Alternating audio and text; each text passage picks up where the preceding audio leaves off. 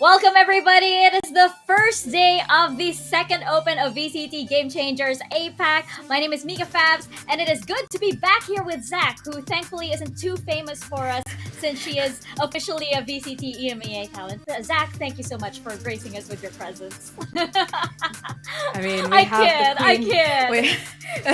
We have the queen of VCT PH herself, Mikafabs. I bow down to your supremacy. I bow down to you as well. Yes, now that we've both established our bona fides, I think I can safely say that we're both super excited to be here for Open 2 of VCT Game Changers APAC. And we have two extremely, I believe, they're gonna be super stacked matches coming up for the day.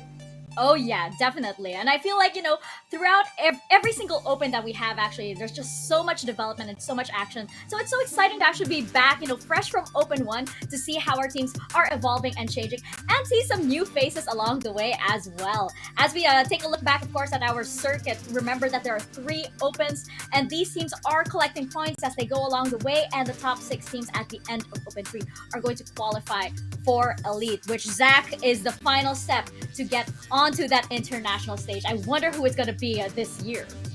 I believe that we already have a statement being made. I think it was Enir even said it in an interview. This year it's gonna be my first international LAN. It's my debut. Oh my gosh, and, did she?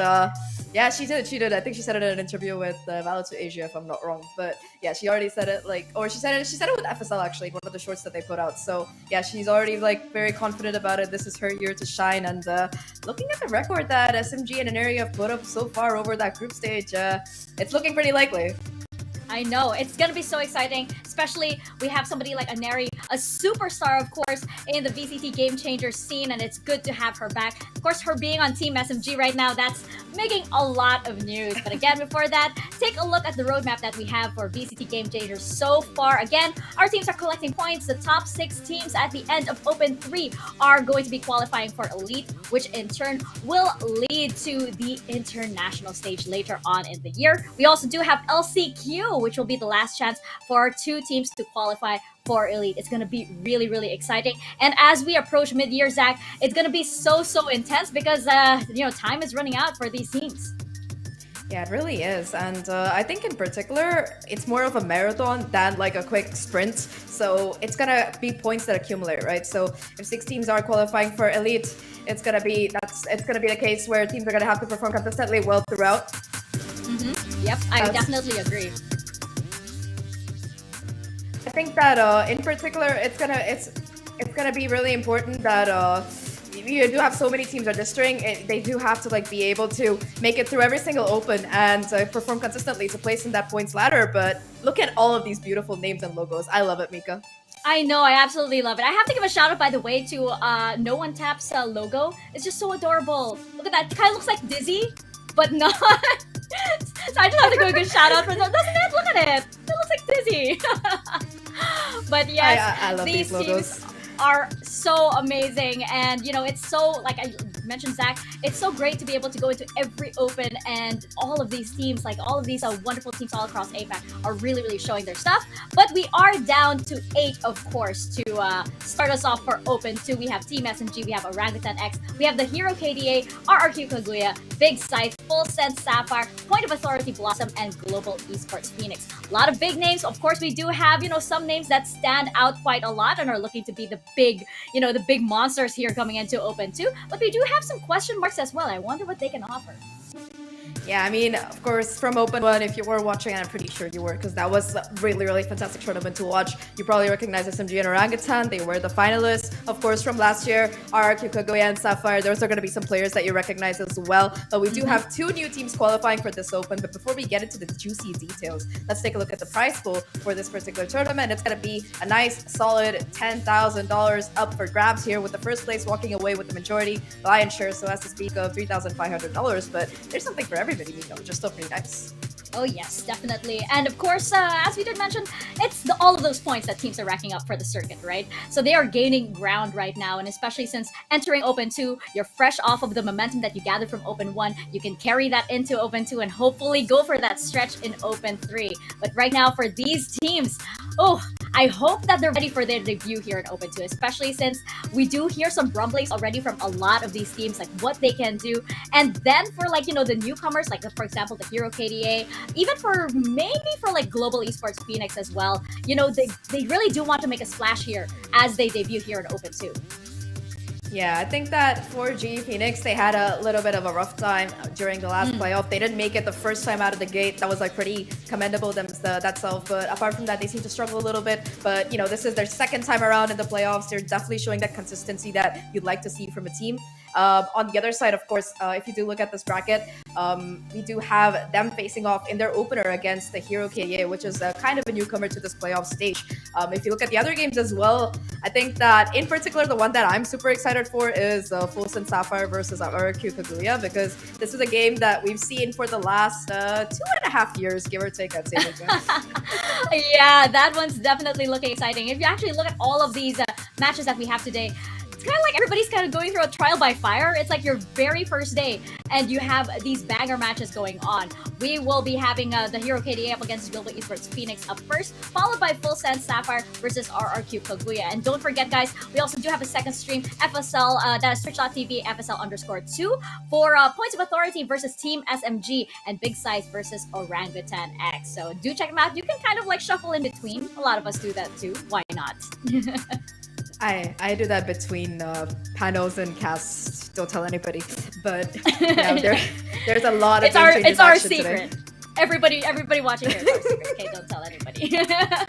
But yes, indeed, it's gonna be really exciting. As I mentioned, it's like a baptism of fire for so many teams on their very first day here at Open 2. So it looks like we're not beating around the bush here. We're just gonna get right into it. Especially like you do have I believe it was Points of Authority taking on Team SMG. Look at that, your first day at the office, and it's Team SMG right away, Zach. I mean, you better face them at the beginning than the end, because it's even more depressing in a way if you make it all the way to that grand finals, and then you have to face them there. At least now you get over with. Either you win or you lose, so you're done with it. You know what's happening either way, and then you can have like kind of chiller lower bracket run. I feel like SMG is kind of that demon, that boss fight that you gear up for. You spend your time crafting potions, getting like the ultimate smithing armor. SMG is like that boss battle at the end of every game that you face off against. Oh, and speaking of chilling, we are going to go into a quick break, but when we get back, we're going to go straight into the action with our first series of the day. Don't go anywhere. We're going to be right back.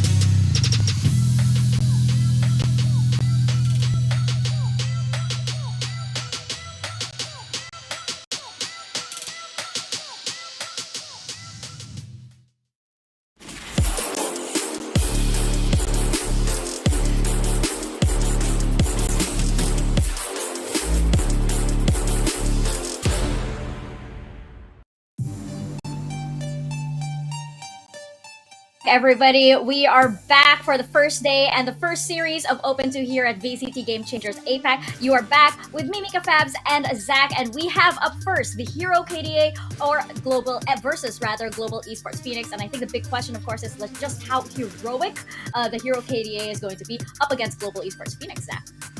Yeah, I mean, if you want to talk about these two teams, of course, Zero KDA, they're kind of the new kid on the block. Their only loss in the group stage was to Orangutan, who was the finalist of last Open. So one of the more challenging opponents, you gotta say. But apart from that, they've had a pretty good record, 5-1 record in that Swiss stage. And this is their first time qualifying for the playoffs over the course of this year.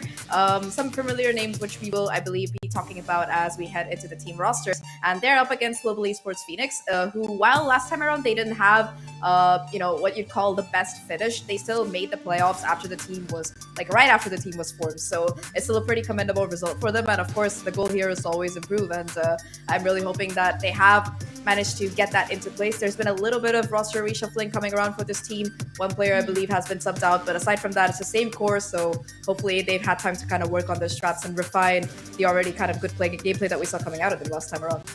Yeah, we're going to be seeing several roster shuffles actually, as we, see all of these teams come into, the battlefield, right? Because it's also going to be so interesting because of the different chemistry that happens when, these players come into the fray. But right now, coming into this match, I believe that, Global Esports Phoenix, on paper, they are the favorites, but I feel like it's way too early to tell for both of these teams.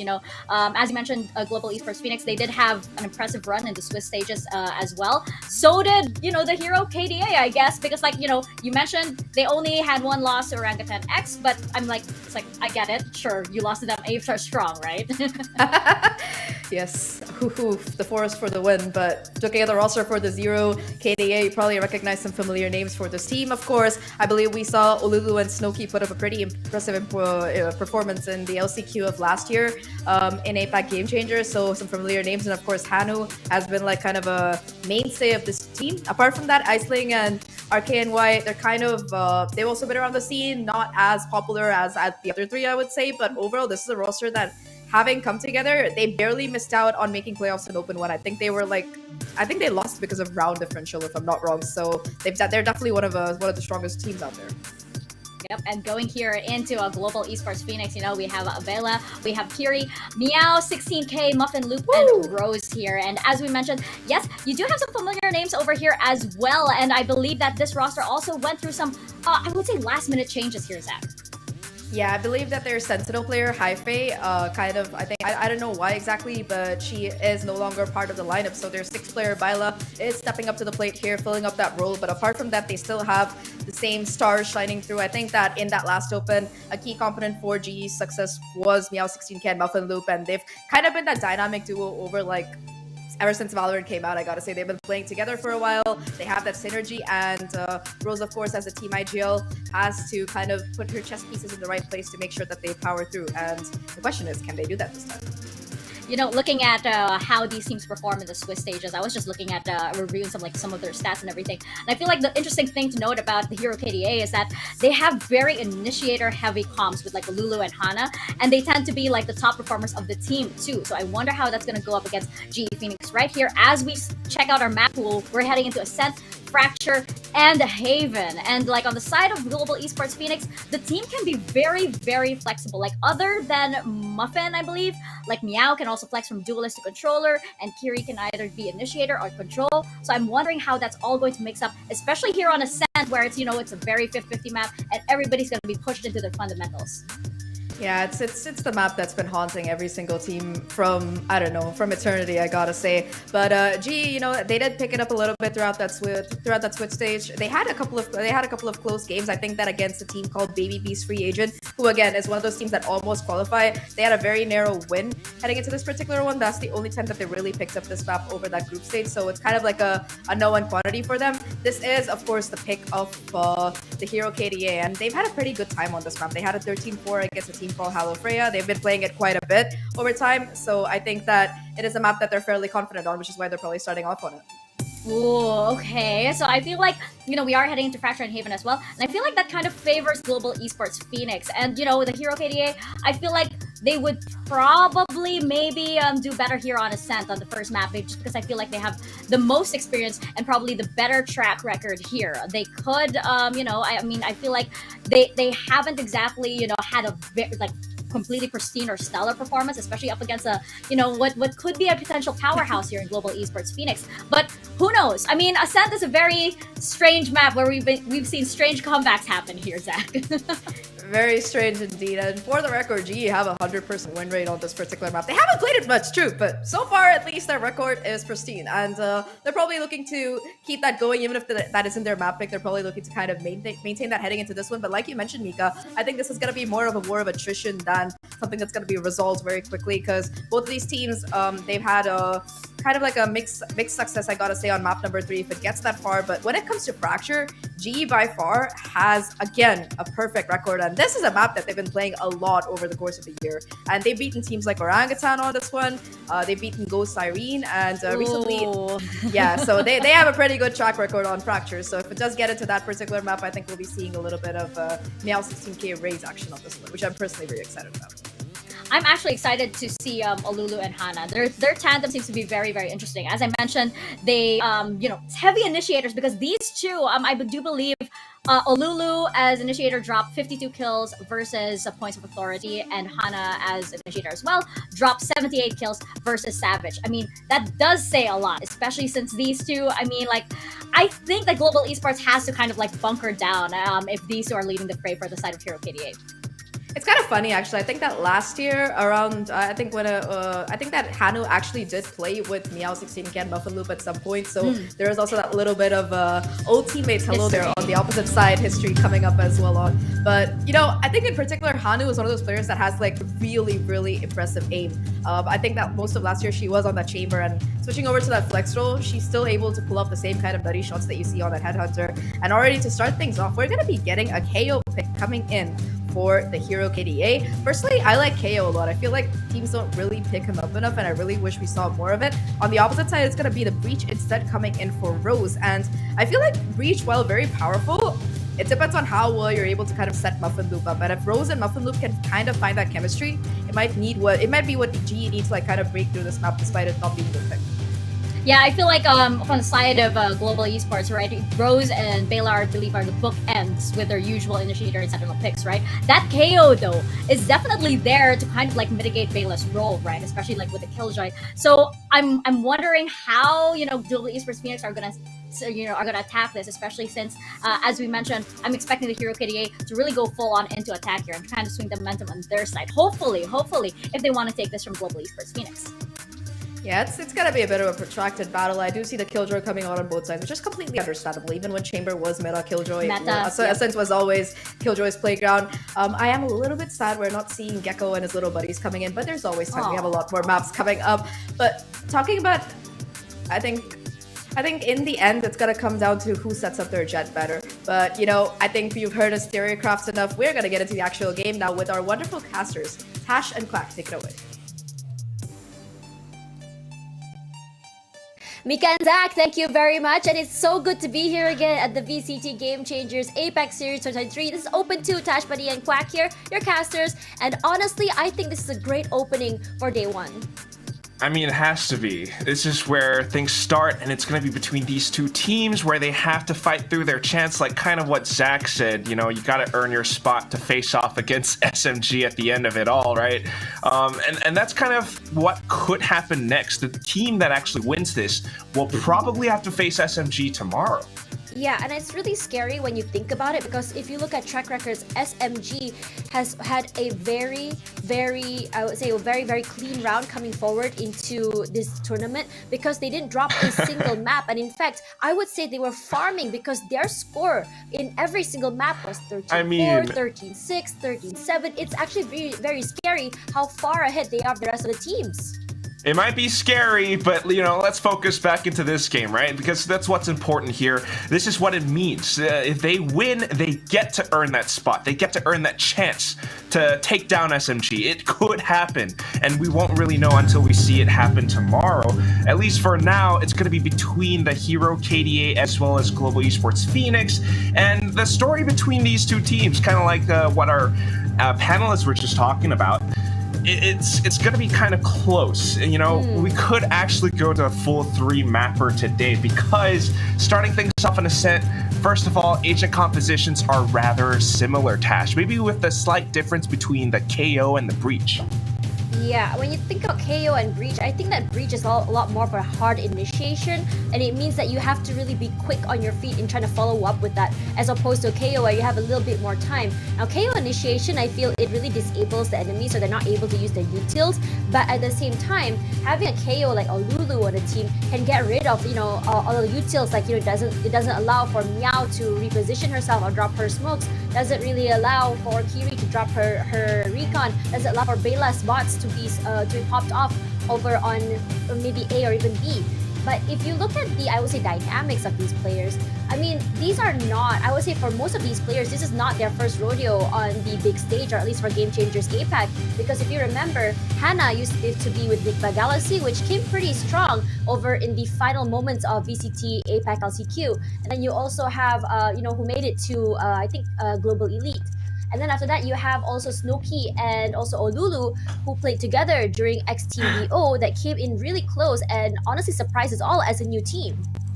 Yeah, I mean, that's the main thing, is that both these teams are pretty much seasoned when it comes to Game Changers APAC. They have both played so much in it before. Hannah, yes, having been Enigma Galaxy female, she's been in Rising Hope, she's even been on Asteria, which is where some of the players from Global Esports Phoenix, such as Muffin Loop, Mao 16K, they might have been on those teams as well. So there is a bit of familiarity between the two teams back and forth, but at the same time, this is where no holds are barred. You know, you're gonna have to go at each other's throats, and it's quite scary when it comes to this one. On a map like Ascent, if you're taking a look at their past performances, yes, like Zahk said, Global Esports Phoenix, they have a 100% win rate.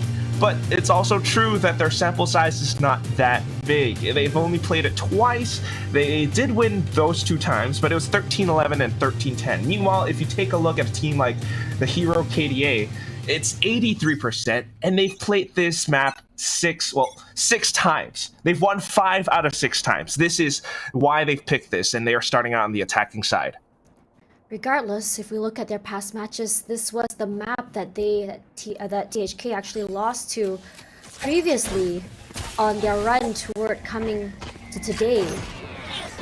Regardless, you can see all the utils drop down. Scanning ahead. And a recon to at least just see that those pushing through the smoke. You can see that someone's already been blinded.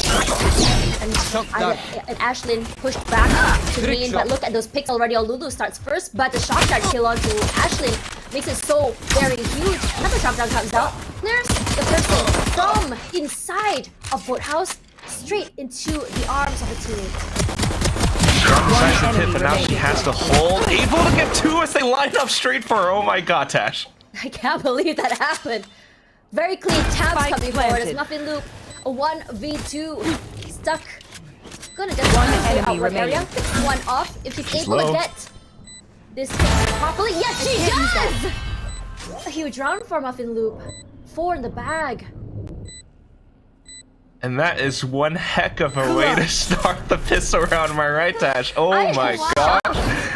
I mean, a little bit messy, you might say. It's a clear execute from THK. They rush straight in and they do it together as a team, losing some members in the process. But what happens towards the end is that THK sets up their post-plant positions out by Boathouse. They make sure to iron out the kinks and just look at these 2 straight angles that they need to look out for. Getting those 2 lined up shots from Hannah was great, but at the same time, they were both low as a result. Because of that, Muffin Loop was able to come in and clean up 4-0 as a KDA starting things off. She is basically 2 points away from her ultimate now, and she's got a Marshall to boot. Great start, but this now is going to be an A hit. That one way, that smoke buys a bit of time at the end. So this one's supposed to go down, and Meow 16K swings out by Viola, timing for those utils back, but she still gets 2! How did she get away with that? One enemy remaining. Oh no, and now the one-way comes out. Yeah, Ashlyn, the last one left. Does she get a gun away is the question, but she's getting pinned from 2. sides. Wow, so Another good round. I embarrassing. don't think Muffin Loop actually bought anything. Or she did. She bought the Marshall. Yeah, and that's where she's able to net one more frag. So, I don't know what to say, Tash. It was a little bit, unfortunate, a series of unfortunate events, if you will, because of this one replay. The Nano being thrown out, but then they weren't quite able to capitalize on Bela having her utility in her hand instead of her gun. She was still able to get the spray transfer, and as long as the rest of her squad does the same thing, you know, it's good. But here comes Milky just rushing in. Look how aggressive she is! Understanding that she has the Vandal in hand, she's going aggressive, going ham, and she wants to take away every single advantage that GD has. Door's gonna close, that fragment will at least buy a little bit of space for them. Kiri, gonna use that Spike recon. planted. Aldrone, prepped out. Take flight. They break the window. They do have an idea that someone is playing by tree. Snooki playing close. Enemy tag. I don't think he's got her out yet, but Ashlyn will be clearing it out for her. Bela, I think she has an idea now. Probably has heard the footsteps from Snooki and another one in hell. As RKNY gonna drop her turret, it will buy some time, slow them down as they try to go into the site itself, and it's so very hard. They don't have the right weapons for these long-range fights. RKNY finds one. Kiri, straight out by enemy Ashley. remaining. Return. RKNY playing from main. It's just doing so much work too already. As Rose, with only a sheriff in hand, she'll just try to at least get another gun. Since no exit frags are happening, she's just gonna go down to the spike. Excuse me. And that's just a clean take from THK. Wow, Tash. I mean, we start things off with a perfect A main execute. The way that they just did it together, you have to watch the replay on that because you could see that Snow was supported by her teammates. I think you had Ashlyn, maybe a paranoia. There was a bit of contention from GE as well, but Snow was able to dash over them along with the updraft and the flashes from her teammates, and that allowed her to get the first two frags. The rest of them just made their way onto the site. There wasn't that much the site anchors could do, and at that point, 3v5 or 3v4 retakes still not quite able to happen. But now, same thing. Oh, just look at that. Meow 16K playing aggressively with Snooki. While her teammate did go down, she still trades out for two. I think it's a very worthy situation, but now she's stuck. She's able to reposition herself. But look at the damage from RKNY. They weren't expecting her nano slump to be there. It's just teleported onto it. Unlucky. 3 on 4. And THK has to reassess the situation. So they know that A is pretty heavily reinforced by this point. So maybe just rotating over onto the B site. Meanwhile, Global Esports Phoenix, they have a big opportunity here. They can explore parts of the map and call that different parts are clear. But they're also trying to be safe, so they don't really have that much information towards A main. It comes down to Bela and her hold up by B. And Bela has been doing a pretty decent job holding. Because not that lot of hits were hitting into B site. Her turret gives her all the information she needs. She got out all those detail. Unfortunately, wasn't able to react to Hannah's swing. Now they prepare for that post plant. It's still a 3-on-3. Hannah playing close to what market. Near logs. planted. And I think that log area, I would like to call the log area. Yes. The null command gets activated. They're still just trying to clear out those corners. They're disabled. Olulu wait the right time. Just throw out her flash. Still, no one reacting. It's a very, very slow movement into the site. As RKNY is just look at the micro angle she's holding. If anyone were to cross, she will just immediately out. She's popped up one out and Hannah as well. No, not even Hannah. It's RKNY. It's getting two already in the back. Nothing loop all around, unfortunately. Not able to use her blade. The right to the face is all she needs, but Olulu was just faster. I don't think they picked up the op. They're going forward with just rifles. Yeah, they don't want that thing. Especially since they're attacking too, right? But I'm so happy that you caught that positioning coming in from Olulu as well as her teammate.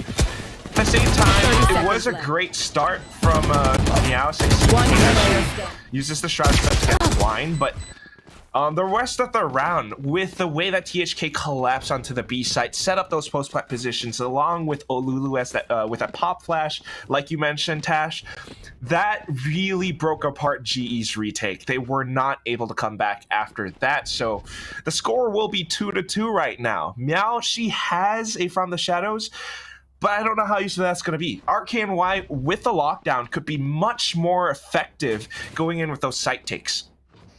Yeah, I think that RKNY can use it not only for just a take, but also those post-plant situations. I think that for the hero KDA, they've never really had a big problem getting onto the site, especially since the rifle rounds already happened.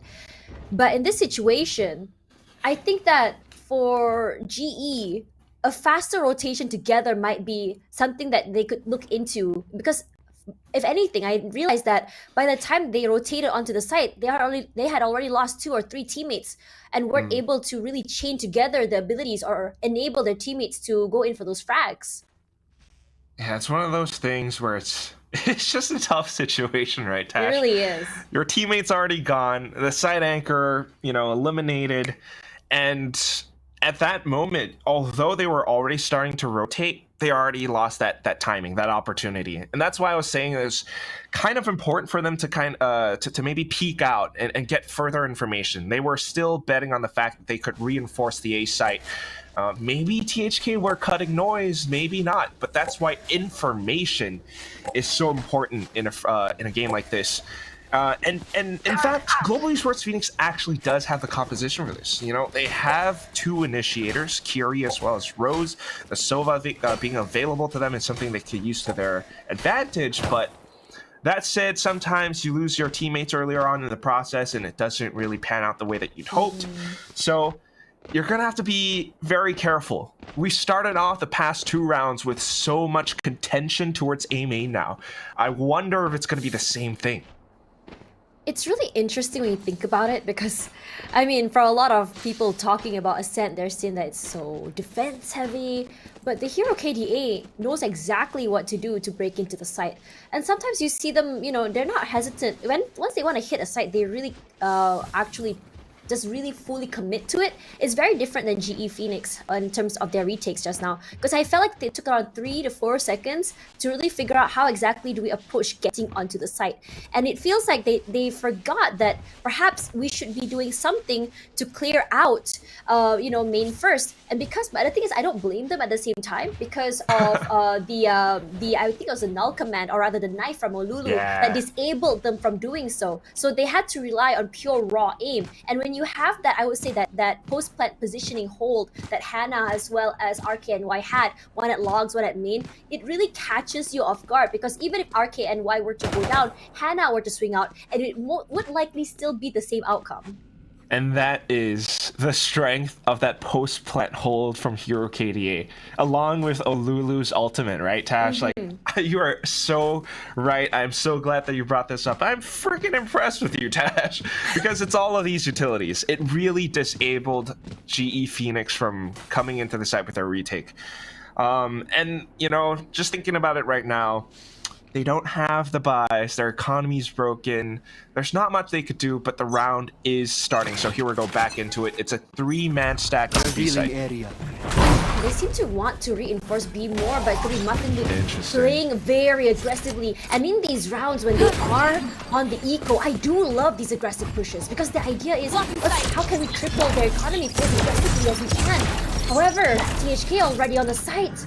Miscalculated once again. They thought that it's going to be more of a B hit, but everyone has been running to A. It's not so bad. You have 3 people on a flank. Everyone's on the site though, and they're looking to push further in. I love how they take up so much space. They understand that because they have the guns in their hands, they can go a little bit more aggressive. They took up so much space and disables them from getting onto the site at all. Byla also find a headshot onto RKNY. From Hannah.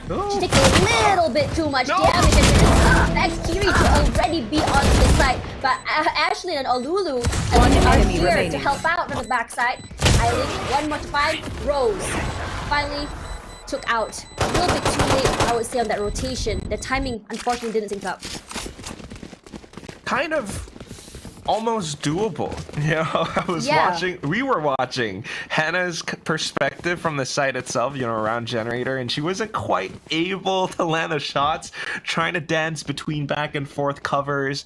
But at the end of it, Global Esports Phoenix, as much space as they tried to take, they couldn't really close in on it because THK, they still had the firepower, they still managed to put up that wall between them and the site. So GE, different approach this round. We're just going for defaults and information, no more flanks. We have the guns, let's hold on to them.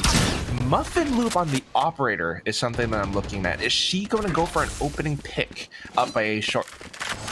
You know what's really been impressing me? Just Hannah's geometry on that sofa. I wonder how many lineups she has when you think about it, because we've been watching her since last year, and even though she wasn't primarily so much on the Sova before, but every time she plays the Sova, it always impresses me at how many different ways she can approach throwing out her shock darts or even her recon. Regardless, Snowkey gets tagged out by that Aldrone. It gives her information, and immediately Muffin Loop will be repositioning herself for mid-side. Push up on the TV, a flash as well. Meow 16k gets shoes. Snowkey does as her backfires Muffin Loop, but Meow 16k says no more. That's all you're gonna get. With only 8 HP left though.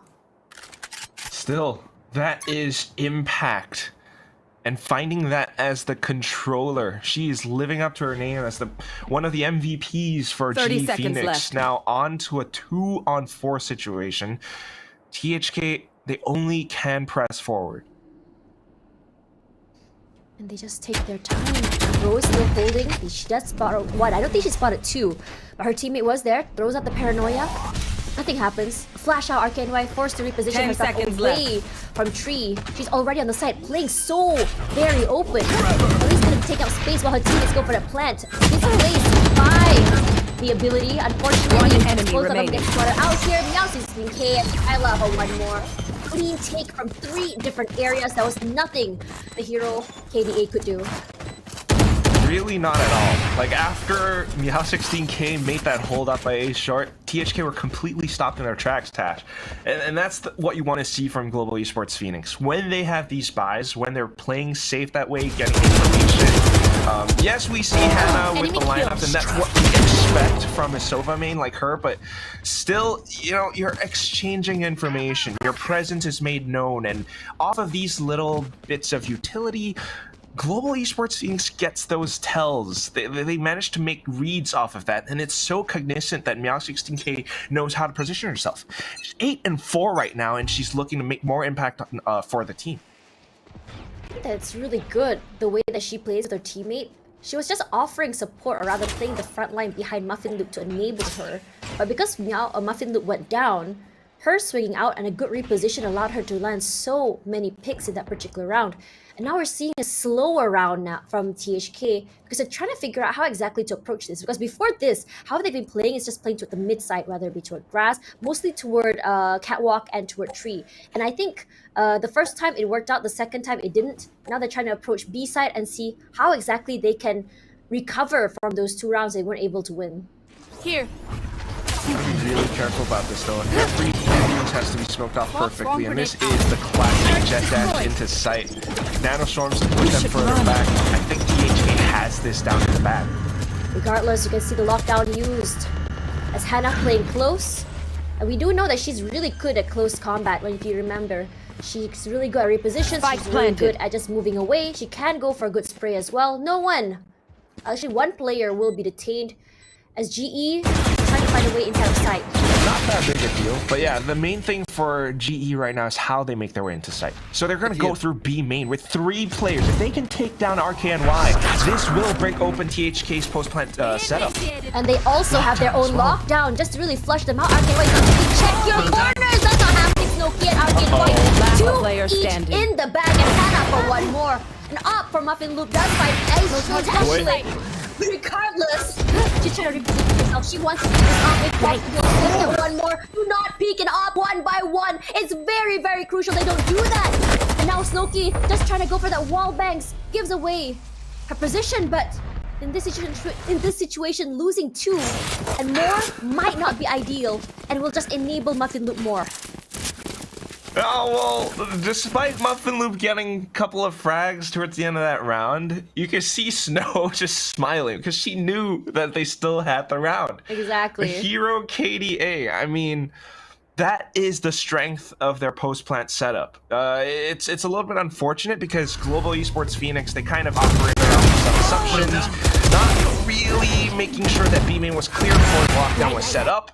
It gave RKNY the information. She expected them to swing after the lockdown was placed, and that's why you could see her watching that angle. She peeked on her own. She managed to get a couple before falling, and all of that kind of contributed to THK earning that extra round. So 4-3 right now, and we have the timeout being called by Global Esports Phoenix.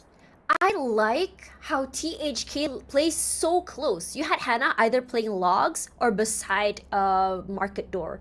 You have RKNY always positioned on main. And they're playing these very nasty corners that in situations where you have to go for retakes, they're capitalizing on the idea that Panic, or rather the GE Phoenix, just kind of like tunnel visioning on the idea of trying to get that site. And because they took up so much space and held onto it, they're always ready to go for a multi-frag. Remember, in the previous rounds before, Hannah and RKNY were able to take 2 down. Now they got 3 before they even hit there, and that was all from Nowhere to run! That's where there's so much more value that can be found, but this time back towards the A site. I don't know if Global are ready for this. They have 3 players here, though. Yeah, but look at Fury! The Hunter's Fury gets 2! Beautifully lined up, and Muffin Loop tries to hide herself away from the outrun. I don't think they spotted her out just yet, but Muffin Loop and Nigel swing out by Snowkey. That's already, the jewel is out of the way. Might be a little bit harder to get onto the site, given the fact there's still 5 left still alive. Now, if GE were to able just maintain their hold, this might be a whole different story, but Meow 16K will be playing the proactive player and rushing out and moving into Wine. Got paranoia prepped as well. Oh, but she gets pinged by Hannah. Yeah, she knows where she is, but a fake teleport. I think Hannah suspects she's still there. A jump peek, just to give her a little bit of information. The flash comes through. Unfortunately, she's still stuck, and Hannah takes him down. She knows where Muffin Loop is. Ooh, bold 30 move, seconds left. peeking out to get a spike, and I think they're trying to prep their way of move their way to the B site. 30 seconds though, and look at where Bela is positioned up by Tile. She gets first contact onto this, first information onto this. The team can entirely rotate off of the noise that she hears. Last player standing. But they didn't realize Bela was there! And isn't this such a... Well, how the turntables? Because before this, in those nasty corners, were always Hannah and RKNY. Yeah, very much so, but you know, this is what happens with the A-site crunch, and then you get information off of it. You have Kiri landing in the double Hunter's Fury. It's just really Global Esports banking on the right side, getting the information and playing off of it really well. This time, instead of having Bela anchor down the site so far back, she moves up front and gets even more information. In contrast to the previous round that we saw, now Muffin Loop still on the operator, getting further information up by mid. THK no longer going for those site executes. You can't take their time with Bela just shooting out the turret. It gives away the information. Snowkey with the blades. We know how aggressively she can play. All she needs is to be able to see that head. Now, the turret gave away its position. She moves quickly. Unfortunately, then her knives fall to Rose. Sorry, it's Bela. Moves away. She respects that space, but Rose is on the other side for that trade, and it's beautifully done when you think about it, because all she was just distraction. But Distraction, information. Hannah finds one up by mid as well, so this could open up another rotation for the hero KDA. Global Esports Phoenix has to figure out a way to respond to this in kind. Yeah, and Kiri with the owl drone as well. They want to get the information on mid, because the idea for GE, for a lot of times, you can't really pinpoint where THK is coming from because of their ability to get space. Sometimes it's a full execute. Sometimes it takes time around. Muffin Loop immediately by Snowkey punishes her for daring to drive peek forward. Another shot, rather times her swing out a little bit too late. Olulu at least answers back, gets one more. Unfortunately, gets found out by 10 RKNY. seconds Look at left. how exactly THK comes in Spike from the planted. side. So many different One areas. enemy remaining. One enemy Wow. remaining. Tries to go for 2. Not happening. Lulu is so very low. We're down to 1 versus 1.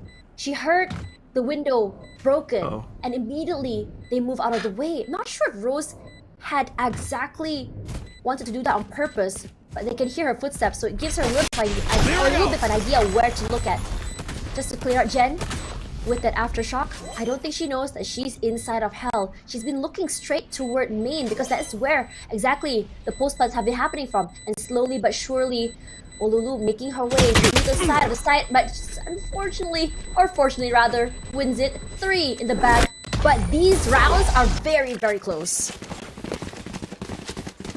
Yeah, it comes down to the last player, right? Seconds left. Whenever it's RKNY and Olulu as the last player, kind of like what you mentioned before, Tash, they can dish out a lot of damage. This duo, when they play off of each other, with the utility that they have, they are strong. But at the same time, down to the one-on-one, Global Esports Phoenix, you know, sometimes they get that extra numbers advantage. But this time around, it was just the wrong kind of deduction or assumption made. So Yeah. not quite working out their way. Muffin Lu pops the blades this time, and she's looking for a lot of information up by mid.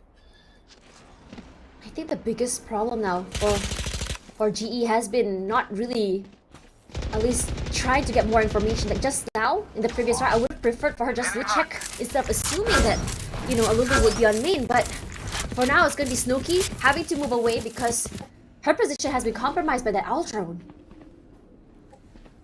And that forces some rotations on the side of the Hero KDA. Global Esports Phoenix still off of their default peeking in and out. Rose might be able to call that A main is clear, and this could allow for Meow to actually set herself back up towards Wine, which could be a very big detrimental setup for the Hero KDA as they approach the A site. This is perfect for Global Esports Phoenix. You are They powerless. all hear the null command come through. And GE Phoenix gonna be forced to play with just their aim. Rose finds one, but it's coming out by Hannah, taking it away, and she gets rid of the upgrade. Ashlyn already with 2 with just the Bulldog, and that is the advantage of having planted. that K on your team, disabling any kind of utility that would take away either vision or even hearing. And now Kiri, I can wipe her too. She's been great with this multi-flags. is ready. Can't use that You're yet. absolutely right, Tash. I mean, it might have been RKNY with the final 2 frags, but it's Olulu and her 0 point, or maybe even her null command that gives THK that advantage that they're looking for. I mean, look at how they disable Meow as well as Rose. These 2 were set up for the perfect crossfire. They were supposed to flash out with the paranoia, flash out with a flashpoint to disrupt any kind of push coming through. But because of that null command, you were right. They were forced to play with nothing but their aim, and it all fell apart. THK now 6-4. There's 2 rounds remaining, and they're not slowing down. Oh man, it seemed so good at first, but speaking of good, Ashlyn, huge, fighting Meow 16k first. That smokes out. Cover going. No more for Oh, them. pushing out. Yeah, they are, because they don't have the guns again. I've noticed that GE loves playing aggressive when they are on the eco, and the headshots have to land here. Ashlyn playing close, unfortunately, has to move away. Both of them will be taking a more defensive stance in that situation. Falling back, they're gonna corral in towards the B site from the shadows there, and that's gonna be GE now playing catch up. This is not what we want to have starting out on the defensive side, Tash. This is not good for GEX. Yeah, especially on this map. This map is so heavily defense-sided. At least this time around, they do clear out those corners, making sure RKNY isn't playing close in A lane, sorry, B lane. But Shock Dart just to buy some time, take up space. Another one used by Hannah, just all out of utilities. But look at how low they are. Just taps into the smoke is what exactly Hannah is gonna do. And now the suppression for GEX is making it so hard for the get out to side. 1 HP left. Ashlyn finds enemy Rose. remaining. It's just a matter of time before they finally find Kiri. Can she do? Can she land at head? Not gonna happen. Olulu has been really good with the swing outs. And that Last is now round in the half. 4-7. because GEX saved, they get to buy up this round, but just taking a look at what happened so far, RKNY, the entire team, THK has been nailing down Ascent. They have those setups, they have the right calls, and it's just so good. But you know what? Our panelists will break that down even further because, you know, there's so much that went on.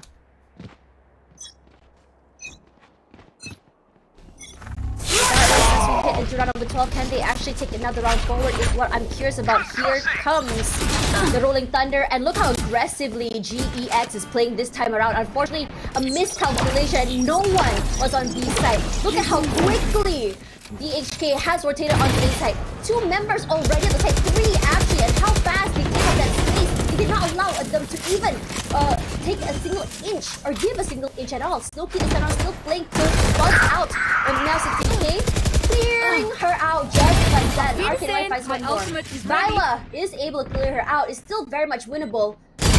Regardless, and Bela is good for 2. And she already has her lockdown, but surprise, Hannah flipping up proactive, taking out a space. Kiri answers back, finds Olulu. They break the lockdown, and now is down to the last 2 members. Last player standing. And Kiri, One enemy thankfully, standing. finds Ashlyn, and now Kiri is all alone. She's so very low, walks into Hannah's crosshair, and we're going to the second half with a 4-8 score. So we're Switching gonna pass it over sides. to our panelists, Mika and Zach. See you guys in a bit.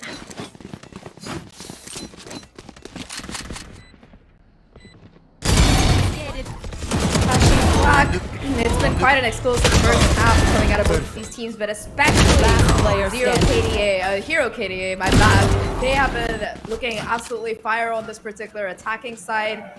Firstly, of course, like you talked about, Mika, their initiators, they've been doing great to set things up, but overall, I think just the individual level of play coming from each player, they are looking clean.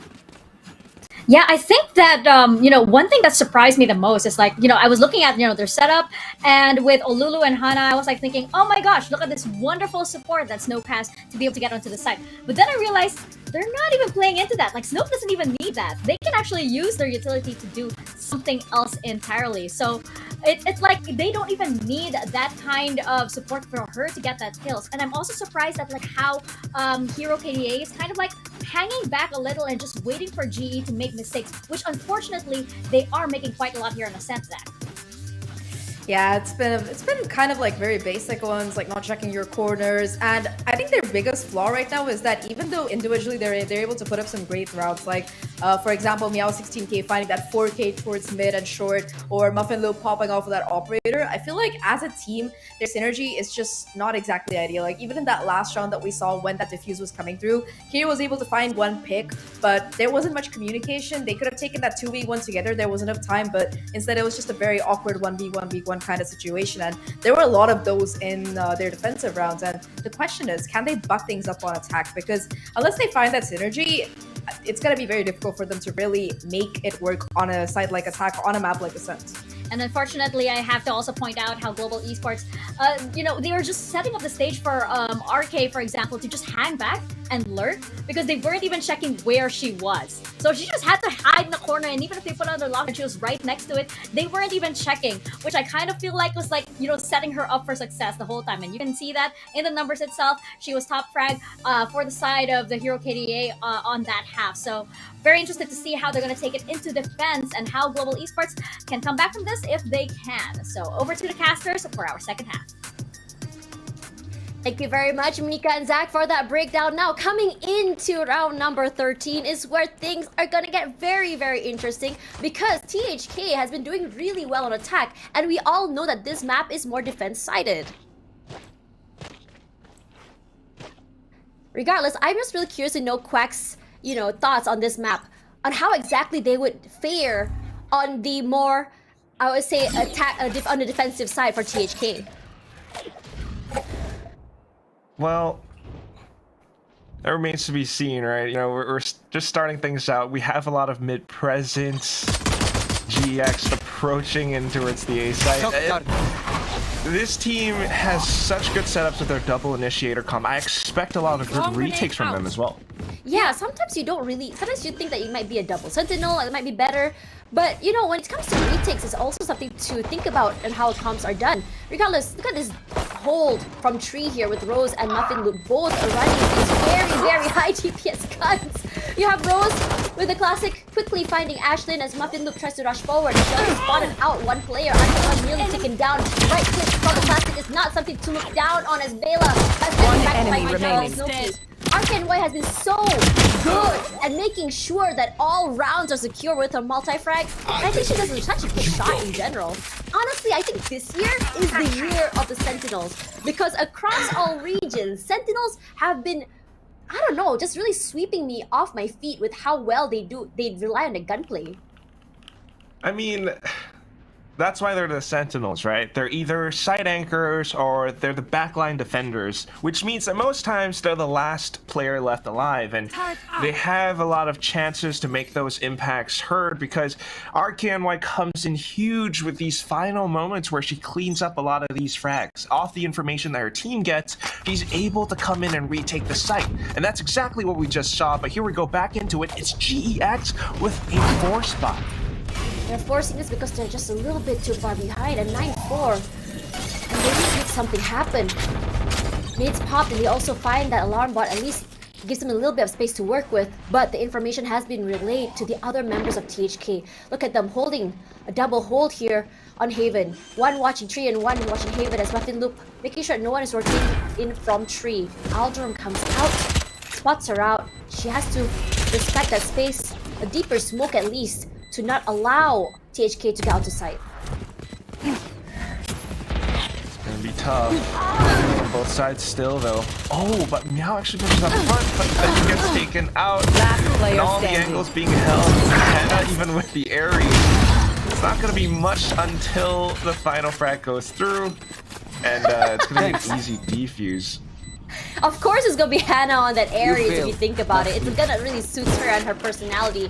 And I think for a Sova on defense on this map, this is such a map that I would say, I mean for this map in particular, you know the saying, right? Like Ascent is made of paper, and that's exactly why the Ares works so well for her. And I was kind of hoping to see more of that for on the defensive side for GE Phoenix, but then again they don't have the Sova, so they need to really find a way, and they don't have the Heart Recon as well, so that's probably why they didn't go for that. But for Hannah, this works out very well, and honestly, the hero KDA, as you predicted before Quack, has been really good with those retakes. Yeah, they kind of lose the sight maybe, but at the same time, because they have so much utility coming forward, it's so hard for them to even pick up the side again. But Snowkey with the opening, she's playing a little bit more aggressive, a very proactive stance for a defensive side. She gets 2 already, understanding the value that the Spectre can bring on this round.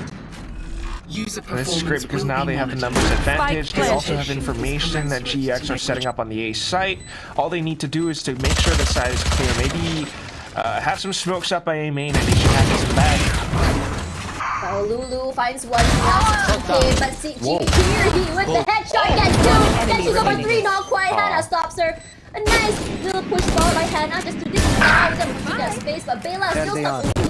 The defuse still goes through. She's all alone. Lulu just zigzagging left and right. Unfortunately, Lulu has to move away, and Hannah with the right click finds Bela. That was very chaotic. That still is a classic, you know? I mean, Hannah from the Philippines, she comes in and does this, all the information gathered. It's a perfect setup from THK, and it's very clear now to me that the hero KDA picked this map for this specific reason. This is why they've played this map 6 times compared to GX's 2. They have a lot of these strats, you know, coming in with the tiles crunch, KO flash over, Snow to dash in. And then at the same time, you also have Ashlyn and RKNY to push outside of B main. Now they're switching things up, going back to a slightly more default position because GE has the guns. Even then, you just really gotta give it to THK, understanding how to use these guys. Like when they play Spectres, you see how they hold, how they approach the sides as well, even on defense or attack. So sometimes they have these mixed buys. They have an idea on who walks in first, who plays the backside, who goes in a little more aggressively. And this time, speaking of aggressive, Muffin Loop already on the side in the space, and with that lockdown, it gives you a little bit more space to work with. But that's where things start to get a little bit more Spike sketchy, because the utilities from THK can give them a lot of value because it's just initiators upon initiators. Olulu clears out these corners with the fragment. Phoenix will get damage. Arkin by Snooki find one each. And look at this battle of trades here from both teams. Now it's down to 2 versus 3. Rose unfortunately stuck on a lane. Coming from inside of one. Now Season K finds One enemy the best remaining. situation. And she whittles down the number. And it's a beautifully done game, or round rather, for this. And it puts the momentum back in their hands. Just incredibly smart from GE Phoenix to actually play this way. Meow 16K kind of almost seemingly abandoning the site, right? She goes and rotates all the way around through tree again.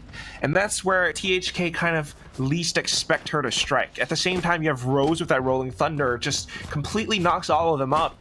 THK were not able to withhold at that point, and there is how you find that first round. This is where it starts. Maybe off of this, GE Phoenix can find more rounds, but it's going to be tough when you have guns on the side of THK. When you have Snow on her Blade Storm, she's dashing out, taking control over A main. You want to see Snooki play a little bit more aggressive, but this time around she's changing her stance. Previously, the last time she had her blades, she was the one dashing straight toward mid side, toward main. But they're understanding the stakes here. They don't want to be a little bit too aggressive and and maybe even throw, because they don't want any advantage momentum to fall back into GE's hands. Just trying to play it slow and steady. And they want to make sure that they can find that momentum, right, Tash? But I don't know, G has this set up as well. Muffin goes for the straight dash in. Here comes THK. Yep, and Kiri has to position herself at logs. No key fight now Season K, and that is huge, because without the paranoia, without the smokes, it might be a little bit too hard. Rose gets tagged by the turret, takes her out, but they have full control of the site. But here comes the Hunter's Fury. Combination so deadly alongside the blade, as well as the null command. The 3 ultimates popped, and it's so oppressive and dominating. 3 ultimates used, but it secures the round, giving them match point. And momentum completely quashed. Swings things back into the Hero KDA's favor. It has to be now. I mean, another timeout possibly called, but I don't know how much more you can do. You need 7 rounds in a row just to even this out, just to bring this into overtime. So far, every step of the way, the Hero KDA are the ones with the setups. They are the ones with the right reads. Sometimes it goes back and forth, but when it comes down to these crucial rounds where you absolutely have to take that momentum, the Hero KDA steps up. They had those ultimates and they knew exactly how to make use of them. You saw that Hunter's Fury, right, Tash? You saw how Snow kind of updrafted upwards and took Meow 16K out, like he so adequately pointed out. No paranoias, no more smokes, and it was so difficult for GE to hold, even after they, even tried to get that spike planted. It's really tough. It's a tall mountain to climb from this point forward. It is, and on top of that, they haven't been able to take momentum away from THK's hands. I was earlier saying during the pre-show that I was really concerned for THK because on this map they lost to OGX 5-13. That's a big number. And we might see a deja vu, and this time in their favor against GE. It's entirely possible. But, the one crucial hope is that they have the buys, they have the timeouts. Surely they've prepped for this. Oh, look at how aggressive Snooki is! Now 16K gets taps 2 heads, but Snooki is just a little bit more proactive in taking up that space. A 2-for-2, but honestly, those 2 hit taps by Kiri was huge, because now without Olulu and Hannah, Olulu is not able to stop those utility usages, and Hannah is not able to give them the information. And we know how quickly things go south when teams do not have a read on the enemy. Still talking about reads. The current situation, we have GE trying to make their way into the B site. You have RKNY holding up by bottom mid, and she hears all of this. Information being called out now. And they could set up for the perfect retake. Nanostorm already chipping some of them down. They might be able to get the spike plant, but can they hold it post-plant? That is the question. Kiri only has a Sheriff still. Slowly but surely, trying to make their way out of sight. This is where I I always question how quickly can they move inside. They spot the Aldron, they take it out. Arcane Y has the Hunter's Fury.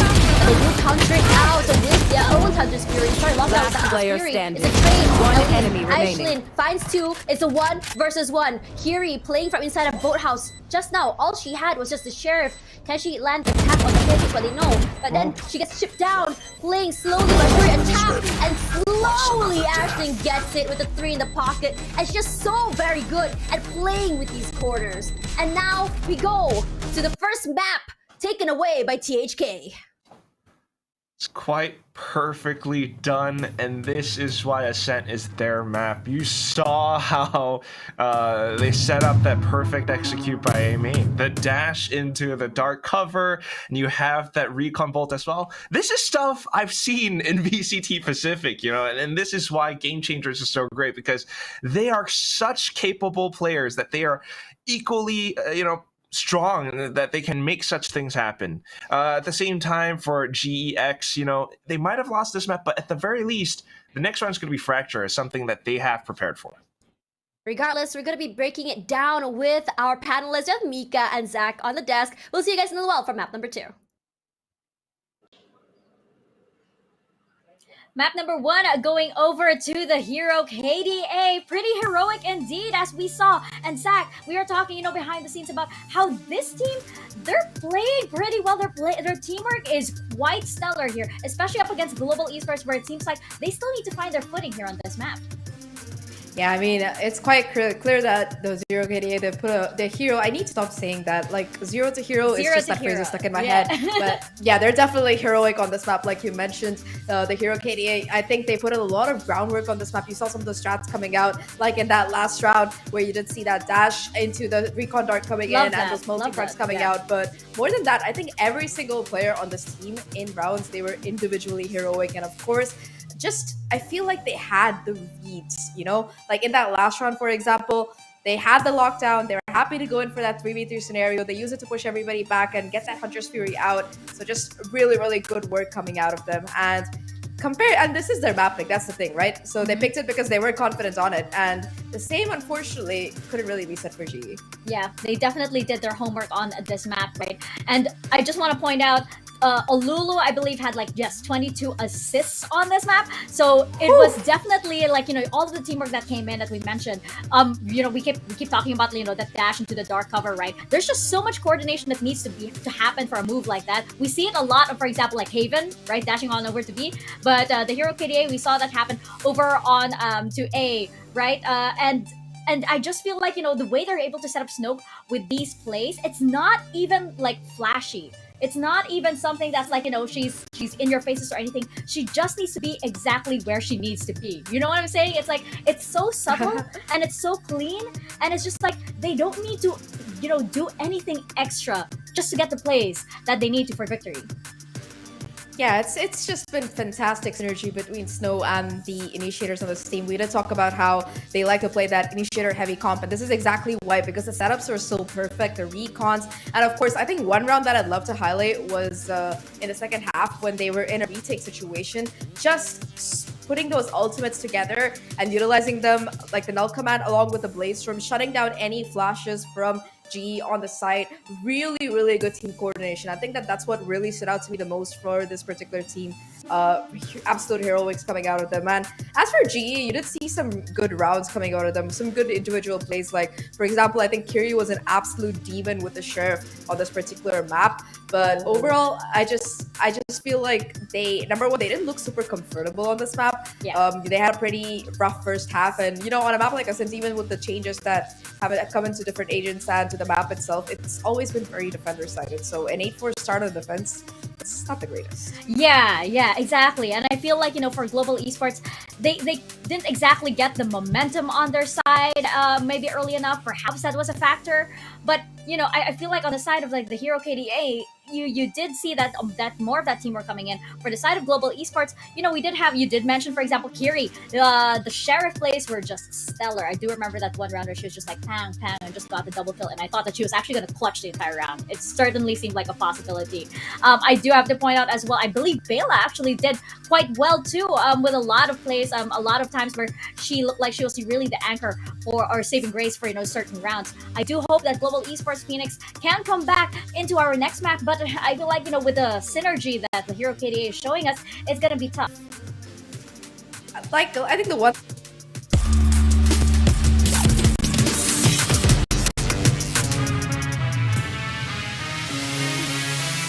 Level low.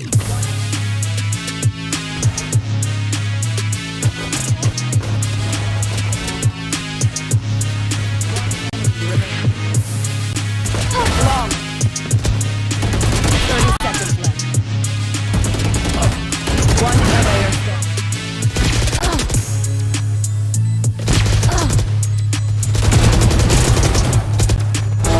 Enemy kill.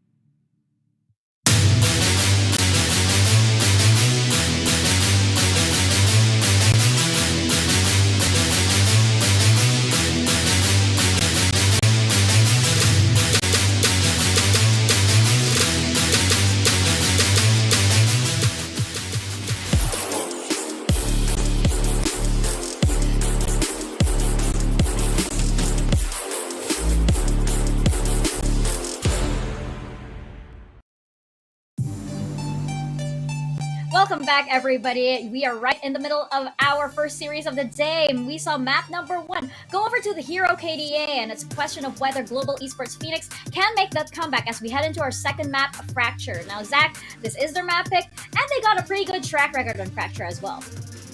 Yeah, I think in this group stage they did super well. They managed to win very commanding victories, 13-3, 13-6, and one of these was against a team that personally I'm very sad that they didn't make it to playoffs this time around. Neons, who are from Thailand, I believe. So this is a map where they have a very perfect record. They beat Orangutan in the last open, and they've beaten some pretty good teams on this particular one. And I think that this is a map where they also have some synergy when it comes to strats. We did see that in that last open. And I think that the good thing for GE is that they don't really have to make many changes around comps because they already have something that works for them. And more than that, even their new player, Bela, number 1, she's popping off on that Killjoy. And number 2, she's filling the same role that their old player did pick. So I think that this is the map where, considering their track record and their strategies, they should be doing very well, at least on paper. But the momentum, yeah, exactly. So like you're saying, like Global Esports is like not that much adjustment, so they should be pretty comfortable on a Fracture. But you're talking about, you know, the synergy, right? And when we looked at the Hero KDA over on Ascent, they were looking pretty good. I'm pretty sure that Global Esports Phoenix, they do have a plan as they step into Fracture, it being their map pick, of course. But I feel like also there's a question of now, you know, Global Esports Phoenix, they don't seem to be very flexible around what they can play on Fracture. We see, you know, on their stats, it's the same thing over and over again. And it's probably something that the Hero KDA have seen before. So it's a question of how well they can adapt, maybe, if they want to switch things around, or if they don't, how far can they push that to push the Hero KDA into some form of uncomfortability on that map. Yeah, I feel like the Hero KDA, they've gone above and beyond whatever they've shown so far in the past. I think that they are looking extremely confident, number 1, starting the day off by itself. But after that very dominating win, for lack of a better phrase, on Ascent, they definitely have that momentum heading into this map number 2. And both these teams, they kind of run very similar comps around this. I think that for the Hero KDA, it's just a little bit of shuffling that goes around. They do like to flex around that duelist. The last time, like in that Swiss stage, for example, they brought up both the Rays as well as the Jets. So I think that Snow in particular has been definitely showing up on that Jet. We didn't get to see much of an operator play coming in from her, but I feel like that's just because there were so few rounds really left in the half that she didn't really need to set it up at all. Yeah, that's the thing, right? She doesn't really need to pop off because like the rest of the team is also pulling their weight. And it's exactly what we saw on Ascent, right? It's like ideally all of the pieces are in place for Snow to be able to pop off. You know, you have the support of the whole team. But she doesn't need to do that just yet, right? And maybe it's a card that they're keeping close to their chest at the moment because, of course, it is day 1 here at the Open 2, right? You don't want to exactly lay everything out on the table. For Global Esports, I do wonder how they can innovate here on Fracture, especially since, you know, this is their map pick. They have had a perfect record on this map so far. They don't seem like they want to change anything else at the moment, especially since, like, you know, they might be still working Bela in, but as you mentioned, she does seem to be filling that gap quite well. Again, going into team synergy here, especially on a map like Fracture, where you do need a lot of that. You do need a lot of those calls. You do need a lot of those, especially the mid-round calls, as, you know, you rotate over from the defensive side over to the attacking side. But I feel like the Hero KDA, they have that synergy and they have the momentum. So Global Esports Phoenix, what are you guys cooking? I'm really glad you brought up that adaptation point because if you look at Ascent in particular, the Hero KDA, they have looked phenomenal over their mid-round adaptations. Even if they're a player down or something, they're able to kind of like flex around. They're able to regroup, head towards other parts of the map. And Global Esports, their reaction time, it seems to be very slow compared to it. But even if they have the player advantage, right? It just seems like the Hero KDA, they're able to like just set themselves up in a way that they trade out much more favorably.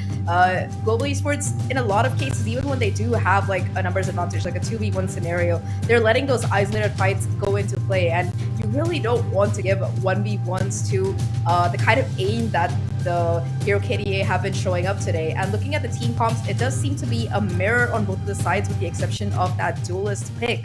And like you mentioned, Mika, there's not much that's been changing in the comps for Global Esports Phoenix here. They have gone with what has historically worked for them, what they're confident with. The question is, will that be enough? Because number 1, of course, there's the potential for that anti-stratting to take place. And number 2, the Hero KDA, similar comp. It could go either way, but I think that we've blathered on long enough. We're gonna be heading into the actual game right now. Quack and Tash, you have it.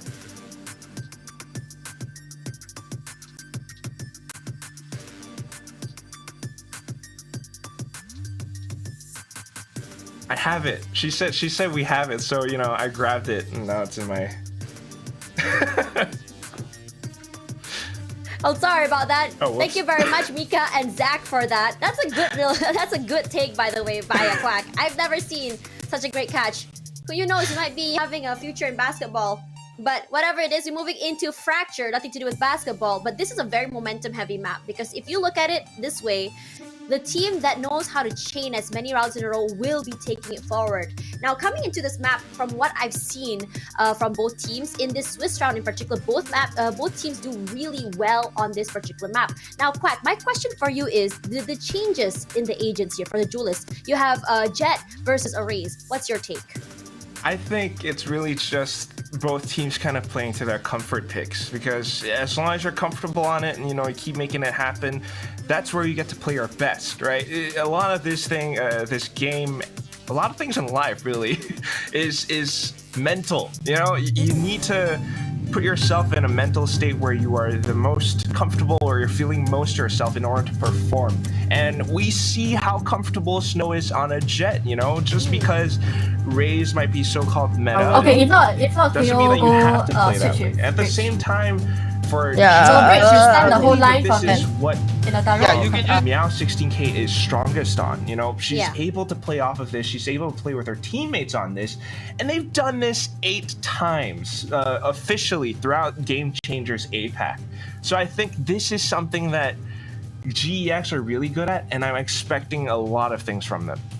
I think for me personally, I like going for Arrays on this map because there are so many angles to clear. You take up so much space so very quickly, and I would say the AoE that comes in from a showstopper, that comes in from the pin shells, can clear out a lot for your team, or even takes away space from the enemies. But I think this comes also from, I would say, the flex situation that GE Phoenix has. Well, they don't necessarily have a 6 player, but each player is some sort of a flex where they can take a step back and play initiator, or they can take a step forward and play duelist. And that's the beauty of what exactly they have in their synergy, as opposed to Hero KDA. They're very like, this player will be either the initiator or the smoker, but nothing more than that. So this is why we're seeing a lot more, I would say, a rigid sort of like agent pick for Snowkey herself. But at the same time, I would really like to think that maybe Snowkey is just so good at Jet, she can play wonders on this map in particular. But after seeing so many games in so many different regions, I still think that on this map in particular, I prefer to see the Rays. Could be, right? I mean, yeah, you would still prefer that, but then again, some other teams sometimes with like T1 from VCT Pacific, for example, making a lot of those references, they run a double duelist. They have both Jet and the Rays just because sometimes you're more comfortable with that. So it could go either way. I guess it all depends on how they actually perform once we get into the game. But if you're talking about just how they perform thus far before, just to go back to it again, because we didn't really mention it in the first map, this is actually the first time that the Hero KDA are playing against Global Esports Phoenix officially. I'm probably sure that they scrim together against each other all the time, but this is the first time they're going head-to-head. And on this map Fracture, something that they never really do that much, Global Esports Phoenix having played this map 8 times and having 100% win rate compared to the Hero KDA's 5 times and a 60% win rate. I would say that's vastly different, right? And if you're looking at Snowkey's performance, yeah, she has top frag before, but most times she's it's kind of that standard thing. Duelist, you go in, you get opening picks, you break open the sides for your team. Meanwhile, it's slightly different for Global Esports Phoenix. It's a much more coordinated effort, and it's kind of, I have to assume it's what you're talking about, Tash, because of that AoE from her explosive utilities. You got the paint shells, you got the showstopper. What can those do? So much in a lot of these sites. You can stop plants from happening, you can come in with retakes and take space with them. there is a bit more potential for GEX on this map, and I have to believe that this is precisely the reason why that they picked it.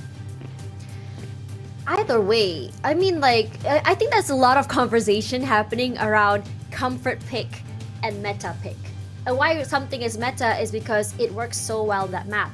And in this situation, you have Meow 16K with her paint shells and her satchels coming forward. Not only does she take up a lot of space, but she's also, I think the way they use satchels have really changed over the years of Valorant. I mean, previously before it was only used to satchel into the site, but now we're seeing people push agents away. We're seeing it stop defuses. We're seeing it for a displacement. So thinking about how she can actually move around on this map is very, very scary. But at the same time, Snowkey as a Jet, she doesn't have that ability to be able to not only just, I mean, she can just go in for the dash, right? But you need to get those 2 picks in order to get the dash again. So it's not as, I would say, as movement god-y. I don't know how to say it. It doesn't really allow a lot of it doesn't really know how to reposition as quickly as Meow 16K does. But we'll have to see how it goes, because at the end of the day, it comes down to how the players will be using the agents, and now map 2 has begun. We'll see whether or not Snow can be that movement god. But at least for now, they are set up to kind of just play backwards positions on the sites. If they find contact, they'll maybe fall back and set up for retakes, because so far that is what we've seen from THK. That is what they're good at, and what they need in order to make this happen is to get information. GE are trying to go as slow as possible to surprise them, make sure that they don't react to information that easily. Look at how they've positioned themselves. THK, I mean. Hold that thought. Flash comes forward. Hannah. You can see the quick rotations coming in from THK, and Meow 16K quickly satchels straight into tower, clears it out, full control of the area. As the other members still try to get onto the side here, Snowkey unfortunately comes forward, walks straight into Rose's crosshair, make that 2, RKNY and Ashley get 1 each. But the paint shells, just as I mentioned before, clears her out, and Kira on the side of tower, no one noticed her there. She gets 1 ping, Hannah is all alone. Unfortunately, nearly takes her down, but only 20 HP to spare. That's very heartbreaking to think about it. Yeah, I mean, this is precisely what you're talking about, Tash. It's it looked good for a second, but then the post-mortem kill. You know, Meow 16K actually got fragged out already, but because she threw the paint shells at the last second, RKNY couldn't really back up far enough. If she did, you know, past tree, she would have gotten shot out by someone else from GX. So this is the strength of having that raise, and this is why we see a lot of these picks more often now. And with these wins, this is going to be GX buying up. It's going to be THK on the pistols, and they're trying to take things into their own hands, pushing all the way past bench. Here the orbs coming through, and the turret gets destroyed with all the information they need. Hannah spots one person.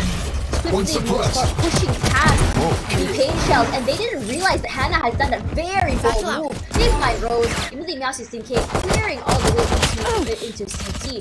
RKNY unfortunately whiffs. She has to move backwards, wait for her teammates as the other 3 coming in from drop. A very narrow area, but thankfully they do go in for the trade. Meow 16K does get 1, but Bayla will find 1 more. Last player standing. Moving forward, One enemy remaining. And what a Spike great down situation for THK. They were at a gun deficit situation, and now it's a 1v1.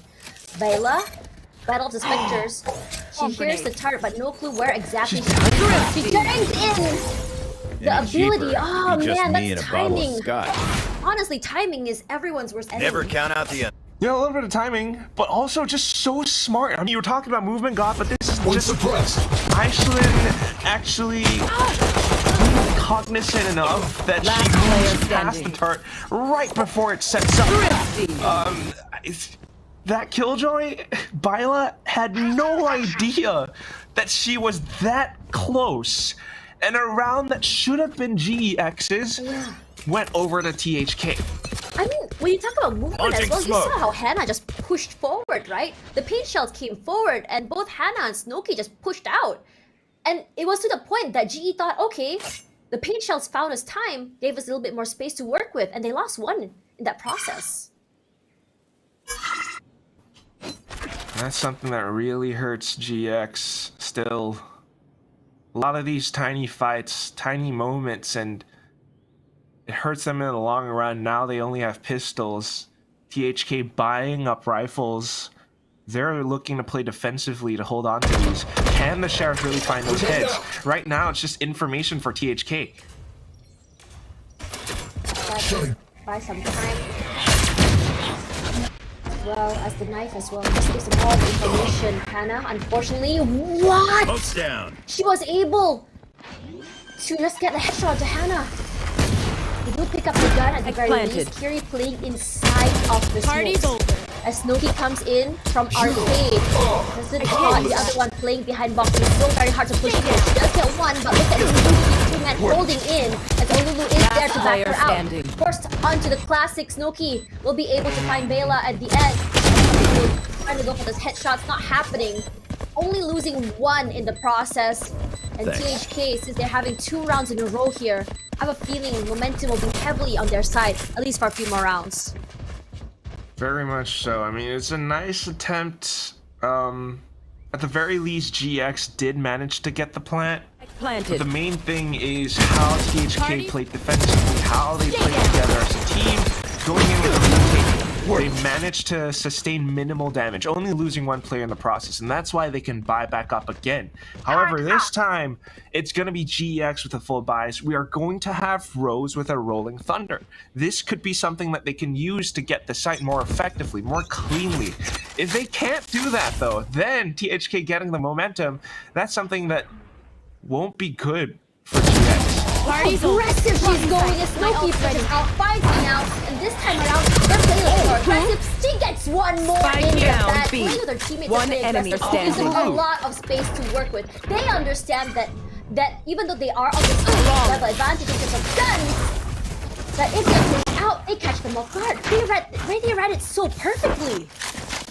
Yeah, never mind the Rolling Thunder from Rose. If we just have Snow going up front, taking a little bit of an angle, you get information, but also that fault line coming in from Olulu, the flash point to assist, she dashes up front, and it's just lights out for GEX. They couldn't respond to that whatsoever. At that final moment, maybe Bela tries to peek out a tunnel, but that's the best that she can hope for. This is now momentum to THK's side. Also confidence, because they're starting to find a lot more of these duels and linear angles, Tash. This is painful.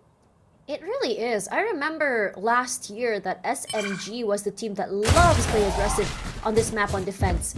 I'm starting to see a lot more of the teams play as aggressively as well across all regions. And it makes it so fun to watch. But look at where GE is now. All the way on A lane, just waiting for the right time to push through.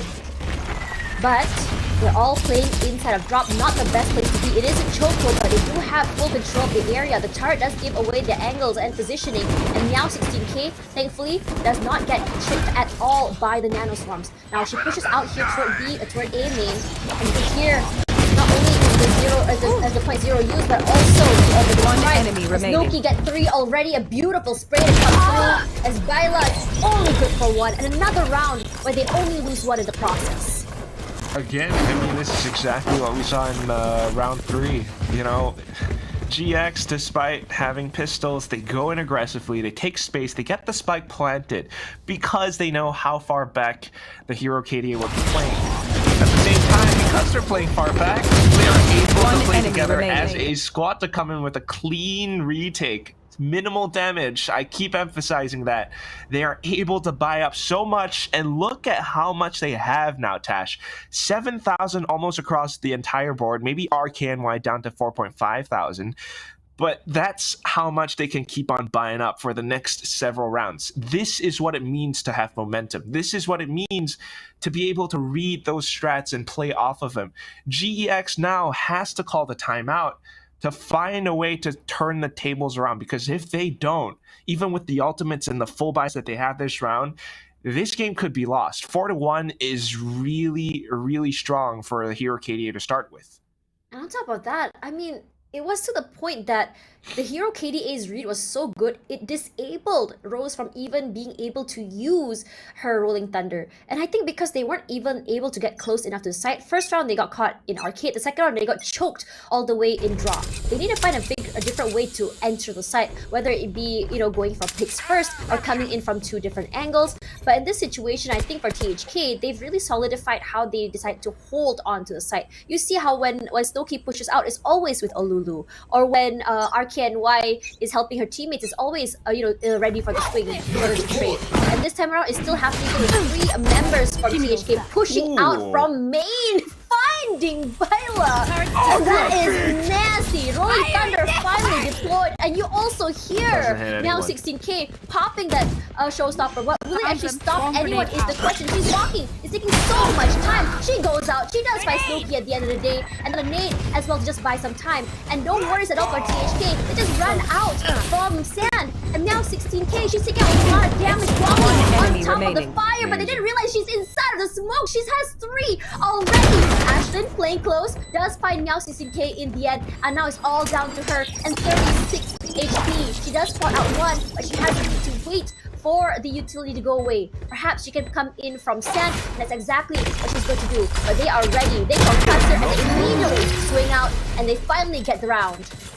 Well played by GX this time. Off the timeout, they turn things around. Yes, the Rolling Thunder from Rose might not really have hit anyone, but it does clear out the site. It does mean that THK will be forced to play up around main, maybe defender spawn at most, but this gives now 16K the space to push up from the showstopper. Taking off Snowkey first gives her a bit more time to set up, and she is able to hide inside of that sky smoke, where she finds the initiative to get a couple more frags. This duel between both duelists is now really exciting, and I'm excited to see how G answers back. They're starting things in towards tree. They take the time this time. They're playing a little bit more back, and they're understanding that for THK, they love to play aggressive. Look how far out they've pushed for the 3 members, and it's always been this way. A very proactive move, but at the same time, it also gives up space for them on the side itself. Immediately, Rose finds Olulu. She gets 2, in fact. Finds Hannah. They have full control of Underpass. And now, with Bela's ultimate, they can go for the ultimate from Underpass, holding out the full area of sight. And with Snowkey only having the op, it's going to be so hard to push. Well, there's the chance to set that up, but maybe they don't even want to do it, considering that they have numbers advantage. Snow is the only one here. The rest of them up by Generator, but not quite having the angles. If G has the discipline to really hold, this could be good for them. Now just trying to play off of contact, though, a little bit of a peek, and it pushes Snow back. G has their post-plant position set up.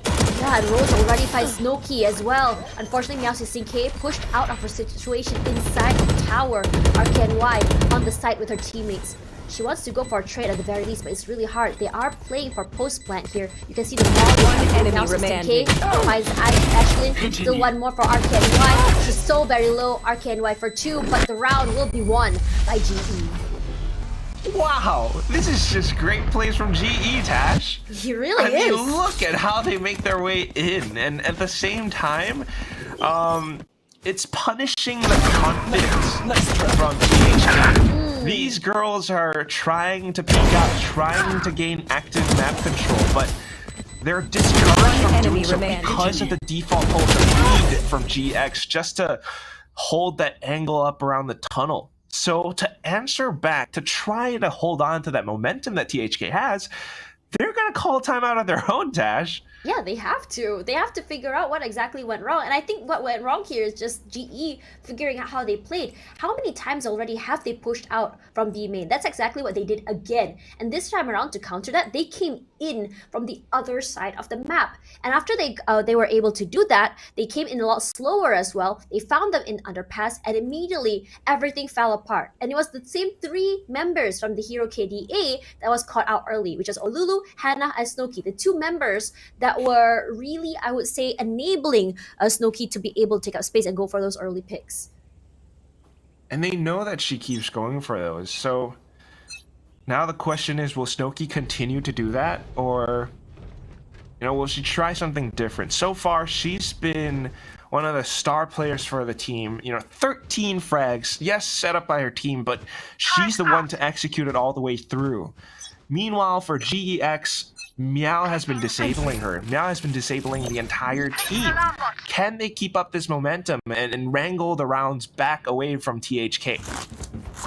We also gotta commend Meow 16K because despite the fact that A main earlier was Molly, she still stepped on it to play a little bit more aggressive. She understands her limits and boundaries. And this time around, GE, full control of Underpass, drops down that lockdown. And now... What you were talking about? Arcane has her own lockdown as well, though, but she's all the way on the other side of the map. So maybe, instead, what THK is going to do is just give them the site and then come in with a retake setup. They can do that. And they go for those plants. Lulu comes in with a nice tap into the smoke with her Phantom, finds Meow. So at least that's one heavy hitter out of the way. Regardless, Muffin Loop, still a heavy hitter of her own. Can play a little bit more aggressive. She's in a very tight corner, but Snowkey has advantage the way she swung out. Running onto site here to clear it out. Look at how many utilities have been used. She wants to push out from A main. Bela is all alone.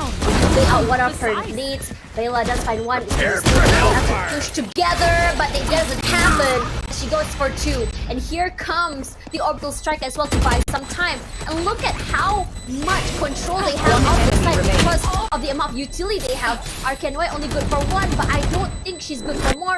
Rushing out. Eventually is gonna go for an exit frag, but that's all that she can do. A really strong and clear game plan from GX nets them yet another round win. 3 in a row now, Tash, and they tied it up 4-4. This can continue going their way, and remember, this was a round after THK called a timeout. So they have to find a different way to approach these rounds. You can see that GX's game plan is how they want to take the site and then set up for those post-plant lineups. They've got the Aftershock, they've got the Incendiary Grenade from Kiri, they've got the Orbital Strike. THK cannot let them get the spike planted, but at the same time, if they continue to peek out so blindly, they're going to get punished. So how can THK actually turn things around? They're trying to take A main control this time. Yeah, and I really hope they don't push out. That's the problem. They do lose one in the process, but will it be a trade out? Not quite gonna happen. Bela has been really good for those multi-frags. I am so nervous of her rushing up this rope. Ooh, gets away with only 42 HP left. And quickly they run onto the side. You can see the Rolling Thunder comes through. It displaces THK. And this is exactly what I was talking about. Because they gave up so much space, they were able to answer back. Rolls playing so aggressively. And with that frag by some time, they do try to use a knife on them, but they just move away. Now 16K waiting already for Ashley. Finds her, just going for this jiggle kick to come through. Snowflake is so very low. They have, and just like that, they go down. Null command coming through. Arcane White trying to salvage the situation. She's the final man left alive, and with them holding down it's really hard for them to go for that revive.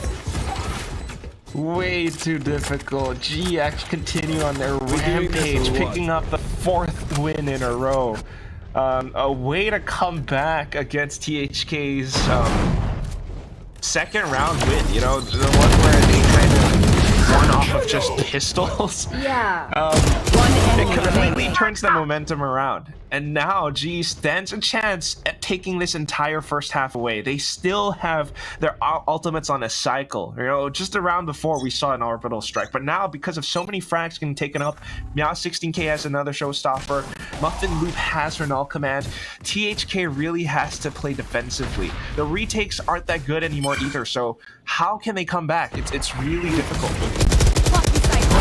See how it actually playing with Snowkey this time around, playing inside himself, but because they are playing so aggressively, Fury immediately takes Snowkey up. Look at how many utilities have been used just to take her away. The Nano Swarm has been thrown out here, and Hannah waiting for the right time to throw her flash. One flash out, here comes the other one trying to set it up for her teammates. It's not quite happening quite yet. Here we go. Ashley finds something. This is huge. Just Hannah just straight up walks onto the Nano Swarm. They do manage to get the site. They go 10 tap it. Rose playing from inside of tower. They flash out, not able to get a pick.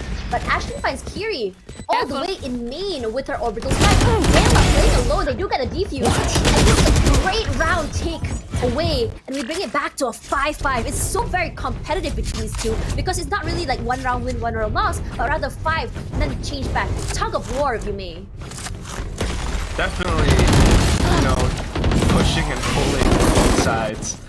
But it's these little tugs that you get to see signs of greatness from both sides, and maybe a little bit more from THK. You know, it almost looked like they had everything gone for a second, even losing players at the start with Snow kind of dashing onto site, but then the retake comes in really cleanly. Now on to the next, and that's going to be them just playing off of information and falling back. Everyone's rotating over to the A side. You might have Bale outside tree, so she can perhaps cut noise and rotate over back to the B site.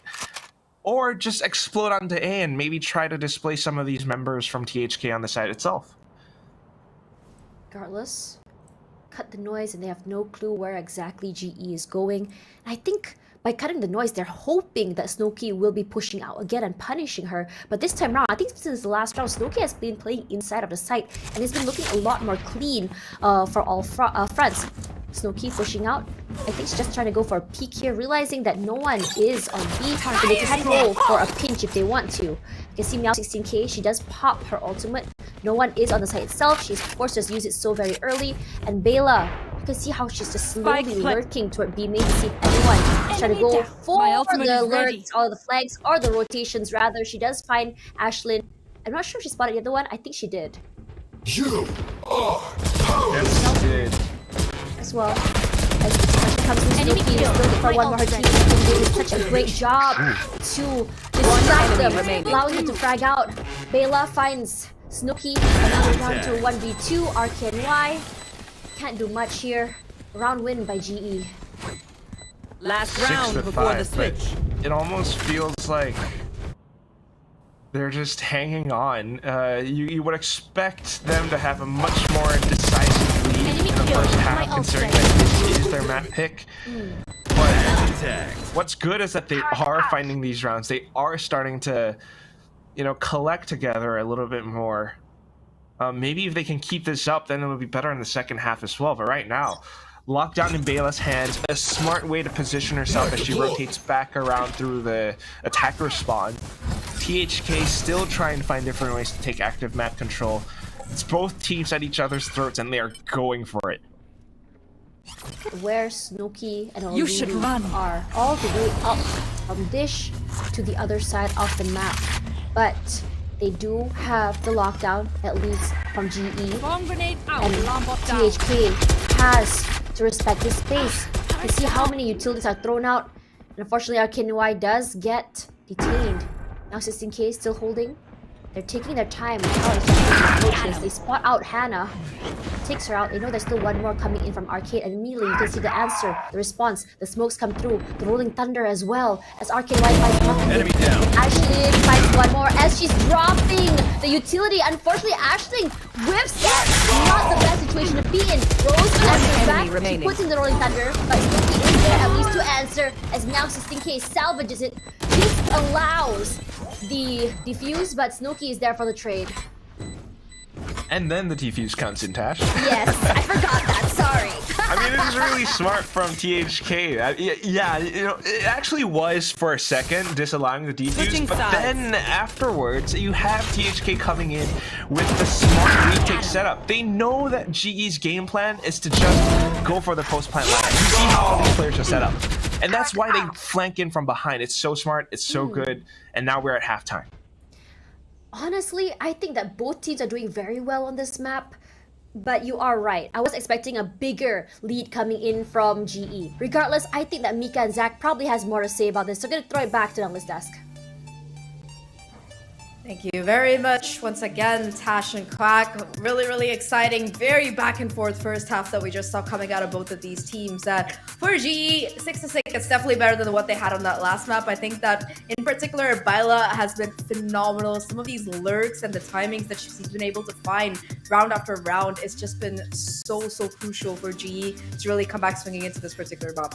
I'm actually surprised at how Byla can manage to get away with all of that. You know, I mean, it's happened so many rounds, and it's happened so many times, and I just wonder, you know, the Hero KDA, I feel like they should have caught on to it by now. That said, though, this isn't that bad for the Hero KDA because the score is 6-6 on a map pick that is GE's, right? We did mention, I believe it was Quack that pointed it out, I did expect them to have, you know, a bit more of a lead. So for me, this is quite unexpected. That said, though, they have some excellent post-plant setups. And as you mentioned, you know, Byla has been doing excellently, especially on a map like Fracture, where it's so easy to rotate, it's so easy to lurk, and it's so fun to lurk, especially. But yeah, where is that lead that we were expecting from GE on their map pick? I think that the Hero KDA have one word to say, no lead for you, which is Snooki, because I think she's 18-8 right now after that first half, exactly what you want to see out of your duelist coming in. She's having an absolute game, and of course, I think that one more thing that the Hero KDA have been doing really well, especially in those last couple of rounds in that half, was adaptation, right? You saw them set up for those retake plays instead. They realized that GE, like I believe our casters did point out, we're going for kind of these post-plant setups, so they set themselves up to be able to retake, find those kills, and deny that post-plant utility from really kicking in. And I think that was the kind of adaptation that they really needed to bring it to a 6-6 score instead of like a 7-5 or 8-4. And speaking of adaptation, I'm hoping to see a lot more of that on the side of global esports, right? We did see that, you know, we did mention as well, you know, before this map that it was going to be the big question for them. So as the half switches around, we're gonna see how they can come back and maybe turn things around.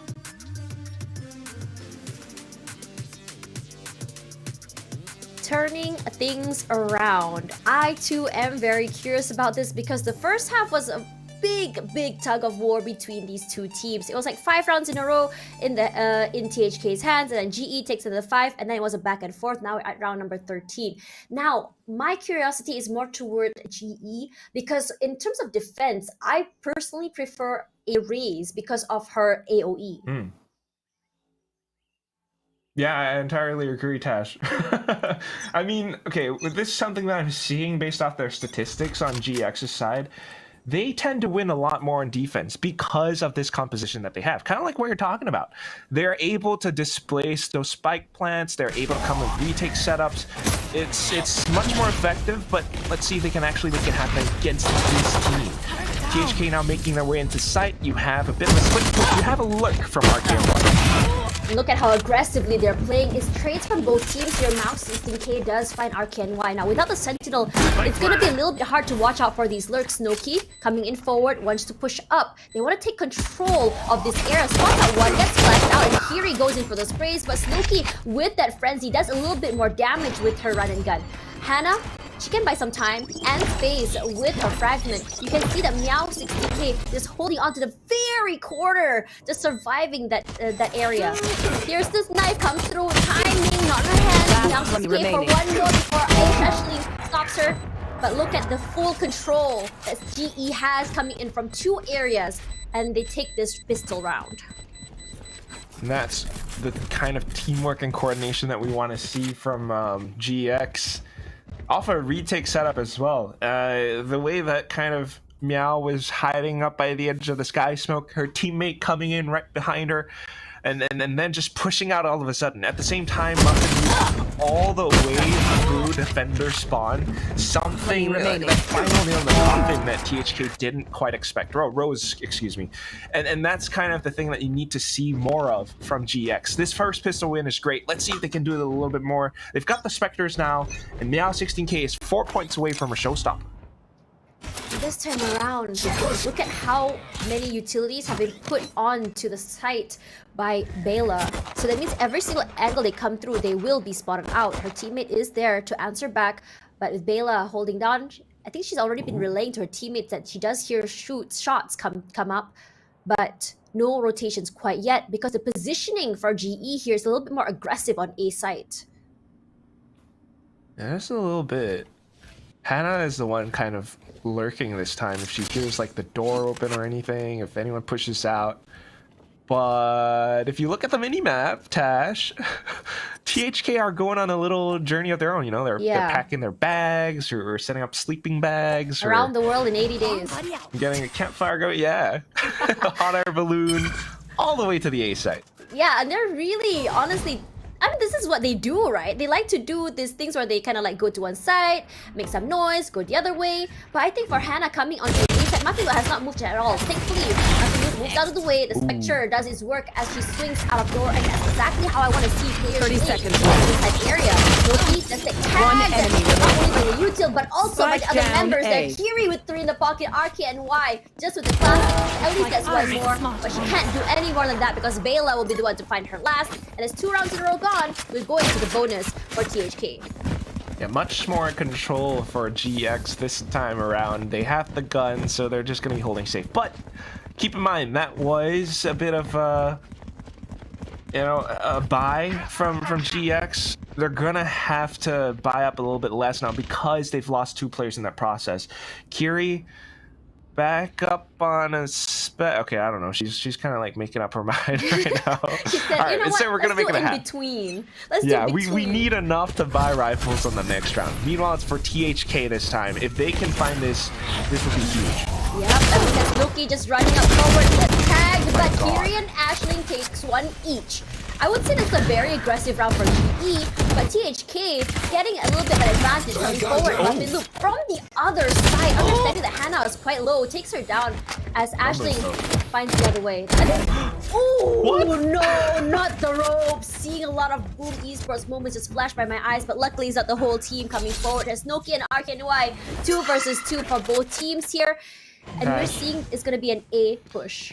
You're giving me PTSD, Dash. Yeah.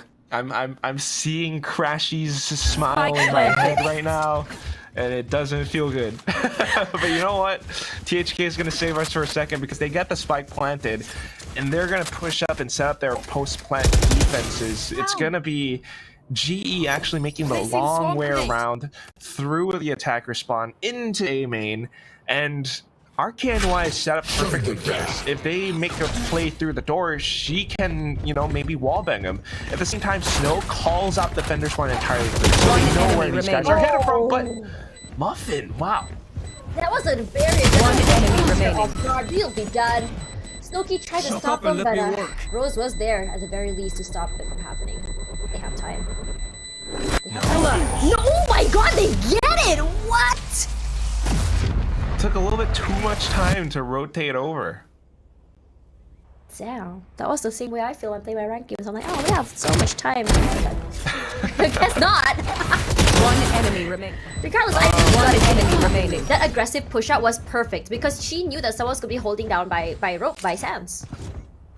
Yeah, it's a great push, get the perfect headshot onto RKNY, but at the same time, just for Snow to actually go in to take that initiative, that duel against them, but enough time, just by 1 sliver of a second. I don't think THK expected that, but it happened, perfectly for them. They did lose a lot of players though, so it's going to be tough to buy up for this round. Meanwhile, G has everything going for them. Null Command, Orbital Strike, they're holding the angles. So they wanted Snowkey to go for that orb, but she's just 1 away from those blades. And that's the power of the paint shells. It disallows them to take up that space, and now they have to respect it. They have to give that up. They reposition themselves, both of them just backing up. They're not going to be fighting out for the area.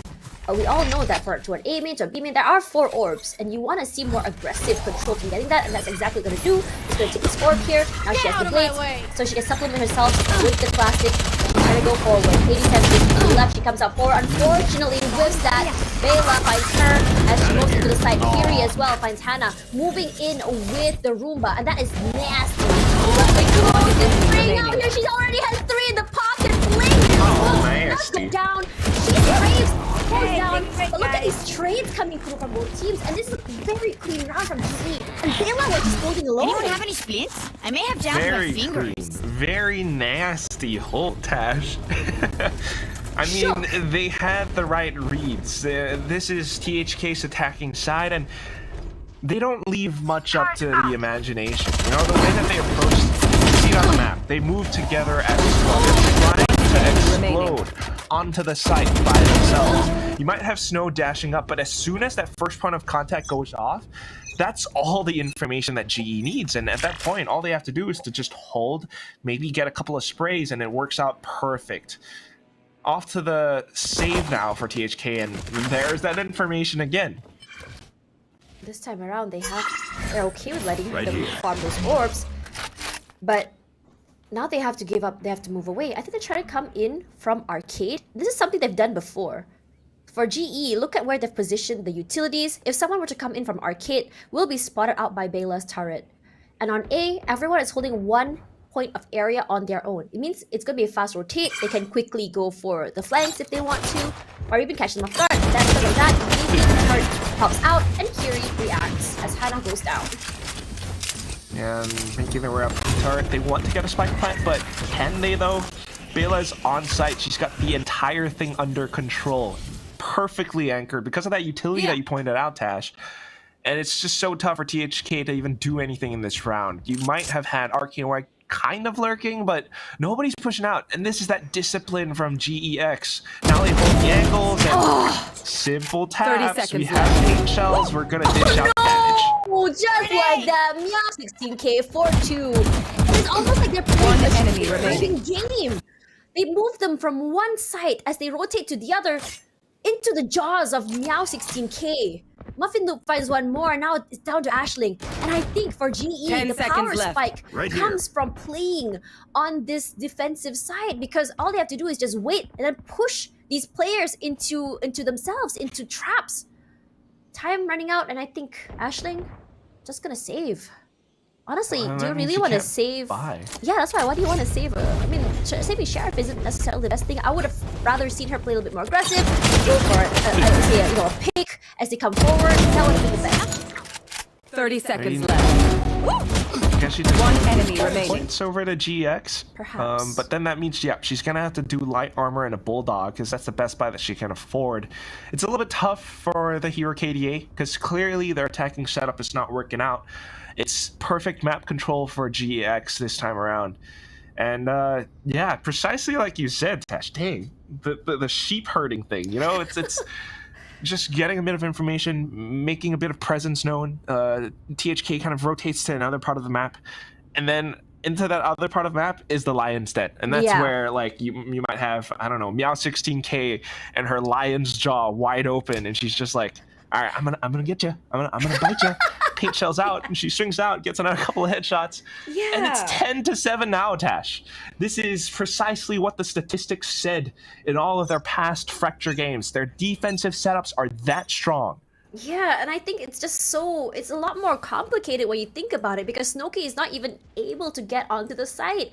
And I think, again, that's why I really emphasize on this race pick, because on attack and defense, Meow 16k has been able to get frags with not only her nades, it displaces all the enemies, and at the same time, it allows her to swing out as well, just to really if they get tagged and she gets to swing out and just get a little bit of picks, just get a little bit of some taps and they go down. And GEX, very aggressive this time around, pushing out toward arcade, and suddenly THK is just forced to go across the rope and run toward B main. Fully smoked. On your feet! Well, might have been not the best round to do it. Also, Rolling Thunder that hit Snow. They managed to get the spike plant still, but this is now GE going for the full-on retake, and it's in positions where I think THK should expect. They even have an orbital strike, so hopefully they're able to place it enough. There's one, goes down. Thankfully, she is in her ultimate. So Snowkey trying to buy some time. She pops out the National Swarm, but look at the orbital strike to answer the lockdown. It destroys it. Now quick reposition. Snowkey displaced thanks to the fault line. As Rose comes up, she wants to clear out Canteen. She wants to. Whoa. Here comes the party, she says. But as she tries to fight anyone, no way. Yes, it does. And that's the beauty of it. Arcade is holding up towards the tower. Ashling for one, and so does Olulu. So I think this is a much more cleaner round for them, understanding how exactly to play around the ultimates, but everyone goes down. I mean, in the last second, that's fine. Maybe they don't get their guns, but they get to buy back up again off the round win, right? Maybe just stop that momentum from GX from building up.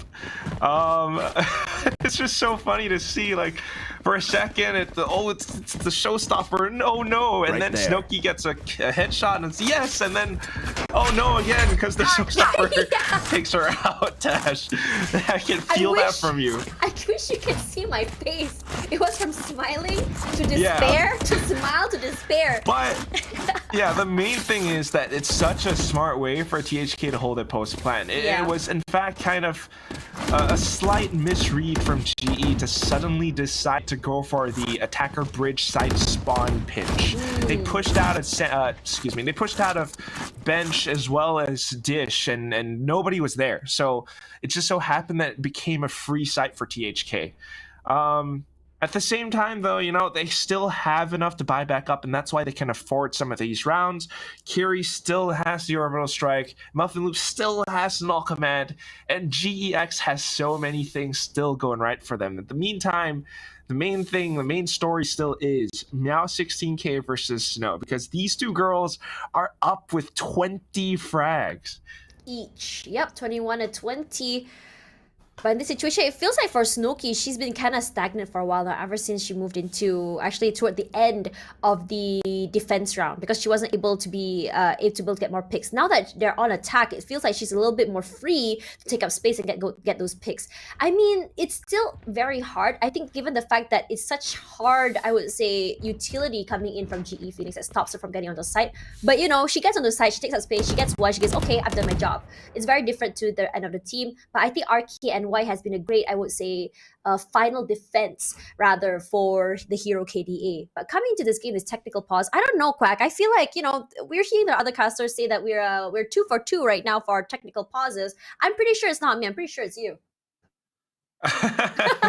maybe I'm bringing over some curses from other places, but whatever it is, technical. Now that you mention it, the technical pause is like done, and we're back into the game. Again, yes, you're right. Snow hasn't really been able to, you know, make that much of an impact. Now on the attacking side, she has a little bit more space, but at the same time, she really needs to find a lot of these opening duels, these opening picks in order to open up sites for her team. And we know how GX sets up on the map now. We know that it's only Bela on the side itself. If her team can support her in taking this one player down, they'll be able to get this site repeatedly for free. Yeah, and it's so much space as well because of how she had put up her utilities. And I don't know if you've noticed, but a lot of the site commits from THK is very different to GE. GE likes to come in from 2 different areas, either from arcade and main, or maybe they have full control of CT and into site. But for THK, they come in either for A main, B main, or dish. It's all 5 of them together. That's exactly what they're doing again. Flash comes out. Surprisingly, it's gonna be that's exactly what you're saying, Quack. The opening they wanted finds Bela, takes her down, and now it's such a free and open site. And this time around, because GE wasn't expecting that hit, the rotations are gonna take a little bit slower, and they have full control of the site and preparation to prepare for the post plant. Oh wow, we're actually not using the lockdown. They are setting up those post plant positions instead. Oh god. You should run. You're scared off, and here comes the lockdown. He's using it at the right time as Meow 16K walks up. Confidence play as she gets 2 already. Here comes the Grim ultimate to really clear out the area. Snooki takes out 5 something, takes them down, but GE, 2 of them take 2 of them back, and now it's down to RKY. The final defense. She gets 1. Can she stop the post plant? Yes, she does. She gets 1 more, but look at how many people were firing at her. That is honestly a nightmare. Yeah, just throw bodies straight at your face, and you're like, I got 9 mags. I got 9 rounds left in my mag. Please leave me alone. And it just doesn't really work. Still, a little bit of a fumble, I would say, from THK. Unfortunately, turning around the wrong way. I'm not quite sure if she heard something, and that's why she turned around, but it worked out well for Meow 60K as the flank 1 enemy remaining enabled EX to break over the site. Yes, the lockdown was placed, but maybe a little bit too late as well. And then the orbital strike just to counter it. You trade off the rounds, but EX comes out on top because they got the round win. They still have Rose on the Rolling Thunder. And this is now THK with only pistols. Hoping for multiple on play by THK, but you can start feeling their confidence start to waver. But despite that displays nothing loop is Spike down undeterred A. at all. For 2 finally going down to Flash Hannah. out. Goes, uses her utility, moves out of the way, surviving that remaining. And she gets 2 picks. What a straight 3. Quick round, giving the match point already. Classic, simple, Match point. easy. We got them beat. Knock them out. I don't know. It's like a grilled cheese sandwich. I mean, it's very straight to the point. Yeah, simple, right? And then you have the blocks in the front, the cheese, the layers that are coming off A main, they kind of melt in the middle, and it gets You're all hungry, gooey aren't and you? warm and nice. No, I'm good. I'm good. I'm just saying, it is match point, and this is still a GEX with so many things going for them. They still have their round setups and that rolling thunder. THK need to find a different approach, and if they can't do it now, it's gonna be too late. How aggressive this time is to change the pace and quickly they throw out all the utilities. Now 16k this time around will not be displaced by the cage shells. Snooki, even though she's about to get from class, but look at Muffin Loop with that shorty. We all are so annoyed by Muffin Loop for one more. Bit close. Spray out by Ashley. Finds one more. Rosie from door. Undeterred at all, not moving. Hannah finds Kiri. Nice cross from Sans. And Hannah knows exactly where Rose is. Timing, perhaps? Not her side. She's looking out to her main. Look to your left, Hannah! It's so important! No, she's not. Her teammate is there at least to back her up. So they have 3 different angles covered. She's playing the off angle up by defender spawn with the shorty. Immediately finds Last Hannah. player standing. Layla gets traded out by Ashley. But One enemy standing. to isolate for 1, but not enough for 2. And they do take 1 more point, and we go another round. Bomb grenade out. Yeah, it's a blueprint of RKNY cleaning things up again. 9 to 12. 3 more rounds for THK to push us into overtime. It's not impossible. Now that they've robbed some of these rounds, some of these ultimates away from GEX, it's looking a little bit better. The way that they're just finding out now to break open these sites is pure, simple aggression, like you were talking about, Tash. Having that confidence to take the duels up by drop, up by dish. They managed to break open the sites and go even further a little bit. But now we're back to something that we saw at previous rounds. It's that full team push in towards the B site. Can they take down Bela again? Snooki slowly making her way into the site. She already spots out that bot, but immediately gets moved away. Whiffs. Alarm bot triggered. You can immediately see the fault line come through. She has to wait, but she understands that her teammates do have the molly to just buy some time. Now Snooki, she immediately turns around. She understands that GE might go for that flank. Like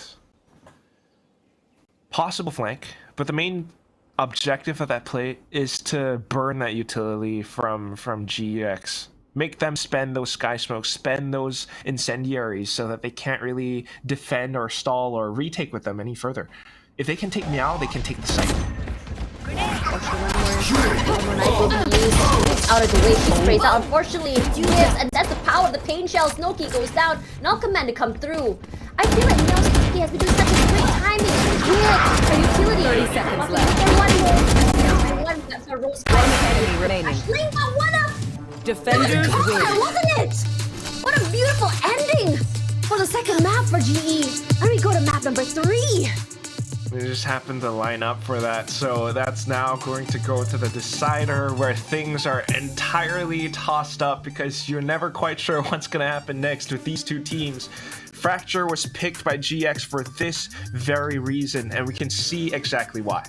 Regardless, we're going to go back to our panel. Zach and Mika, break it down for us, ladies. Thank you very much to Tash and to Quack. And there you have it. It is a 1v1 right now, or 1-1 rather, is our map score. And we are going into our decider map. But I am amazed with GE right now. They definitely showed why it was their map pick. But I feel like this was a missed opportunity on the side of THK because there seemed to be a point in time, Zach, wherein they had a chance to actually turn it up and change things up a bit. But it feels like they kind of got caught up in their own style and was unable to innovate. Yeah, I feel like they seem to really struggle when it came to really executing. A lot of these times you also saw G pulling out that aggression. You saw that from Meow16k in particular, just pushing out towards that drop area, being able to find a couple of frags almost every single time. And of course, the fact is that with Baila being such an effective anchor on that B side, it let the players on A play so much more aggressively, find so much more value, especially with their utility and their kills. And overall, I feel like the entire team just stepped a level up in that defense. Like, for example, Rose, she was a little bit underwhelming on that map number 1, but on this map, she looks so much more comfortable. She was able to really set up her teammate with those perfect concussions, and the post-point utility as well was fantastic on their attacking side. So overall, G, they look so much more comfortable, but they also look to be in control, especially in that second half. I think they lost like, what, 3 rounds in total? Yeah, somewhere around there. But yeah, I just feel like, you know, THK, I feel like could have closed this. I mean, there were moments where like they really could, you know, have turned around and in their favor. But I feel like, you know, THK, it felt like they were in a comfort zone and weren't daring to push out of it. Especially since, like, for example, you know, we do see Snowkey definitely, like, you know, up there when it comes to, like, you know, performance of the duelist role. But Meow16k was able to just like put a stopper to whatever shenanigans CHK were doing. And I do have to point out, like, that these two duelists are like, I feel like their playstyles are unexpected. You know, they're a bit more quiet, they're a bit more reserved when it comes to duelists. But if you spot them, if you manage to, like, you know, lose that hide and seek game that we have here in Valorant, you are definitely dead. And it just goes to show on the side of THA that, you know, if you're up against somebody like Meow16k on a map like Fracture, and you know, again, that hide and seek battle, it's just gonna be so difficult. Yeah, and there was positioning, like you mentioned, that hide and seek, just G being able to take up so much of that map control. They were phenomenal on their defense, but more than that, I think that you really need to give credit to the initiators on this particular map for being able to set up the rest of the team, because so many rounds, like especially towards that end, I believe that you saw Snow having that Blade Storm, getting really ready to kind of like charge in onto that A side, and there was just this perfectly timed 0 point coming out of Muffin Loop. In fact, so many times Muffin Loop had the most impactful ultimates on that KO, being able to shut down that post plan, just making that retake so easy for GE. And of course, Rose, like we already talked about, her being able to set up Meow16k and just being able to put out those flawless fault lines as well as those aftershocks, just really good work. And of course, the MVP, as expected, Meow16k, a little bit of a quiet first half on that attack, but towards that second half, she really woke up. And I think overall, this is the kind of GE Phoenix that you really want to see, where the team has synergy, they're able to take that extensive map control, and they're just able to diversify how they play. You see aggression and pushing coming out in a couple of rounds. In another round, they're able to just kind of hold back, wait for you know, the side of Hero to fall into their claws, and it's just a much more adaptable, versatile G that you really need to see. Yeah, definitely show that they came with a plan into this map, right? Exactly what we were looking for. Now, heading over to Haven, though, I wonder how this is gonna go down, especially since it seems like, you know, once put into their comfort zones, both teams have, like, no problem when it comes to teamwork and everything. We're gonna find that out once we step into Haven, but for now, we're gonna go into a quick break. We will be right back.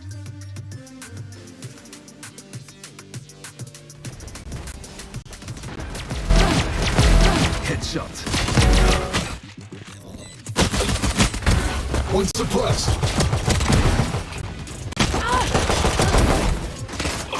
Last player standing. Thrifty. Stay down.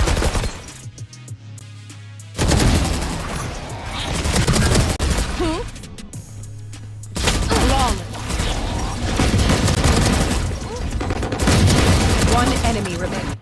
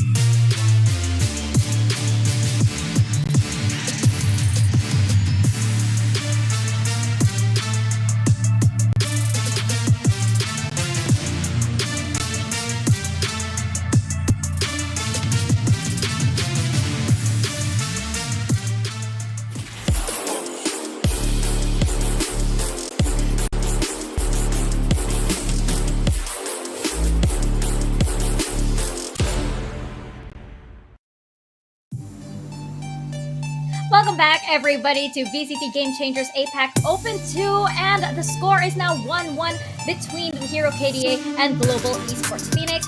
Mika and Zach once again here leading your panel desk, and as we head into our third map, Zach, we are heading into Haven, and I have to say this may favor Global Esports Phoenix given that they actually have a lot of experience on this map. Yeah, they've had a pretty favorable run throughout this group stage. I think that they dropped it exactly once overall. I think that was in the game that they also lost to a team called lo-fi ego, but aside from that, they've been pretty consistent. They've been running the same team comp, and like you mentioned, very, very experienced on this particular map. However, the same could also be said for the Hero KDA. They in fact had a very extended overtime victory on this particular one, 19-17. So they're not over getting a little bit scrappy on this particular map. And from my observations looking at the comps for both of these teams, it's a mirror comp. So at the end of the day, if they do end up picking the same comps that they've been running so far over the last few months, it's not going to come down to the agents themselves. It's going to come down to which team is able to pull out the better strats, the better aim. And at least after that fracture map, it does seem like GE, they finally found their footing. They have a little bit of momentum going in their favor. Yeah, this is gonna be really dicey indeed as we step into Haven, right? As you mentioned, you know, THK did have that extended overtime against, I believe it was like Team Savage in the Swiss stage, right? We did see Hannah pop off quite a lot in their last run in Haven, and I feel like here is where THK, if they really want to take this, could probably mix it up a bit. I don't know. I just have a thing where like teams are like, you know, just willing to dare and stuff. I know it might not be in their nature, but I feel like if they want to take this against Global Phoenix known to just stay with the same thing over and over again. THK, if they introduce something that's a little unpredictable, then that might catch Global Phoenix off guard. I think that one thing that I did notice in that last map was that Hannah looked a little bit uncomfortable on that initiator that she was playing on that KO role compared to how Muffin was kind of able to just flex into it. So I do think that because of the fact that the Hero KDA, they like to run that same, they like to run that Breach Sova that they are more comfortable with. It might be a little bit easier for them on this particular map. Again, this map is, it's Haven. I feel like every single team competing is pretty familiar with it at the end of the day. So Global Esports Phoenix, the biggest change that we saw on Fracture compared to Ascent was that, number one, they were more willing to fight for map control, and they were very successful in doing it. And number two, they were able to very effectively leverage utility for good trades on their side. So if they can continue doing that, it might be them taking the victory. But the Hero KDA, they showed all of those things on map number one themselves. And if it comes down to which team is in better shape, honestly, in my opinion, on this third map. It's a very gruesome rug battle. We've seen punches coming through on both of these sides. A couple of players waking up towards that end, especially on that map number 2. I think Rose came into her full potential. And if we can see that same kind of play coming out from the entire team on both of these sides, I think that we're going to be having a very close, very competitive game. Yeah, I can't believe that there was that one round where Rose just had to stay in like one spot and just instantly got to 3K. I mean, like that was pretty awesome. But you know, you mentioned, for example, that showdown between I believe it's Hannah and Muffin Loop, right, on the KO on the previous map. However, going here into Haven, we do see that Muffin, for example, may potentially switch on over to the duelist role. And last time they were on Haven, of course, Muffin did have quite a performance indeed. So I wonder if they're gonna go for that switch around. I wonder if Global Esports are then gonna turn the table on the Hero KDA, as I'm expecting them to do on the side of Global Esports. I mean, who's gonna do it first? I completely agree with that. I think one factor that will play like a huge factor into Haven is that whether Muffin Loop can get that operator online on time, because on Ascent, even if they weren't able to win the rounds, we saw her being able to get those impactful fraps so many of the times, and even on the KO, right, you still saw her popping off with that operator. So if Muffin can get that operator into play early on, G might be able to do quite well on this defensive side. But the same, right? Snowkey as well. She was having a pop-off game on the Jet on that map. And even if the rest of the map didn't quite go in their favor, on the attacking side, she was able to put up quite a show. 18-8 in that first half. So I feel like it might be coming down to a battle of the Jets at the end of the day. Oh, mirror matchup indeed. So you know what? Muffin says, okay, Meow, you did great. I'm going to take this from here on out. And then Yoshi's going to say like, okay, it's all right. It's my turn. You did good. And I'm going to go against Snowkey this time. This is going to be really exciting indeed, especially since, as we mentioned, Meow and Snowkey kind of had like similar playstyles wherein they were like, you know, they weren't afraid to like hang back a bit. I wonder how Muffin is going to explode onto this map and into this matchup. Yeah, I think that Muffin, she's been very, very impactful ever since she joined GE, but there's going to be a lot of weight on her shoulders. The winner, they get to go on through that upper bracket and face off against SMG. Yeah, very exciting game. But either way, I think that we've yapped on long enough. Let's take it to our wonderful casters, Tash and Quack. Catching it back. Thank you very much. Sorry, Quack, it was all mine this time around. Thanks, Mika, as well as Zach, as we go. Oh, together? Okay. I'll give it to you. We can share. But when coming back into the game, we're on map number 3 now. It's gonna be Haven, and I'm really kind of stoked about this map, especially for GE, because coming in from their Swiss rounds, they have played more rounds of this map compared to the hero KDA. Wow, what a long name. And I think what's really exciting to see is the fact that not only are they playing a lot of these maps, they have a 50-50 win rate on both attack and defense. Yeah, it looks really even at times, but that's where things can also be just really thrown to the wind, because Valorant can be so unpredictable. Yeah. When you have the exact same agent composition, you know, that the panelists were talking about it comes down to their individual plays, right? And that's where we start to see the differences between the players on both teams. It might be 50-50 on those previous games, but again, this is the first time these two have played together in an official setting. We never quite know, and it might come down to that Jet duel, but at the same time, the fact that it's a different Jet from Global Esports Phoenix is something that's like maybe a little bit confusing, because if you're thinking, you put yourself in the shoes from the hero KDA, right? You're expecting, okay, I know how Meow16K plays Duelist now. I know that she's gonna, you know, rely on her utility. She might hide inside smokes at times. Then all of a sudden you're switching it up to Muffin Loop again, and then you're like, how does she play Jet again? Is she gonna peek me, or is she gonna like hide and play safely? It's something that they have to consider going into this map. And I think that's the beauty of having those flex roles. I mean, yeah, we've seen teams that have, I think, a 7-man lineup, and they switch out different players for different maps, and it really puts them into a position where they're able to just really kind of like play to their strengths based on what they have to offer for those maps and the agent pool.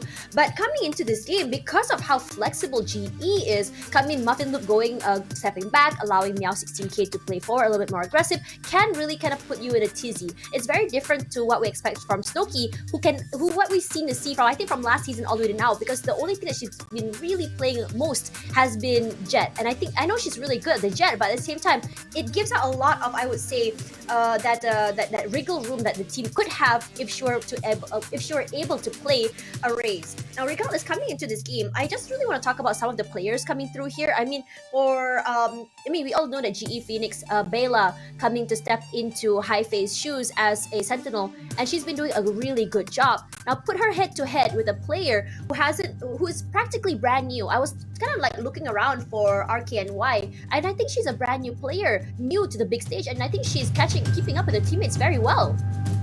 Yeah, possibly. And we saw so much of it before, right? They got their cams up, and RKNY is one of those players who, if she is the last one left alive, she has the potential to come in clutch. She has that potential to really clean up a lot of those final frags. We need to see her do more of that here, and at the same time, anchor down those sites, because that's what Haven is all about. You need so much map control because there are 3 spike sites. THK on the attack, they're looking to explore Garage.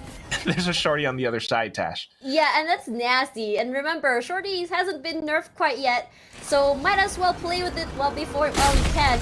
It will actually just spot her out with the ultimate. Look at how she's already holding onto this area. Snowkey and Ulu got 1 each. They will cross the path. They're already inside of Garage. Full control onto them, and it displaces Rose from window. They get the plant. Sorry, go ahead. Whoa. I was wondering if THK were actually aware of the Shorty, and that's why they took that duel that way, but now the retake coming in, yeah. And look at them coming in from grass. They're trying to find a way into site itself, trying to be very sneaky, but they are post-plat situations. Look at that, they cross together. Meow16K down to only 10 HP left. Moving into the site, full control of Garage, but they have to still clear out this entire Haven. A crossfire to come through here. They do get 1 more, at least gonna be Snowkey, but time ticking, running out. They displace them. Here comes the fault line. Olulu already for 2, and that's the power of having your breach alive till very end. Yeah, Olulu, she's one of those players that has been waking up, kind of like what Zahk was saying before. A lot of the initiators are what enables these duelists to come in for those final moments, and at the same time, the way that they disable a lot of those opposing players kind of gives them a lot of initiative to actually take those duels head on. I mean, I was kind of considering the fact that GX were already super low by this point, but you can see that team play from THK, and if they can continue off playing this way, GX might be in a world of hurt. A world of hurt. I like that. Feeling that. Speaking of that, Snooki. Whoo! That just whips past her ear. Thankfully doesn't snag onto her. But in this situation, for GEX, only Muffin Loop has been forcing this round, trying to get that advantage onto A main. And because she wasn't able to land that first hit, she's forced to give that space away. But this time around, she comes back, going for that double dip, but her teammates are there. Ooh, timing. It was very scary, and RKNY finds Rose. This is very, very quick reaction time for THK. So quick, in fact, they've already made their way on towards the C site. Bela trying to hold it from Garage. It is a bit of a stun, but it's so far away. And all around RKNY. That's a free Spectre now. Yep. That they can use.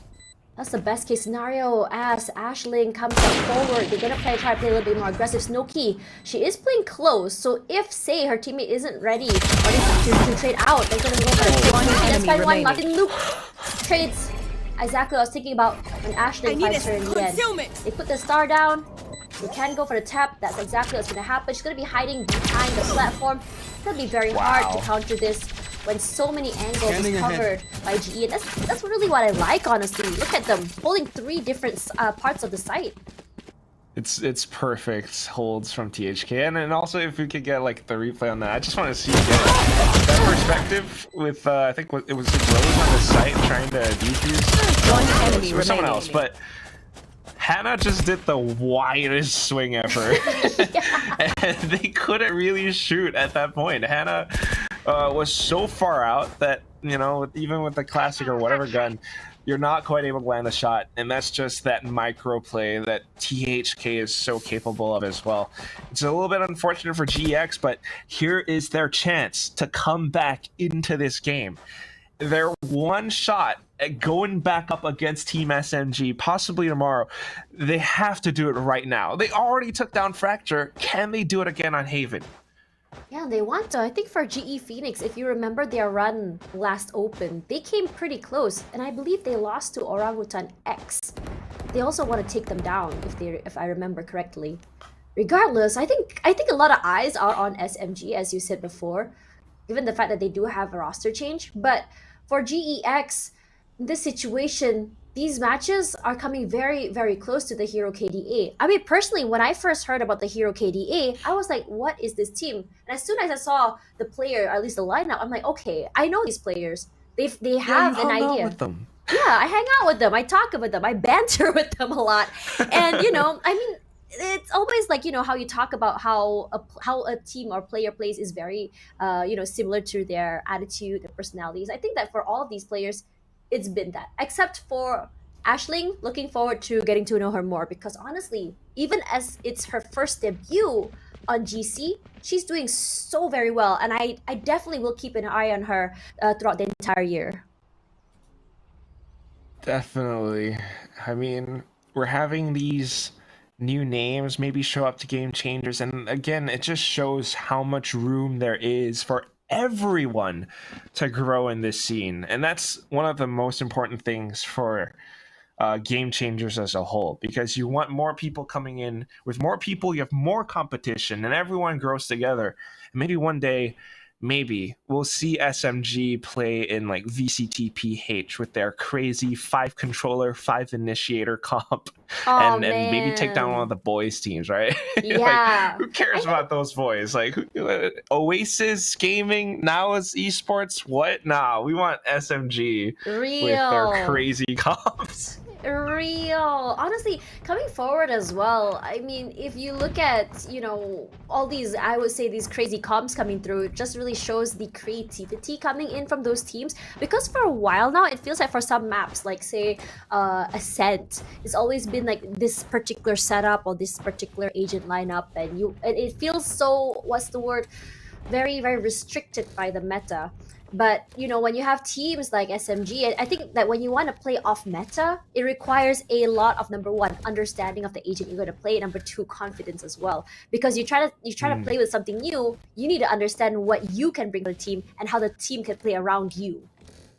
It's a very confident statement, in fact, to just be able to make a comp like that work as well. You know, like, that's one of those things that we haven't really seen so much in Game Changers, is that kind of innovative play. Right now, yeah, it might seem a little bit meta, and this is kind of what they're comfortable with, and we see how effective it is as well, right? With how Olulu comes in with those fault lines and flashes, and how she just kind of supports her team. Ashlyn kind of peeking off of her as well in that final moment from the previous round. It's that team play, and they're able to do that because they've practiced it so much. But what if they were to try something different? What if they were to practice that a little bit more often, right? I want to see, like, you know, you guys were talking about it. We want to see Gecko coming into Game Changers APAC. I want to see Yoru. Yeah. We've got a Masters Tokyo trophy in the shape of, like, the Yoru mask. Maybe we could have a little bit of that here. I don't know. But either way, we're going to go into the next round, and it's going to be GEX now buying back up. Again, if they are to win this, it starts here. Yeah, and after this technical pause, perhaps this might be the mental reset that GEX needs. They are Custom Prime, they have the utilities, they have the guns. This time around, it's going to be a quick run onto the B site for THK. Muffin Loop is displaced thanks to the Aftershock, and they are going to go for that plant. But the beauty about B site is that the retakes are a little bit more easy. On both sides, but if you hold from mid, that could be effective as well. Not to mention they're holding so close because they are using Spectres and other close range weapons. Bela has to be very careful with when she wants to take that. Here it comes. Bela immediately. That's the beauty of holding with your turret like that. You can your turret and Millie goes for 2. That is a very aggressive push out, and I love that. They weren't expecting it at all. To pop the nade just to buy some time right now with the recon, but swinging out will be now 16k.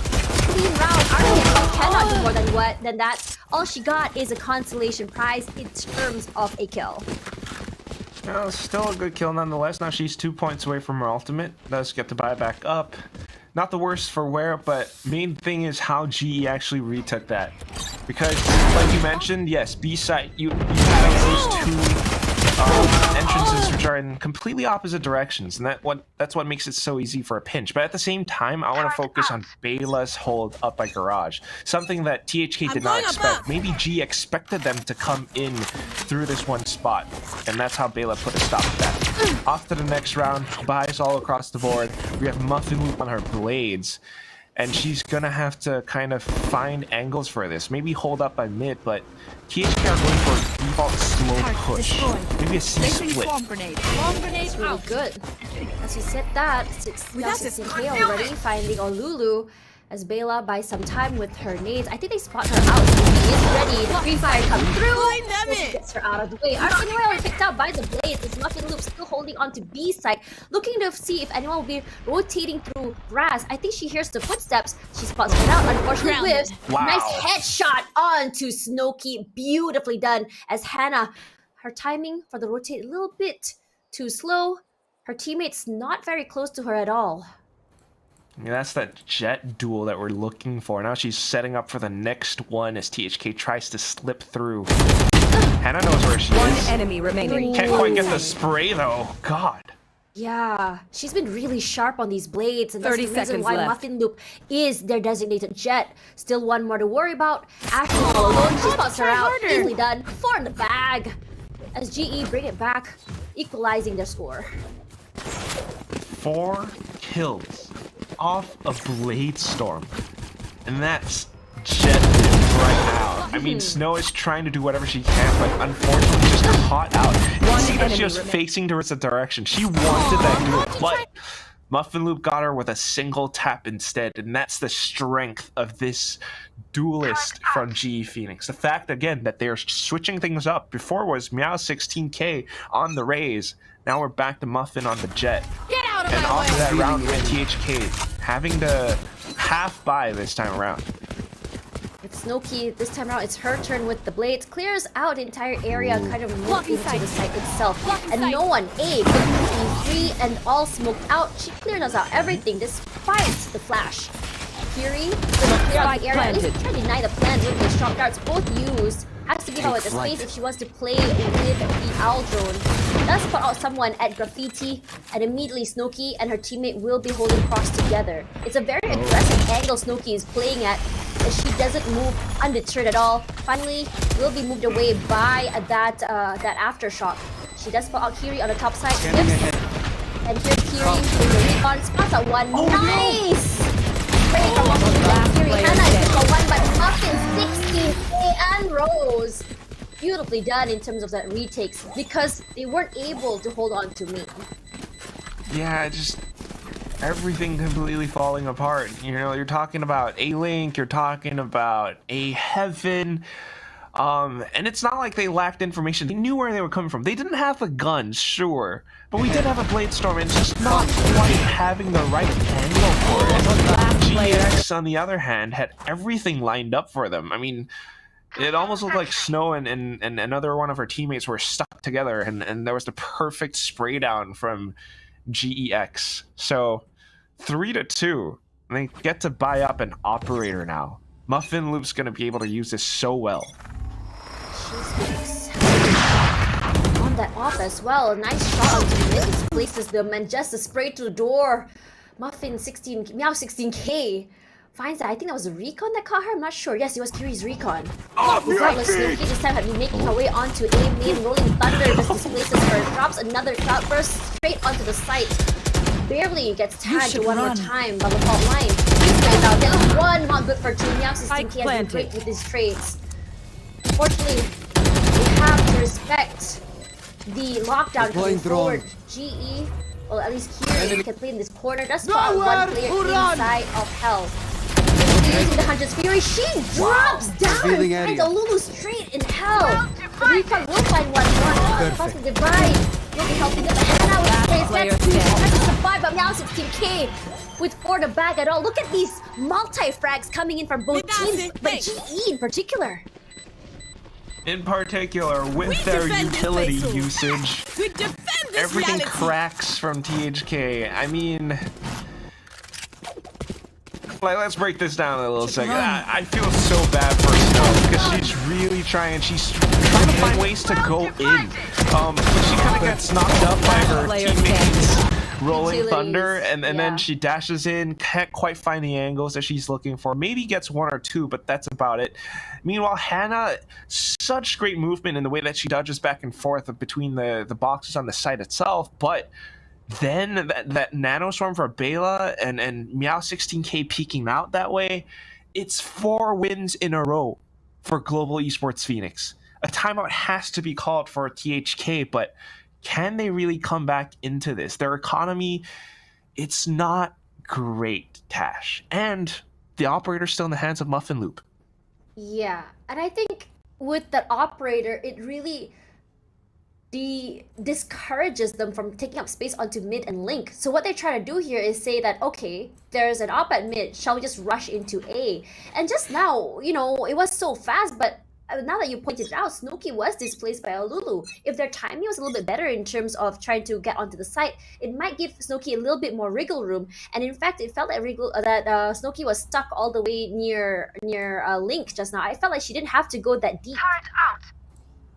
Yeah, it's a little bit unfortunate. I mean, you can see what she's trying to go for, and that's what I respect out of it, but it's just a little bit unfortunate. So instead, it's going to be the half buy. Snow does have a Phantom, a Hero Phantom, and she has enough to buy up in the next round, but whether or not she can make the most out of it is another thing. She has to play swift and precise with this. Oh, she goes straight into Link, trying to catch someone just in the middle of the rotation. Muffin Loop goes forward. Unfortunately, not able to get a pick, but Snooki does. Nice. And this might be what she needed, the confidence boost coming forward. As she tries to go for another weapon, at least Hannah, Kiri finds her, and Muffin Loop still holding to see if anyone will just push up from main. They know that they're inside of the smokes. She's gonna switch out to the shorty, but Lulu playing a little bit more aggressive, pushing up to the side. Bela does trade out, but Snooki coming in from C. That is nasty. You can see how far they are out rotating each other. Ashling one enemy remaining. The mantle of the operator. Gets headshot onto Meow. As Snooki gets a lot of value from that Phantom. And it's a 30 win for THK. What just happened, Tash? I mean, Like you said, it was nasty. It's this play from THK that keeps on confusing, throwing GEX for a bit of a loop of their own. The way that you just rush straight into the B site and then have it completely engulfed by smoke. So you have players hiding inside of it, maybe with specters that they've picked up, or just sheriffs, and then at the same time the confidence for Snow to just go straight into A-Link. GX had no idea what hit them, and the operator just did not have the range to be effective. Now on to the next round. They have 3 ultimates on the side of GEX, and that's why they're playing so defensively. They want to make sure they're able to execute with these ultimates, whether it be for denying or even for those retakes. A change of pace for GE this time, not GE, sorry, for THK. Just now it feels a little bit more, I would say, certain that they want to hit B. But I think this time around they're trying to go for information, and they can kind of decide what they want to do with it. Where will the Killjoy utilities be? How exactly should we execute on A? How many are on A? Because look at where Hannah is, all the way near A site. Not Hannah, sorry, that is Muffin Loop. Sorry, Kiri. She's trying to go aggressive. Yeah, she's definitely blocking that off. And this might funnel THK in towards Kiri. She definitely can hear those footsteps, Tash. I'm worried. Yep, and she's playing very close. She spots one out. She gets splashed. I think they know that she's there. Lotus immediately rushing forward. And Snooki, when she is given the space, the flashes, she will just W key straight onto the site, which is honestly the best way to play a jet. Unfortunately, you can see the RKNY's utility does get shut out. She's not able to hold as Hannah finds Bela in the middle of that hold. She read that like a book. And now pushing forward here is Muffin Loop. They know that Hannah is there. They want to stop her from rotating inside. She's still holding close, but look how low it is, and she finally does go down. Beautiful done. And Muffin Loop all alone. She does get 3, and now it's a 1v1. She has more HP. The advantage is in her hands. She hears the footsteps, and she gets a 4K on top of that. Clutch. Muffin Loop, the hero of this round, the phoenix from the ashes. Somehow, the entire squad from THK couldn't take her down. Hannah was on a journey of her own. She was making a really effective lurk that she pulled some forces away. But Muffin Loop was able to dismantle the entire side's defenses on her own. And that was the factor into giving GEX that round win. Because Muffin Loop was able to isolate these fights, I don't even think she isolated it. It's just more of Hero KDA not able to time their swings properly. If they were able to do that, they would just shut her down. A big mistake, but a costly one. The recon vault immediately just deleted by the team from Kiri. Oh god, another factor too. Now the Nebula comes up and you get a shot through the smoke. Muffin has like 12 kills on her KD. She's got the hero KDA, and she's got a Blade Storm available as well. Can Smoke actually explode onto the site? Oh, yes she does. HP gets a pick on top of that. She does what she does. 2 HP left. She's so very low, but she's done her job. Muffin Loop looks to clear out Garage. She just reminds spike planted in. Wall banging the boxes first, just clear out the area. How about the nades? Does buy some time for them to push out. As Snooki, despite only the 2 HP, she's very aggressively pushing out, trying to find anyone in the mid rotations. But Lulu, I think she hears the footsteps. Maybe holding it in close. I don't think they realize that she's there. Unfortunately, she whips. She's gonna just go for that flash. Unfortunately, flashing herself and her teammate not able to execute. And Kiri finds 2. Snooki at least gonna find a redemption pick at least on Kiri. She can go for more. Aisling, 2 picks already. Another 1 versus 1. And she gets it in the bag. Aisling stepping up when it matters. Definitely just finding those triple kills and saving the round for her team. I mean, a little bit unfortunate. It was a smart positional play coming in from THK as they swing outside the garage, but the flashes, the timing on the shots, it only made their presence known, allowing for GX to come back in to collecting those frags. If not for Ashlyn, that round could have gone completely differently. So they win, they get to buy back up. It's broken economy for GX. They have 4 ultimates though. And that's something that they have to play around. The judge inside of Garage, too. Muffin, whoa, pushing out of mid. Yeah, she's very aggressive. She wants to make use of these raids. Rushing forward here, her teammate is there at least, just to catch them off guard. Nice right click, click for one. Melee ends are alive, move away, unpunished. Snooki survives. Quite low though, as Kiri walking back onto A site. All she has in her hand is just that sheriff, but we have seen hero plays happen with that particular gun. Oh, Snooki, 40 HP left, also slowed as well as vulnerable. Kiri takes her down with her shock dart. Rose, she wants to go for the headshot. Yes, she does. But she goes for two. Yes, beautifully done. Those taps, so very well done. Can't go for more. Hannah cannot take more than that. Now 16k was ready. It just, oh god, it completely falls apart. They had the buy stash. Where did all those guns go? They dropped on the floor. Yeah. And it all happens because of this one push that funnels them into the A site, and then the perfect setup from GX. Look at these stars. One to suck and pull Snow down into the ground so that she's planted firmly. The shock dart to come in after that. And then those shots with the sheriff. Oh, that was it was insane. Yeah. It was just so good. I just was able to line the heads up with her crosshair. Immediately sprays up, Bucky punishes Loki for getting on the side, but thankfully Hannah and Olulu get one each. It's actually crazy how both these teams thrive on these rounds. Hunter's Fury is out, Kiri finds Olulu, displaces her. Kiri managing to buy some time before the plant. Bela holding up, trying to see if they're actually going to commit to that plant. Not going to happen. Hannah is so low, but she does have her own Hunter's Fury to use. It would appear to me that GX sometimes aren't prepared for this B site rush, but this time around, because of that Hunter's Fury, they were able to recover. Meanwhile, for THK, sometimes they're not expecting some of these defensive setups that GX has, but they still manage to adapt and turn things around by finding the open sites. Now, RKNY on a big lurk. She can be the one to be torn in their sides, but Baylor turns around in the right time. Because of that, I wasn't able to stop that from happening. She had the right read. Hannah? Hannah, totally. She's got her Hunter's Fury. Yeah, she does. I think she's gonna find a way into the area. Here comes Hunter's Fury. She gets one tag, takes one pick onto Kiri, but the round win will still go to GE. Last round in the I'm just half. curious as to why Hannah was rotating there. She wanted a better angle, and, you know, at the same time you can maybe find a sort of a flank from A link, but just taking a little bit too much time, maybe a little bit paranoid that someone could have been lurking somewhere towards the B site. It's unfortunate. It really just is unfortunate. THK had so many good ideas. The positioning from them is smart.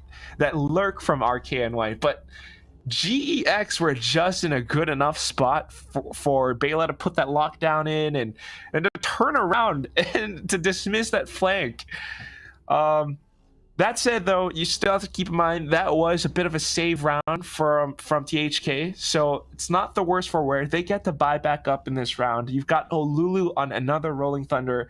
Let's see if she can make that effective. Let's see if they can find an effective way to hit the sites. Meanwhile, Meow16K, you've got a bit of that cosmic divide, maybe useful for a retake as well. So it's a lot of back and forth, and THK needs to be the one to find that one extra step forward. Yeah, and Rose is only one off her ultimate as well.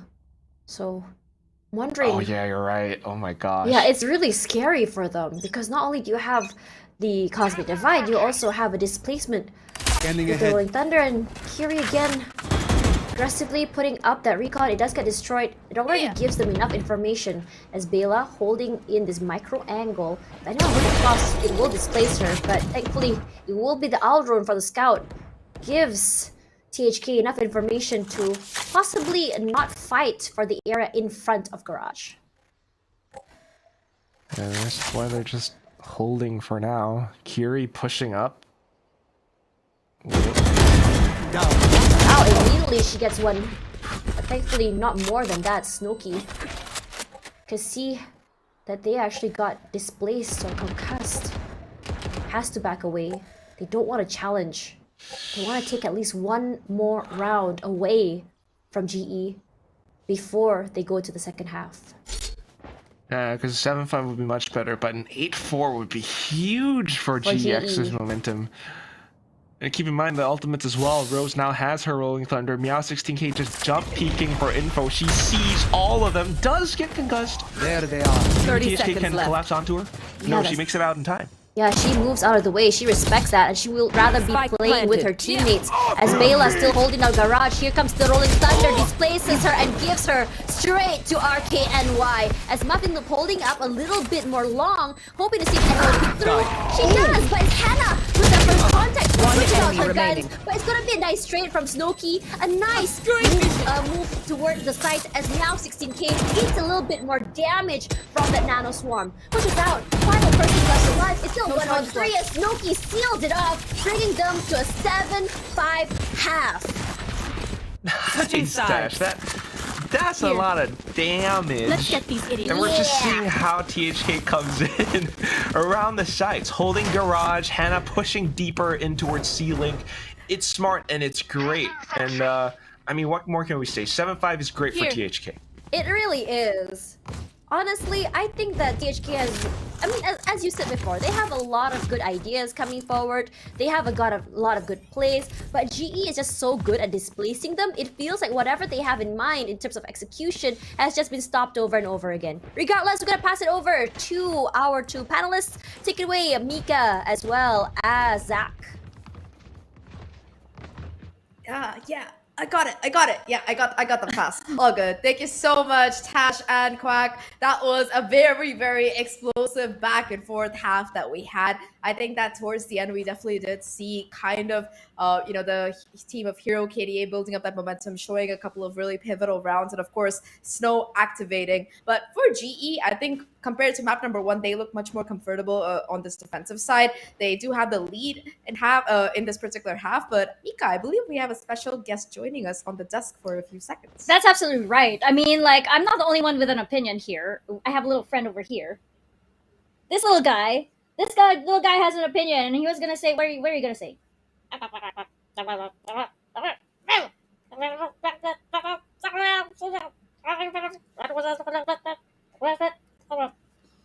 Yeah, I totally agree. I mean, he says that Muffin has been amazing on the Jet, and I actually love. You made a really good point. Yeah, he says that like the setup for Muffin has been amazing, and Rose is just playing out of her mind right now. I mean, you can see that in the assists that come in. So for GE, they're looking really good. For THK, wondering how they're going to bring it back.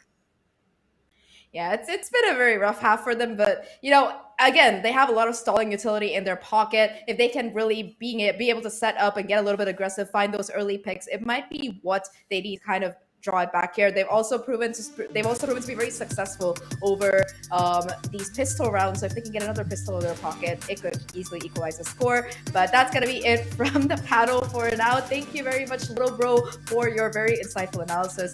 And back to you, Quack and Tash. I really hope that we get to see Lil Bro more on the panel. He was very insightful, and I would really love to know what he thinks about Quack's new haircut. New hair? What? Yeah, the one you had at Pacific. Is it new? I don't know. It's Korean hair and makeup. I'll just let them do whatever. I just let them throw a wingman at me, and then he'll come in with his arms and just kind of, toss my hair all around, and that's great. I like wingman. He's awesome. Lil Bro's great. But back in the game, and it's gonna be THK on the defense. We have Hannah, just great timing on the recon bolt. She gets enough information that we have 2 players now on the A site, and they're holding the crossfire angle. Nice crossfire. And I like that THK this time around is playing a little bit more safe. They're taking a little bit more of a back. I would say they're not playing or trying to go for that fight onto the side itself. They do get flashed out. Muffin Loop already inside, and the swing by. Rose finds Anna, and Muffin Loop finds Olulu. I don't think she was expecting the push to be that explosive. For Muffin Loop, they see that the Nebula is not going to be allowing anyone to get onto the site, but it does go down. Snooki with the dash activated and will be displaced by that aftershock. Kiri uses that shock dart to buy more time. And Snooki once again tries her luck on the site, but Crossfire is just a little bit too much. Nothing by Snooki. Arcan White going for the trade at the very least. Another right click, not able to take one down. Arcan wait for 2, but it's a 1 versus 3. It's so difficult to have 3 people looking at you, as well as a frenzy. And a turret too. Oh yeah, I Timmy forgot was, about like, Timmy the just turret. sitting over there like, hi, okay, bye. As I'm Arcane part of Mike the team. continues to swing. Yeah, it's a little bit unfortunate, but this is such a great play from GX because it's simple but effective, and this is what makes Valorant fun. Like, you have on paper a good Crossfire setup, and Hannah just trying to make use of whatever she's got with the frenzy to continue pushing in. But then all of that is displaced because of Muffin Loop's tailwind. She goes so far deep in the side that Olulu couldn't even react in time. Now they're buying up with all the guns and Muffin on the Vandal. Round 2, she's just getting all the damage. Look at Iving putting in the damage. Does get a dink onto Kiri. No more shields. Her high life just gone down to 72 HP. But they clear out the entirety of the backside. As Bela's timing a little bit better. She knows there's going to be one for the lurk. Destroys that. Now it's just Hannah to worry about. They know exactly where she is. It's going to be Garage. Push through that cloud burst. Easily done. Round number 2. And we go to the next round. At least, maybe this might be the round that THK might be able to snowball forward. It's such a strong play from GEX. And you're now looking at a 9-5 scoreline. Yes, they made a slight error in not checking this one little cubby, but they managed to recover. They managed to still stomp forward. And it's so strong, so effective that I'm a little bit worried for THK now. If they can't stop them in this round, which they should be, given all the buys that they have, it's going to be tough for THK to recover from this. Muffin Loop pushes out. It's going to be a B side area that she's going to try pushing through. If you remember, THK has had some successful pushes through a B, but Snooki is very aggressively timing not her side. They pushed out 2 people through the smoke, immediately taking her out. It's still very winnable. Is Muffin Loop still holding down Bobby? Or can Y to find a way to push through B? The shots come through. Here's Hannah playing from the Stewards. That's fine, Bela. But Muffin Loop finds Ailing as Rose finds an aftershock pick onto Olulu. Arcane Y as well. Gonna find Meow16k onto Link. They know where Hannah is. They did find her, or see her at least, with the recon. As Hannah finds one enemy remaining. For 2, yes she does. Only 3 in the bag. Swoops a gun out. With the recon, she can make something happen. It's only Kiri they have to worry about. She's all alone on main. Here's the footsteps. Hannah was low anyway. But now down to a 1v1. You want her to win. Timing! And Arcane Y looked back to left at the very right time. Woo, I'm nervous. Recalling my bot. So am I, Tash. I can feel my palms getting a little bit clammy. But thankfully, Arcane Y turns back around in the last second. I mean, it's not a huge... 1 enemy remaining. It's just like a 45-degree turn. It's not so bad. It's still good. And at the same time, what a way for Hannah to collect on all those frags as they try to take her down. This is what we need from THK. A little bit more control, a little bit more frags coming their way. Meanwhile, for GEX on the attacking side, we've seen the aggressive play happen before. It feels like they're trying to do the same thing again, and Hannah's the only one here who could stop them.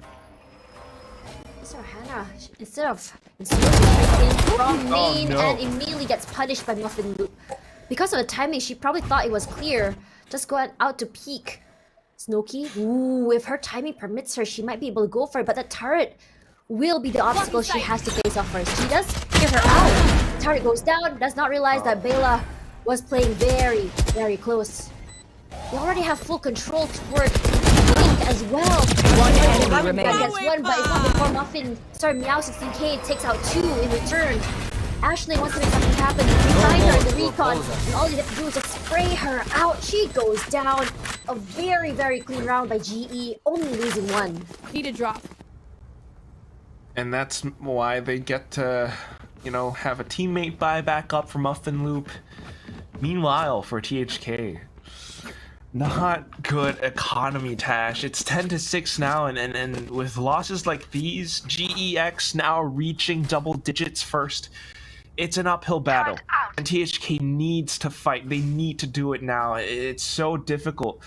These girls, you know, you can see that they're trying so much. They're pretty darn eager as well. The timing on that peak from Hannah, unfortunately, just did not go her way. And that's kind of what GE Phoenix's game plan is. They get these microaggressions, they get a bit of space, a bit of control towards A-Long, but they don't commit to the site just yet, Tash. They just hold for an extra second or two, expecting the peak out of THK. And after that peak, they punish them, they go straight into the site. THK can't really retake from that point forward. It's not great, but that's what's going well for Global Esports Phoenix. These girls are finding that wind. They are coming in with these wins now, and they can keep this up for 3 more rounds. That's it for this series. So unfortunate, but if you remember in the previous half, the hero KDA was able to get some pretty insane thrifties. Kind of hoping that they're able to do it again. But in this situation, you're right. I mean, with 10-6, I mean, it's only a 4-round deficit, but how many rounds in a row? I mean, the amount of wriggle room you have is not a lot now. I think the best they can do here is maybe take away some guns, either surviving and try to survive and bring them to the next round, or they're just saving this round and then finally try to chain as many rounds in a row moving forward.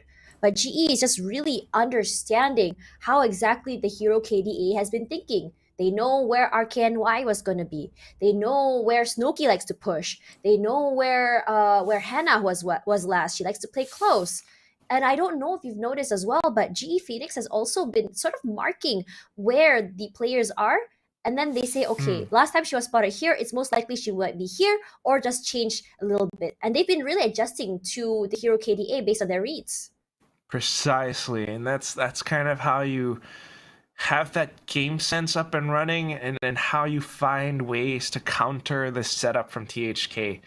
It's worrisome, and it's a problem because now THK, they need to find ways to adapt to this. We've seen, you know, maybe 1 or 2 rounds where Snow tries to aggress outside of B, maybe Garage, and it doesn't really succeed that much. You know, maybe she finds 1 or 2, but GE always turns back around, and because they're sticking so closely together, they're able to fire back straight whatever THK throws at them. Hannah is always the only one in the A site, and now she has no choice but to turn tail and fall all the way back up towards Heaven, which is gonna get smoked off. They don't have the guns, and Global Esports Phoenix has everything.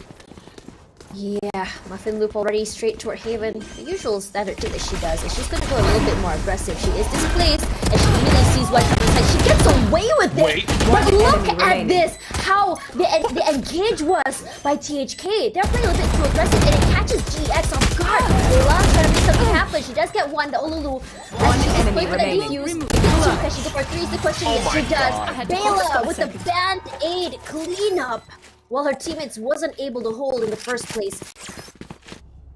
Whew. Completely stops the bleeding, Tash. You talk about band-aids, and she just places that right on the blue. Oh my god, Bela. I mean, for a second, like, I was unsure as to what happened. We saw the pistol kills. GE went straight into the site.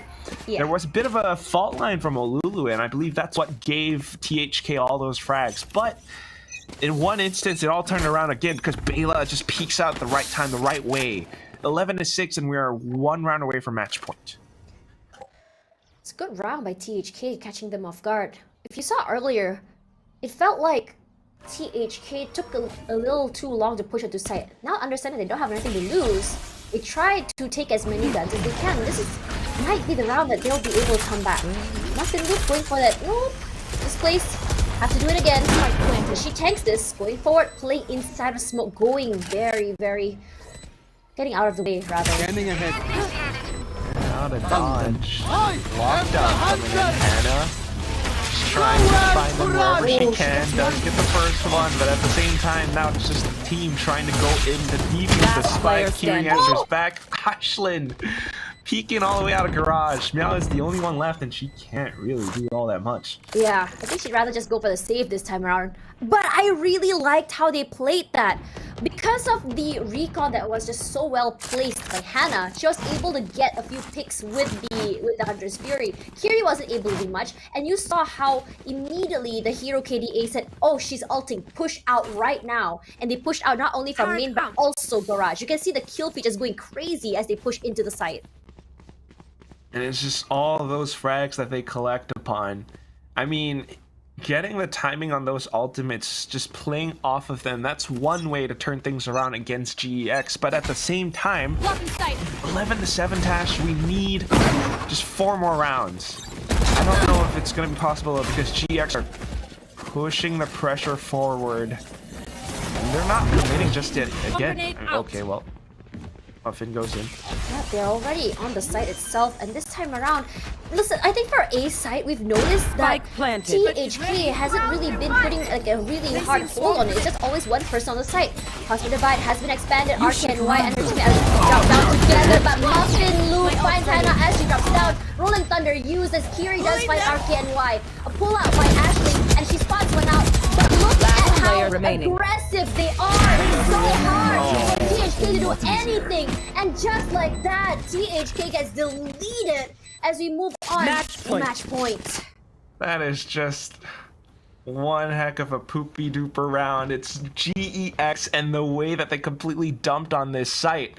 They went straight in, all of the utilities going their way, and THK not quite able to retake Dash. It's so unfortunate. They tried to go in with it, but with all the positions that G held, you know, up from Hell and just around A short itself, they couldn't really find answers to this. Hence the timeout being called now. You need 5 more rounds to turn things around, and it's really difficult. Every buy counts from this point forward, and you might have Olulu and Snow with her blades and the Rolling Thunder, but I'm not sure how much more they can hang on to this for. That said, even if they lose this, it's not all over, but you want that win. You want to go forward in the upper brackets. An upper bracket journey is definitely a lot easier compared to a lower bracket one.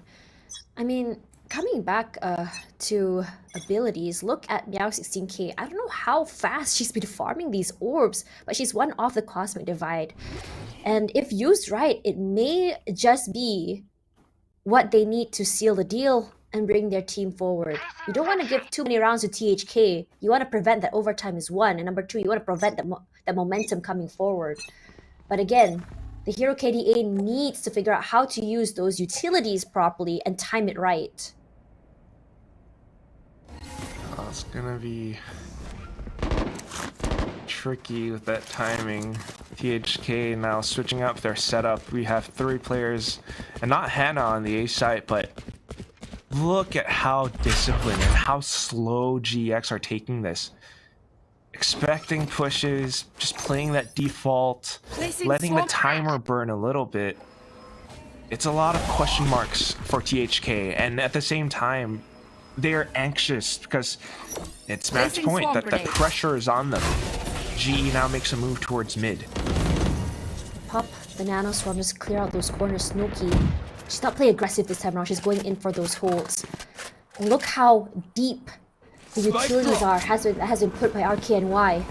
A main, sewers on the site itself. Smoking off sewers means that they have a little bit more wiggle room. No one's going to be peeking out from sewers. The bot does bot him out, and immediately you can see the rotations come through. Slow 30 seconds rotations.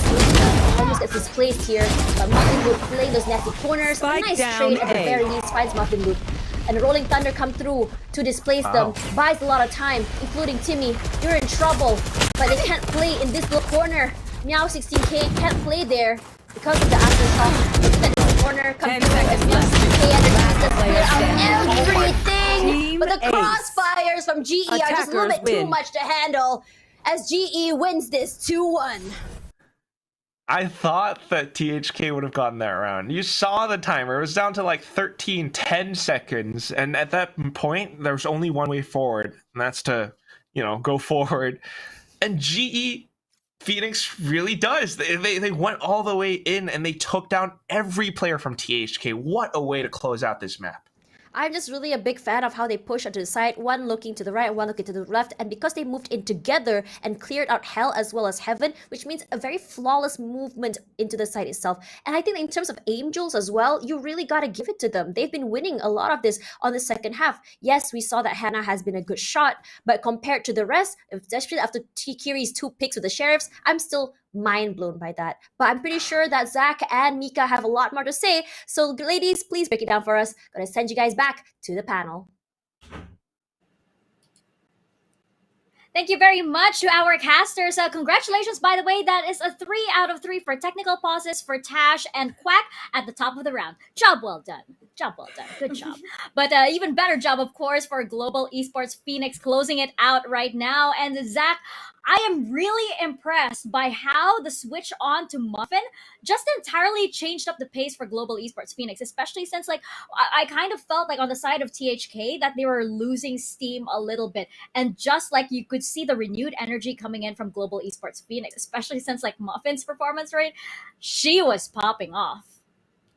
Yeah, some really, really crispy shots. You gotta hand it to Muffin, whatever gun she has, whether it's a ghost or a vandal or an operator, she just seems to connect every single one. But I think that on Haven in particular, it was an extremely team work focused map that we saw coming out of Global Esports. Like, for example, that last round that we saw, even though there were only 10 seconds left on the clock, they were so methodical and precise with how they were heading into the site, being able to find those trades, and just they didn't even need to get the spike down. It was just off of raw frags. In fact, I think that once GE switched over to attack, we saw 2 rounds coming in for the side of THK, one of which was GE's bonus round. So really, really good performance. And of course, if you look at the scoreboard, it tells kind of the entire story. Just a Muffin Loop diff coming in.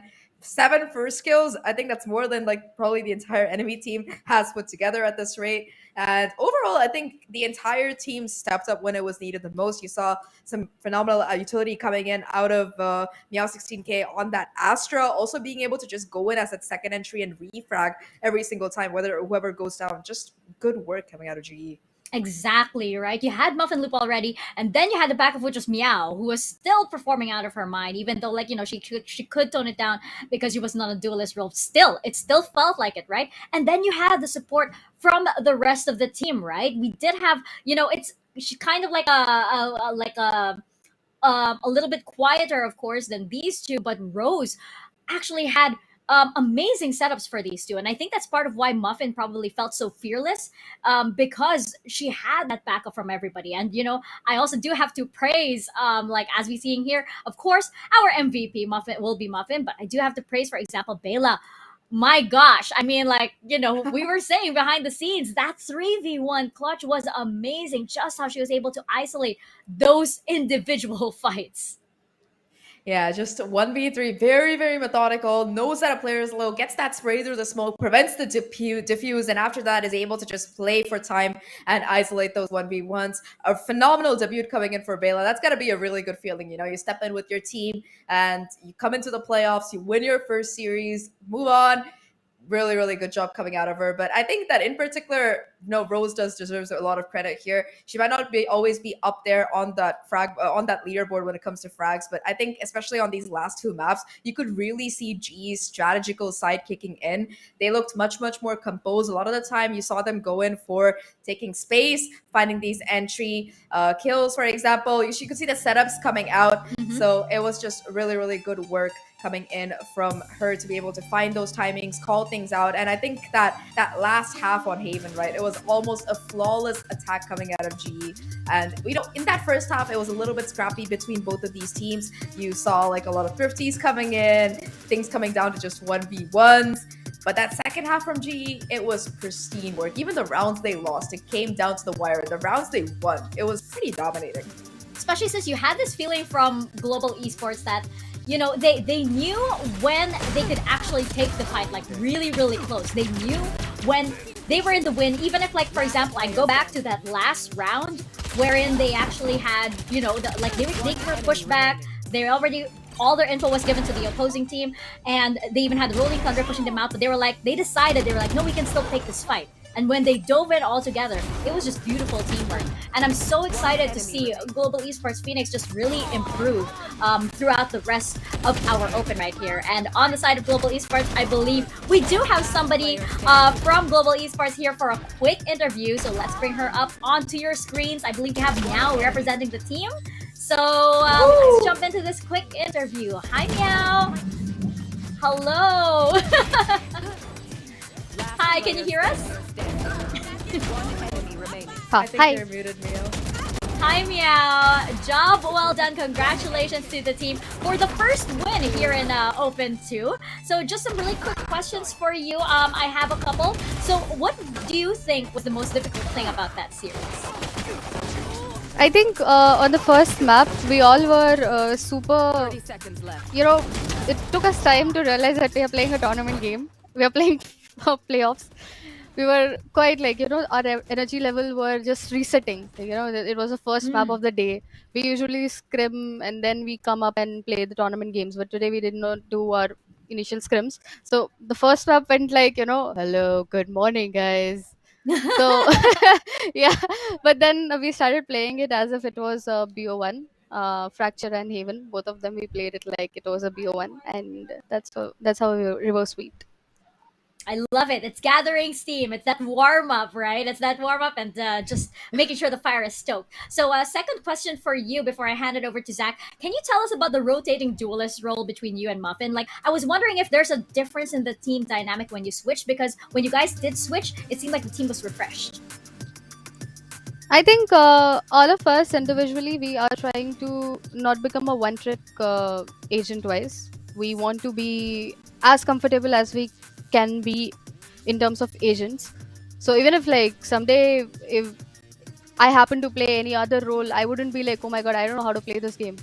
Even in case of emergencies, we don't know what can happen. So we are flexible enough in terms of our roles, and it's now I'm very used to playing. I think except for Sentinel, I'm playing all the other roles: initiator, duelist, and controller. Yeah.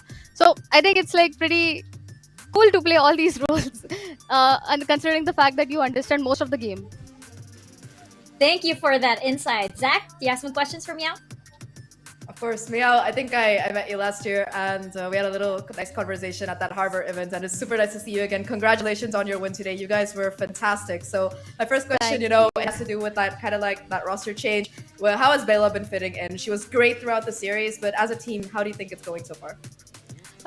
It was pretty unfortunate because due to some personal reasons, Hyphy couldn't step in main 5, and we had to do these changes pretty much like within 15 days of Open 2. Bella is trying her level best fitting in the in playing 5, and she's been doing really well. It's, you know, she's like, you know, it was her first tournament game, to be very honest. She was very nervous in first map and throughout the series, but with time, with maps, she's been performing amazing, and we really believe that in coming games she will be the one carrying all of us out. I mean, you saw the clutches that she has done today. She has great potential and experience that is coming in her way. I think it's going to be really great for our team as well. Yeah, I mean, today she was absolutely phenomenal. Really, really great debut coming out of her. And before we wrap this interview up, one last question. Your next matchup, it's going to be against SMG. So far, I think this year they haven't dropped a single map yet. Well, what do you think about your next matchup? It's going to be a very hard time for any team at this point to beat SMG. I mean, you have to do like a pretty good homework in terms of strategies as well as individual games as well. You have to step in incredibly well. I think we are just going to try our level best to, you know, play a good Valorant. Maybe we might even try to learn and adapt according to them. I will not promise that we will win or even take one map, because they are on a super high level right now. But I can only promise one thing, that in coming times we are definitely going to be the one team that will give a tough competition to SMG. G fighting. Thank you so much, Yeah. Mia. Thank And you. good luck for the rest of your tournament run. You guys were amazing today. Take that well-deserved rest. We'll see you again tomorrow. That's right. Thank you for joining Thank us. It's not you. impossible. Yeah. G fighting. Bye bye. Oh wow. I love her. Such an insightful interview. I just love how she was like able to give so much background into like how the team works and everything. It's amazing to think that they only had 15 days to prepare for this tournament. That this is Bella's first, like this is her debut, and she did wonderful. It was absolutely cracked coming out of her, and honestly, I have so much respect for Meow. She's been grinding the game since like it came out. She spearheaded that Asteria roster, and now she's here. She's still like putting in so much work, and I have so much respect for her as not just a player but also as a person. So it was like kind of like a fangirl moment for me to be able to like kind of interview her here. But you know, we're not done for the day. We do have one more banger series coming up, but I think before that, I think all of us need a very well-deserved break. So we'll be right back.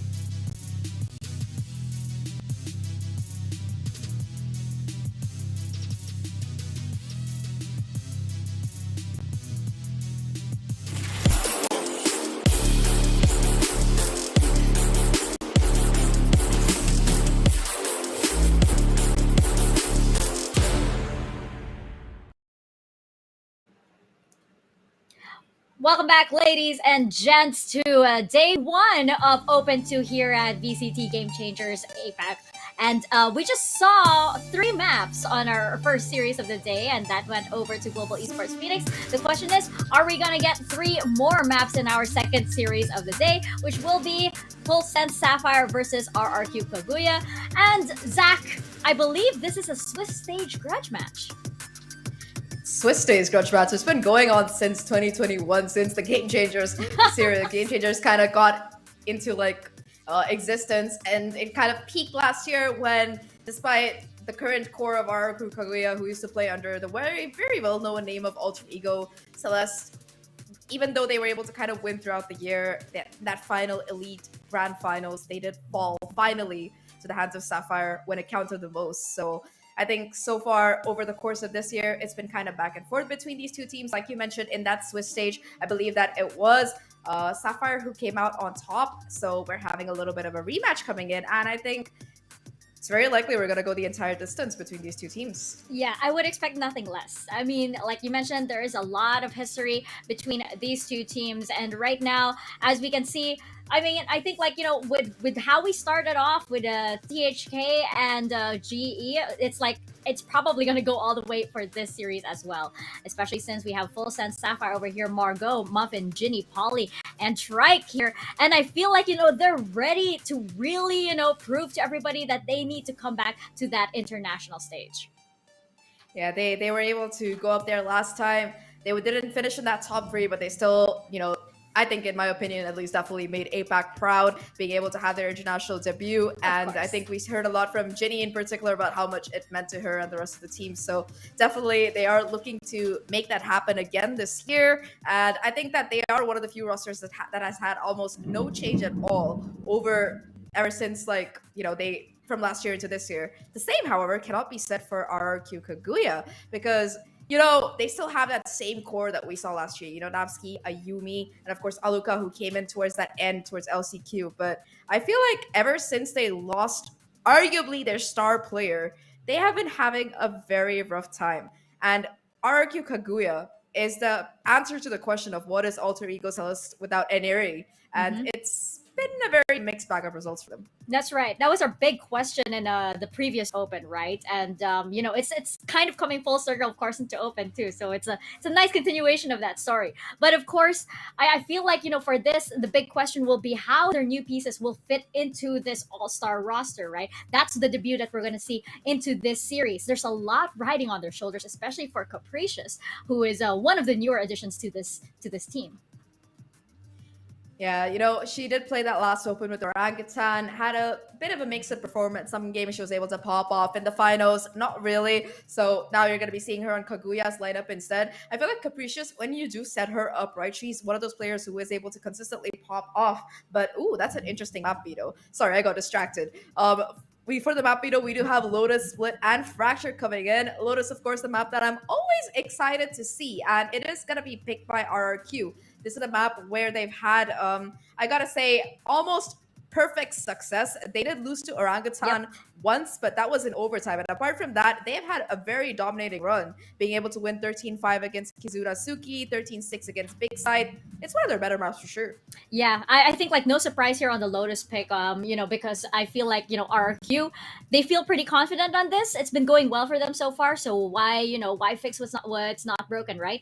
On the side of Split and Fracture, I feel like it's up in the air for both of these teams. I feel like it could go 50-50 at the moment, especially since, with regards to our earlier series, for example, we didn't exactly have a lot of information on how these teams, play these maps. But for this, both of them, have there's a lot of information on both of these maps for both of these teams. There's a lot of history, and there's stellar performances as well. So I don't know. I don't really know who this favors at this point, Zach. Ooh. Yeah, I think when it comes to Lotus, at least, I gotta say Kaguya, they've been very convincing on that particular one. But like you mentioned, the rest of the maps, who knows what they've been cooking on Split in particular. I think it was a couple days ago. I think I saw the most weirdest Split comp I have ever seen in my life.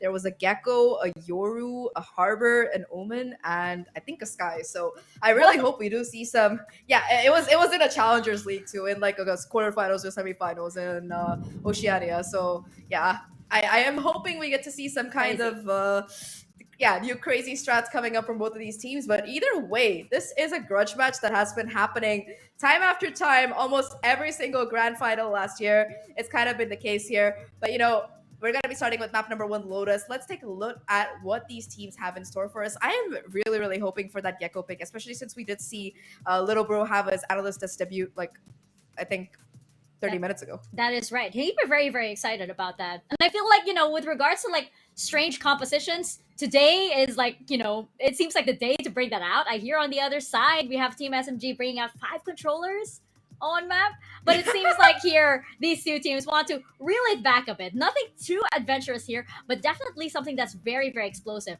I'm looking over on the side of RRQ here. They do have the Jet and the Raisin. You can definitely tell this is going to be Aluka and the Yumi right here. That duo definitely ready to take the fight to Sapphire. Yeah, like I know it says Ayumi twice. Ayumi's just that powerful, but don't worry, one of them is Aluka. I can attest for that. Apart from that, though, the double duelist coming in for Kaguya is pretty interesting, especially considering that they are starting off on defense. And Lotus in particular, it's a map that in the first 30 seconds at least, it's pretty attacker-sided when it comes to ult orbs. You can really farm up those ultimates and stuff. But after that time elapses, it could genuinely swing either way. And it's going to come down to how Kaguya can really get kind of map control after that kind of starting elapses. And I'm really excited to see that. But for that, we're going to have to toss it to our wonderful casters for the day. Once again, Quack and Tash. Go ahead. Catching it. Okay, got it. Thank you very much, Mika and Zach. And we are now here for the second series of the night. And I can say that this is the most exciting one. Because honestly, I expect these two to hopefully make it to the grand finals. It's FULLSENSE, Sapphire, alongside our favorites, RRQ Kaguya, coming forward. And Quack, I know you have a lot to say about them. I mean, how long have we been seeing or watching these two teams, right? These 10... Well, not 10 anymore now that we have Capricious in as well. It's 11 girls. They've been growing so much ever since the inception of Game Changers. Even before Game Changers was the thing, when it was just FSL Opens. I don't know if you remember that, but yeah. Like, they've been around the scene for such a long time, and they've gone through so many changes. Now, this could be a really different evolution coming into this map. Lotus, we've seen the aggression, that firepower, just... Zach joking about it. 2 Ayumis on the side of RRQ Kaguya. Double duelist setup. You know it could be good, but you also know that FS Sapphire, FULLSENSE Sapphire, this team took down Alter Ego Celeste last year. This team went to the international and they got a lot more experience. They must have played against like G2 and everything G2 goes in, and now maybe a little bit more control, because guess what? It's a different agent composition. They're playing the same thing that they played in the group stages, but double controller is what I'm looking at for FSS. Was it to Ayumi name intentional? You know what? Let's just put that aside. Because in this situation, A route is where RRQ wants to establish dominance at, and I don't blame them, because taking away that space can prove very, very well in their favor. But FULLSENSE going straight to a B site, and it's a very quick one. But the problem with B site is that for the post plant, holding it is very, very hard, as Aluka makes her way onto the top mini, smacking Muffin's head away. Margot the paranoia moves out of the way, but how to do that when you have a random nasty Muffin straight up your face? As Aluka rushes forward, finds Ginny, and now it's all down to Baby CZ. What can you do? She's just stuck there. It's gonna be a very clean round here for our RQ. Damn. I mean, this is exactly... I mean, I'm surprised, but also this is exactly what you expect from RRQ Kaguya. The way that they just kind of not even rushed in. They slowly made their way towards the B site, surrounded it first, and then took those duels decisively, peeking out, being ready to shoot at the same time. I don't know if FSS kind of expected that, and although they were holding the angle, surely they weren't able to hold the site. They might have gotten the plant, but not the round win afterwards. They are going to be able to buy up some sheriffs. It's going to be expensive, but still, can they turn this around is the question. It's going to be RRQ Kaguya with their buys, and they're getting a lot of forward control over the map. Bess's Trailblazer does get destroyed, so it gives an idea that someone is playing toward A. This time around, Spike will be slowly making his way towards C side, playing around Mount. Here, Aluka with that Marshall will deter them from pushing straight into B. Capricious, here's the sounds, and this time around, she pulls all her utility down. Look at that one-way coming forward as well from Cypher. Yeah, Navsky just extra cover for Capricious right now. And that's going to force FULLSENSE Sapphire back.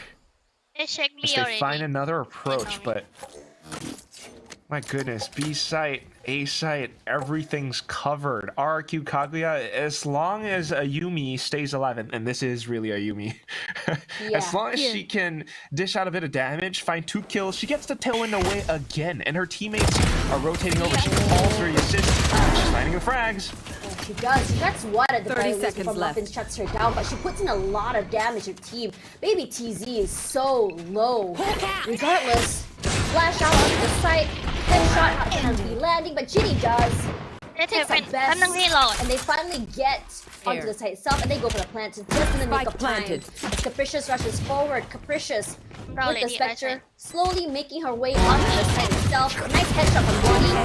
No! Ginny lands 3 already with just the Sheriff. Navsky trying to make it work. 11 HP left, but Ginny did not even move, bringing 4 with just a Sheriff. With just a Sheriff Tash, that is crazy. So much space being taken away just because Ayumi was pulled back down from the top of that rubble. And then FSS continued to push into the site. They held those angles, they found those shots, and RRQ, despite trying to go into the retake, they got read like a book. I'm gonna be honest. Those angles being held so well and finding every single one of those, trading for her team, Ginny does it all. And because of that, she has her Seekers now. She has the buys, and this completely ruptures RRQ's economy. What are RRQ? They've done some massive plays, just like Ginny with the Sheriffs. But this time around, it's gonna be a more aggressive stance coming forward. Ayumi not play aggressive on A, but instead play with her teammates instead. A one-way as well as this smoke will at least deny some space. But the Trailblazer does tag onto Navsky. She has to move out of her way. She's not deterred at all. A flash as well, and she's pushed straight out of the site. Her teammates will be rotating forward. Gets a top out, at least for Navsky. Plant comes through. But the question now is whether or not they'll become able to come onto the site. Flash pushing out, but Muffin gets 2 with the Vandal. Player standing. Clean around from FSS. Flawless, in fact. And RRQ this time around will be able to go for the buys. Just completely turns things around. I mean, Muffin holding it, Pauly holding it as well. Double kills on both sides. Sustaining minimal damage. I mean, not even minimal. They don't really lose all that much. Maybe just shields, but they get to buy that back up instantly.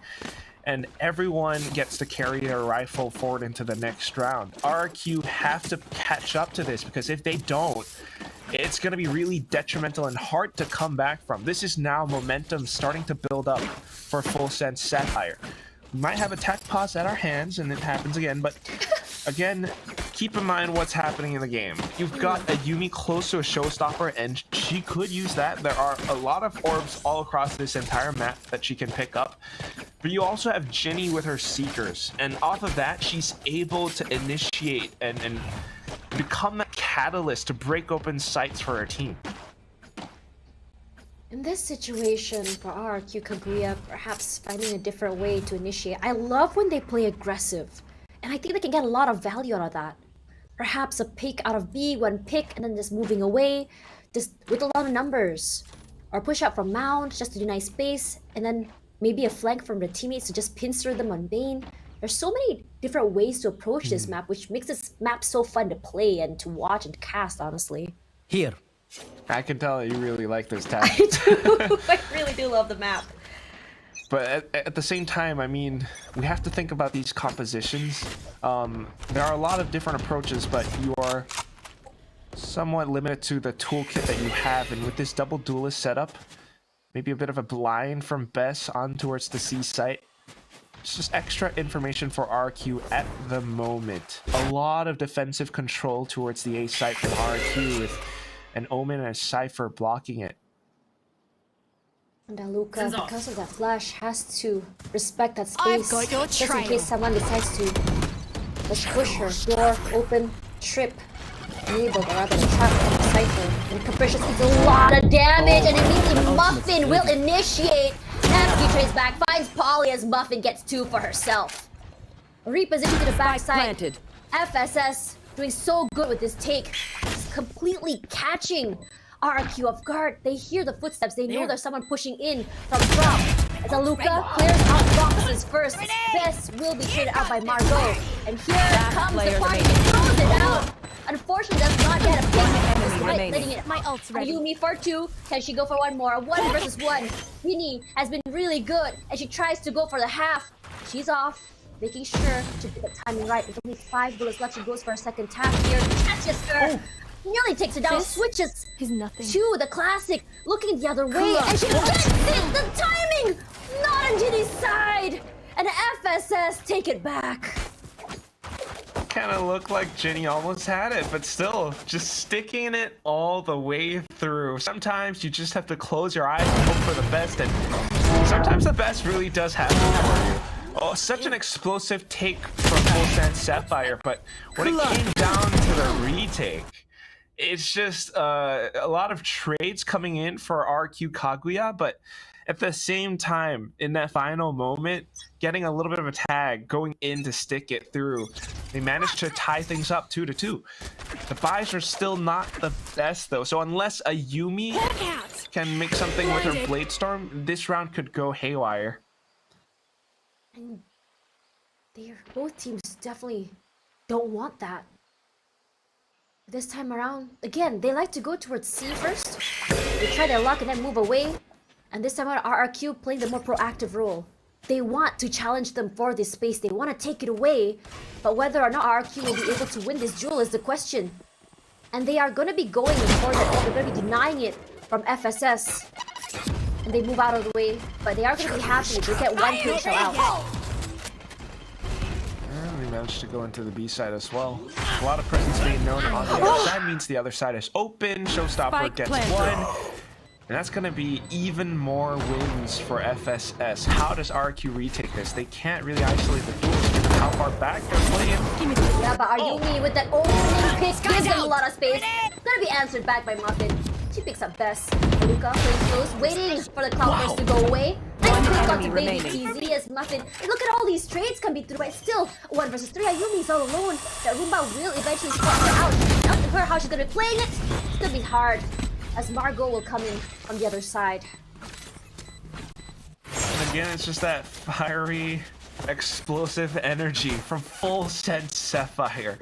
You start things with, you know, a bit of a careful push and pull, but then just deciding to go straight into the B site, recognizing that, hey, if they're pushing out of C, that means that some other side is going to be less fortified, and it's probably going to be. And they managed to make it clear. They push further in as well. That just gives them so much more space to play with that the retake was not meant to be. So now 2-3. It's a lot of momentum for FULLSENSE Sapphire, Tash. Look at how much money they have versus what RQ has. It's just so rough for RQ Kagura. Because FULLSENSE is okay with taking their time getting onto the site. So because there's 3 sites, it's really hard for them to really figure out where exactly are we going to go for that hold. Rotation-wise has been hard as well because of how aggressively FULLSENSE has been pushing out to take up that space. So sometimes in the mid-rotations, they get caught out as well. this technical pause might be a little bit of the cooldown both teams need.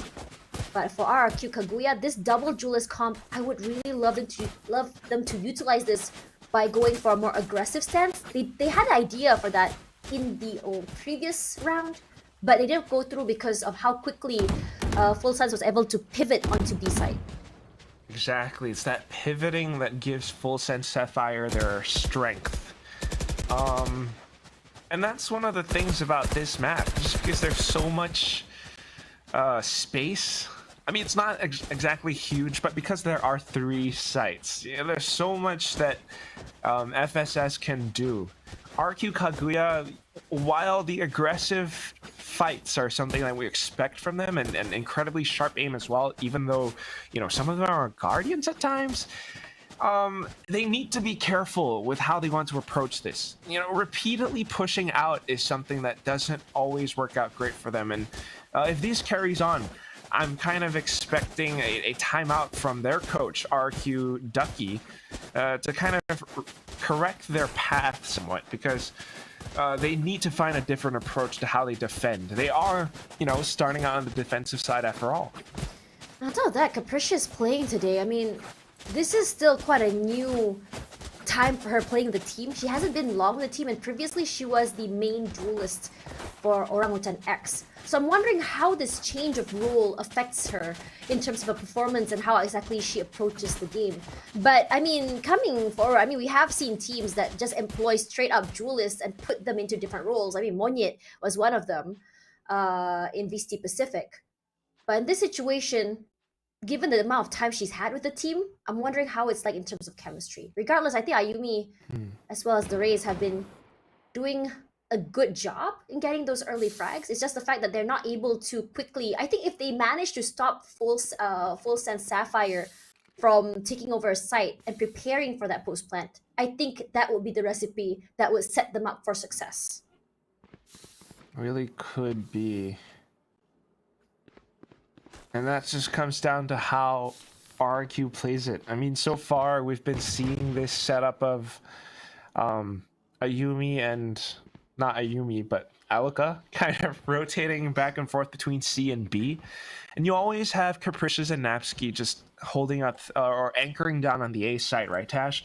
Sometimes they're able to go in with a slightly more aggressive push, maybe, and having Ayumi take control over Rubble is something that gives them a bit more space. But that doesn't happen every round, and especially not in rounds where they don't have that firepower, where they can't afford this entire arsenal of Vandals or Phantoms. So that's kind of what they have to work with right now. Maybe a couple of ultimates, but I don't know if you want to commit them to this round specifically. So, you know, just got to be a little bit more careful. Meanwhile, FSS are having the time of their lives, finding ways to just proactively come back into rounds. Yeah. The thing about B side is that if you allow for FSS to prepare for that, I would say those post plants, is that I don't know if you've noticed, but the crossfires have been very massive on how exactly they played it. Either they'll have 2 on B top and then 1 toward the A link, or they'll have maybe someone push out toward waterfall, clear that out, and then just hold and watch main. So because of how they're already holding, and it's so very tight, B side that is, that a lot of utilities can just easily flush RRQ from getting onto the site itself. But a tech pause looks like it's been resolved. I'm really hoping that we'll be able to see what exactly RRQ has in mind for their play. Well, they're trying to get info out by C, but it's not meant to be. FSS, sensing that presence, are now rotating into 3 players on the A site. It's 3 players with Sheriff, so I don't know if it's going to be very effective. I mean, we've seen some insane Sheriff shots by Jimmy. Really hoping for that answer from RRQ. A top up from my teammate just allows them to reset for a little while, and they said, okay, it's possibly a lot of people on A who don't really want to go by it. It's a choke after all, running straight towards C.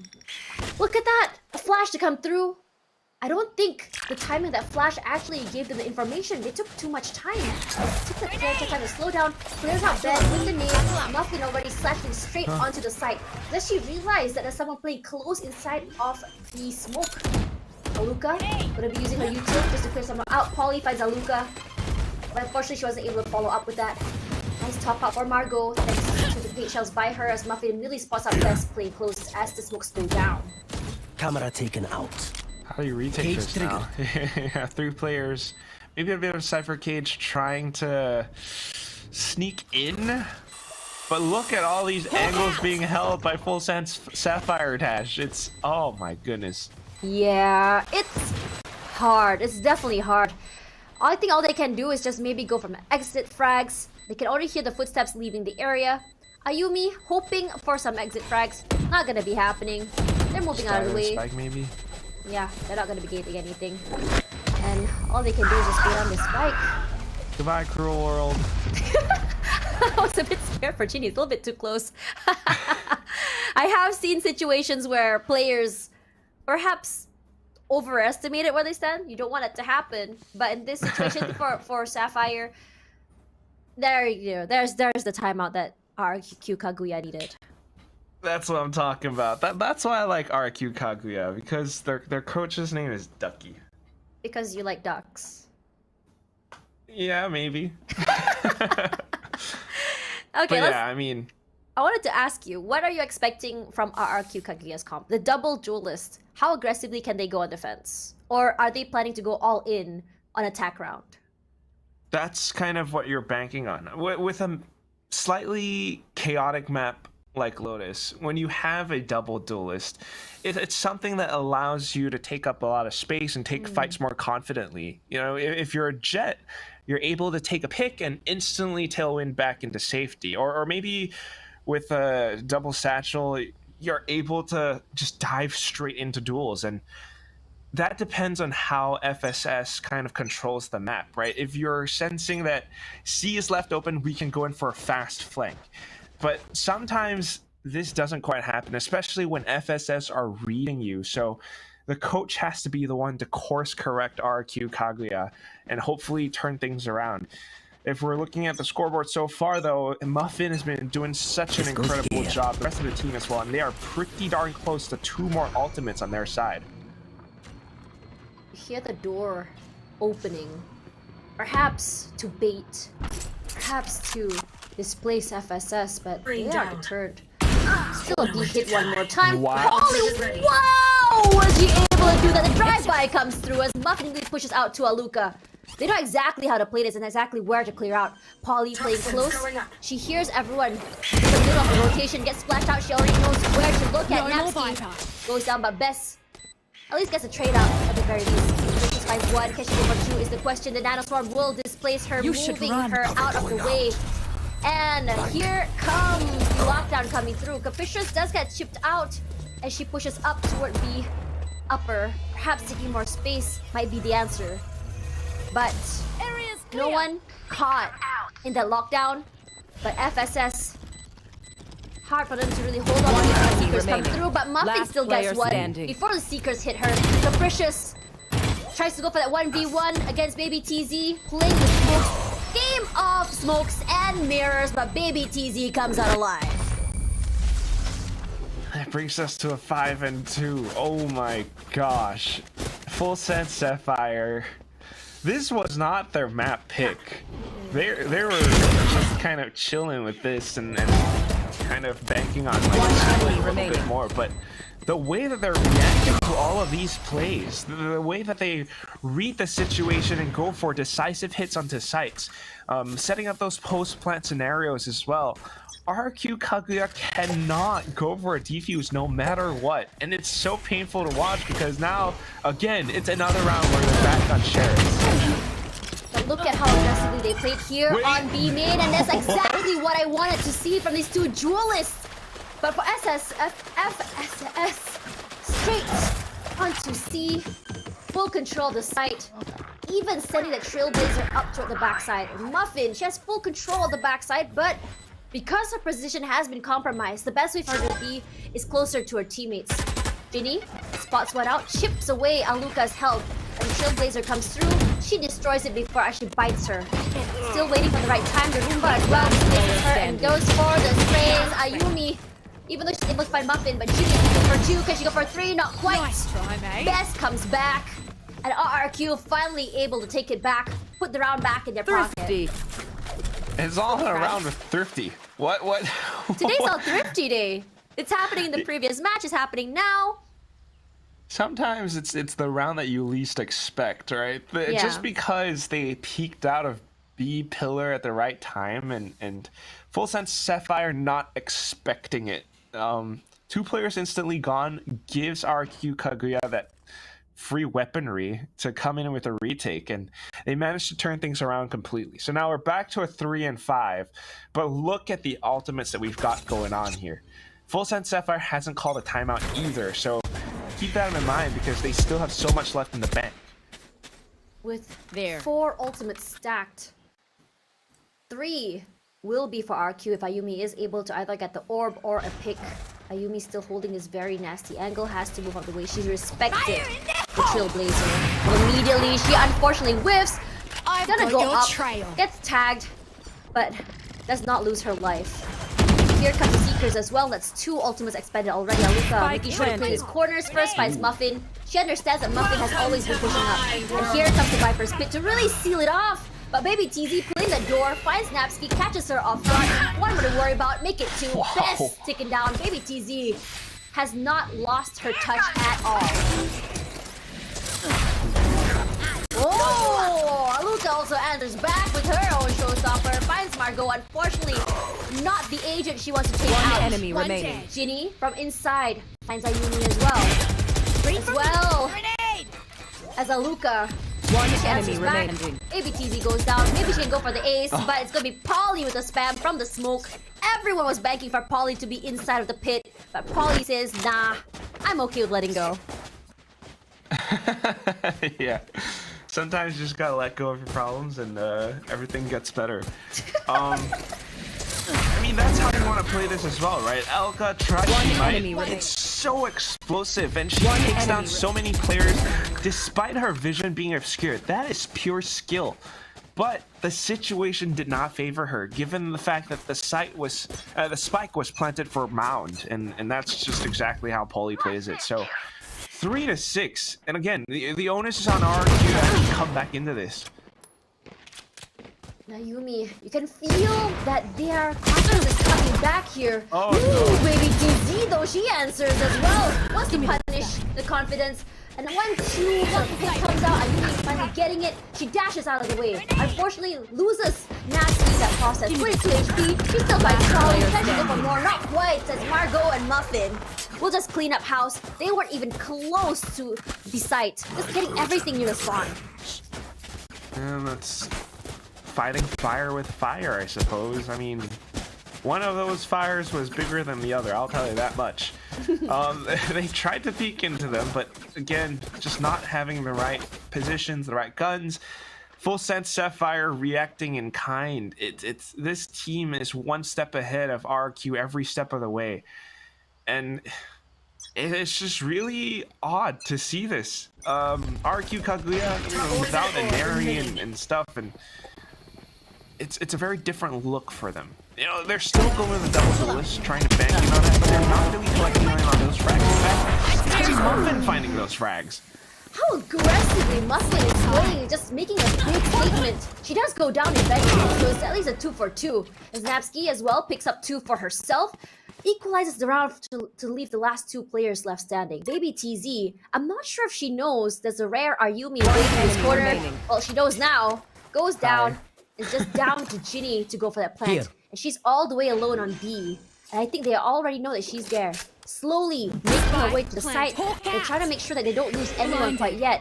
They know that they're coming in from B upper, but they don't know how many people. And I think that's one problem that you don't know in terms of the guiding light. They swap the weapons out for a little while. You don't want to hold on to the op, at least until they have cleared everything out. You don't think they know where she is. They go for defuse. Here's the hawk. They know exactly where she is. Spray outs coming forward. Ginny has been really good with these holes. They try to get it to half. She sprays through, and then finally, she does not get it. Ayumi just says, "Excuse me, I'm defusing." Outplayed, and yeah, you're right. Ayumi's got good manners, huh? Yeah, she does. Last round She didn't before move the until she switch. saw her. Just moves her out of the way. That's smart as well. I mean, first, you know, you really have to admire and respect how both these teams play. A lot of trades in the initial start, and yes, Ayumi with the operator, but she does swap that off for a Vandal. And then trying to play off of her teammates. You expected Ginny to maybe push out of that door position. Ginny did not, but even then, playing off of her own cloudburst, Ayumi manages to turn an unwinnable situation around. 4-7, and it's not over yet for RQ Kagura, but what? 1 HP. Yeah. She survives by the skin of her teeth. Moves backward. But they're just waiting for the right time. I think because Ayumi had shown that she was already there, they're taking a very slow push onto the side. If they can challenge it, they even smoke it out here just to give them a little bit more space. Gonna flush them out with the lockdown. They know the Capricious will be near bend. Another smoke will come through. They just spray completely out. With only 1 HP left, Ayumi has to go for the top out. A quicker position. She gets detained at the very last second, but close enough that her teammates can actually provide her support and cover. Napsky as well was detained. Now slowly they'll make their way into the site. I'm not really a big fan of coming in from top side here because it's such a big choke. Seekers at least will displace them at the very least. Ayumi knows exactly she is, and she's playing with the judge. So nasty. Polly answers, fights best as Margot, Ayumi, vulnerable. Dash onto the side, goes down. Sapphire, very good one by FSS. I've got Ginny your trying to go for a top Last of a player heal. standing. Another Seeker already out. Ginny has been farming. Those kills, those picks. Aluka good for 1. Can she go for 2? They know where exactly she is. If she goes for 2, can she go for more? Player HP. Yes, she does it at 4. No, not more than that. Polly saves it. And that will be the end of 4-8 half in favor of FSS. 4-8 half on your map pick. That cannot feel good, but such a good attempt from Alika still, despite all of those odds against her. I mean, it's such a good attempt, but when you look at how they actually try to hold it post-plant, or I mean, how they actually go in for the retake, you can see synergy and how they peak together and not quite there. Ayumi dashing up, but not following through on it. So a little bit unfortunate, but Tash, that's a 4-8. Yep, a 4-8, and I think Zahk, as well as Mika, has a lot to tell us about that match because that was bombastic. Take it away, ladies. Bombastic indeed. I mean, that scoreline on the map pick of RRQ. FSS, I realize it's like, this is a tongue twist. RRQ, FSS. Okay, we're gonna get through it. But FSS, they really did their homework. I think they kind of suspected that Lotus was gonna come up and how much of a comfort pick it is for RRQ Kagura. And they decided, okay, we're gonna fight you on your home court. Yeah, they were just steamrolling quite literally. And, you know, it's so important when you're setting up that post plan on a map like Lotus, especially when you're hitting the B side as often as Sapphire were, to be able to take up a lot of space. And you saw them consistently being able to do that. And if you look at that scoreline, I know it says 4-8, but it could have easily been 10-2 because one of those rounds was a ninja defuse and the other came down to a 1v1 that I think towards the end, Ginny ran out of bullets. And talking about Ginny, she has been so phenomenal. I think she popped the Seekers like 4 times or 5 times over the course of that half. So she was just farming those ults and kills. She has been playing so well throughout this half, and I just have to say, the full sense post plans are so good. They're just like, you know, you have a few of them that are going to play close, so it's like you can even get to the spike, sure, and then you have the insurance policy of like having a few of them, you know, playing off angles and playing off the side. So it's so complicated. You're gonna have to make sure you have to get through all of them before you can even try to get that defuse. That's why it's so tricky. You can't let them plant the spike, otherwise it's just gonna get harder and harder for you. Yeah, but now, this is where I think Kagura really have to step it up. They do have that double duelist comp, and if Sapphire were able to pop off with just one duelist in their arsenal and find so much value, I think that if Ayumi as well as Aluka can kind of be the powerhouse of their team that they've proven to be in the past, it might be what they need to make up for this round deficit. But hey, we have the second half heading in soon. Let's take it down with Tash and Quack.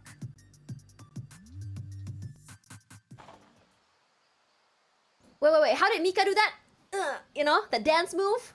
I'm gonna copy that. Gonna find her later. But coming back into the game, a 4-8 half, not the worst in all things granted, because this is where RRQ is most likely to pop off because of their double duelist comp.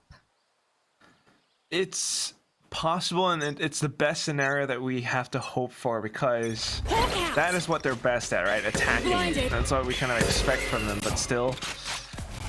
FULLSENSE Sapphire now controlling the map, reading the situation. Look at how they're holed up on the other side of this smoke. This is very aggressive hold, honestly. Immediately Trailblazer was deleted by Ginny, so at least Baby TZ has some space to move if she wants to go for the cross. But instead of just holding there, she's gonna move out of the way. And Aluka, because she's clearing behind that box, oh my god, if she stayed there, she would have been done and dusted.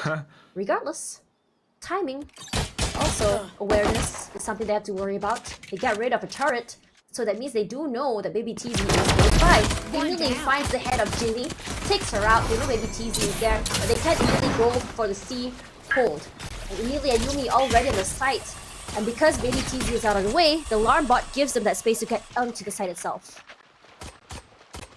So they're gonna be able to get the spike planted, but the question is, how does FSS push out this? Spike planted. Just push out from the smoke is what you want to do. With Muffin and Baby TZ crossing together, it looks so very well. The Precious does find one, but Margot will be correct. You're out!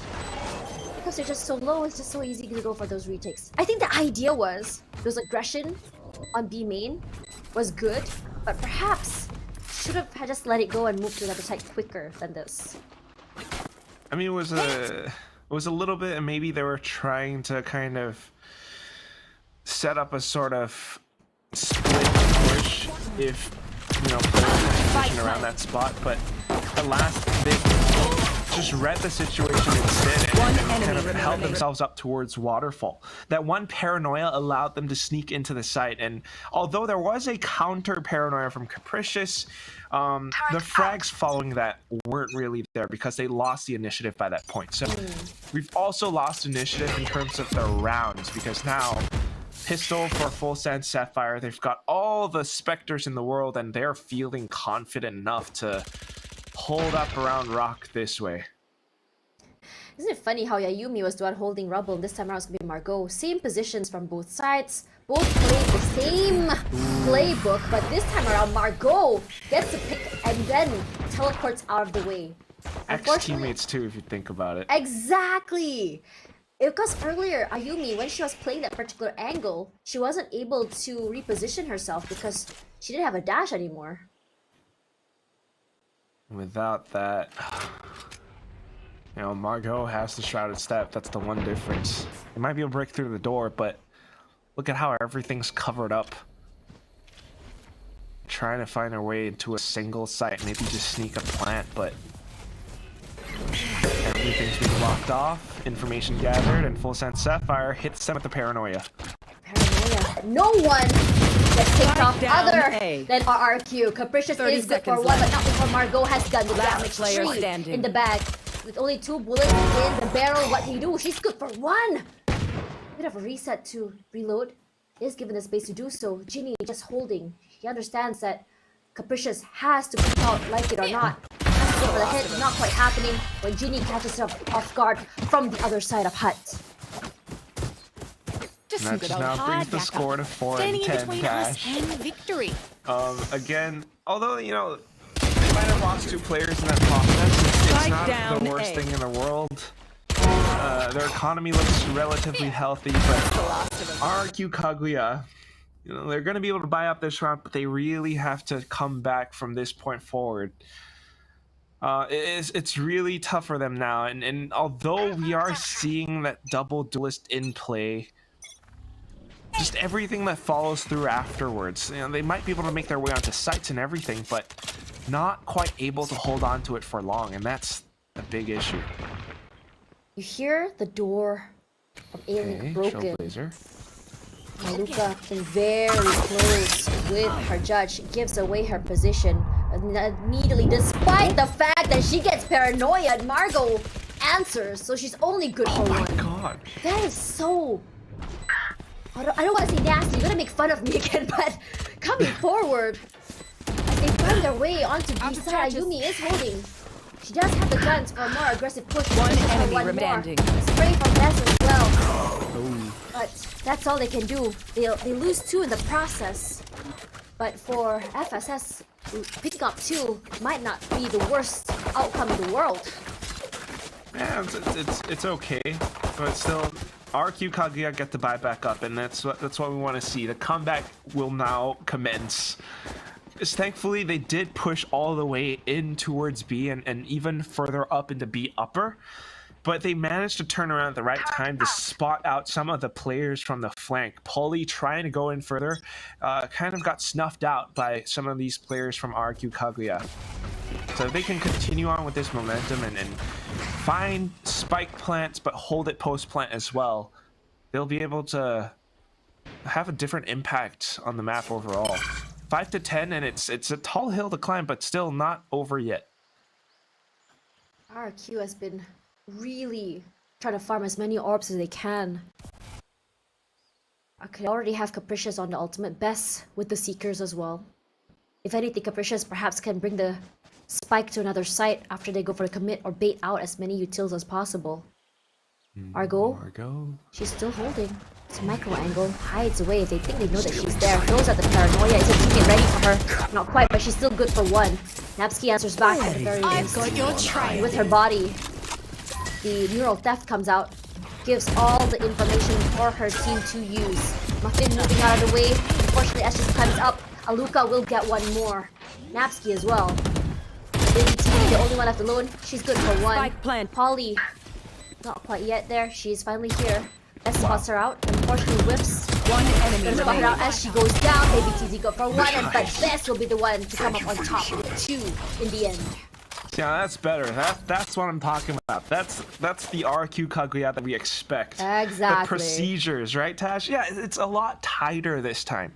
The way that they kind of held up towards A and then pushed together at the same time. Elga actually double satcheling in, and her teammates, everyone follow through on it. They're able to collect up on so much space that someone even goes further into drop and sees Polly's head before she even drops down. So this is what we need more of from RQ Kaguya.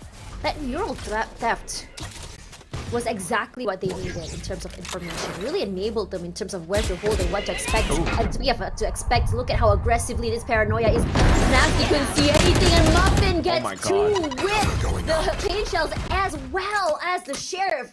Capricious does get her in the end, but damage done. They lose 2 for 1. In this situation with the man advantage, FSS looking to find a way to capitalize on this. They do have A on hold. Aluka, at least she's gonna try and get this orb, and it gives her her ultimate, the showstopper. If she gets the right corner, she can be lucky enough to get 2 to equalize the number of people in the team.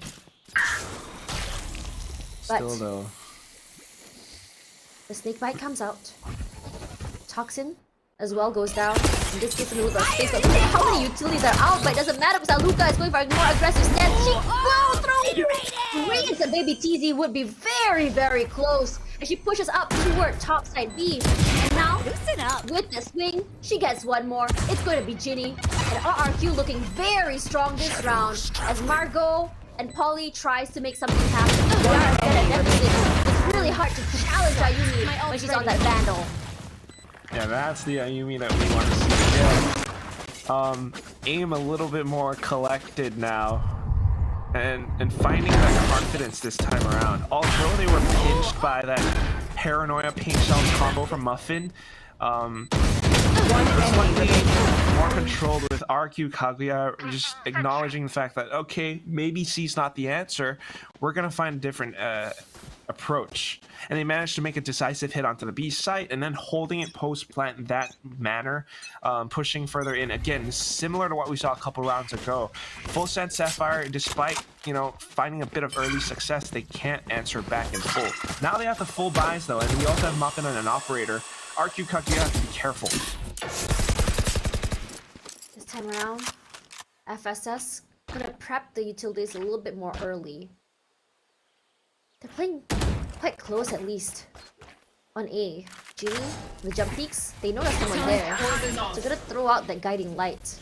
So for FULLSENSE, having Polly here means that if the timing is right, she can immediately break the door or swing out if she wants to. And on the op this time around will be Muffin. I think she knows that with the Cypher, there's always gonna be someone lurking. One pick is all they need!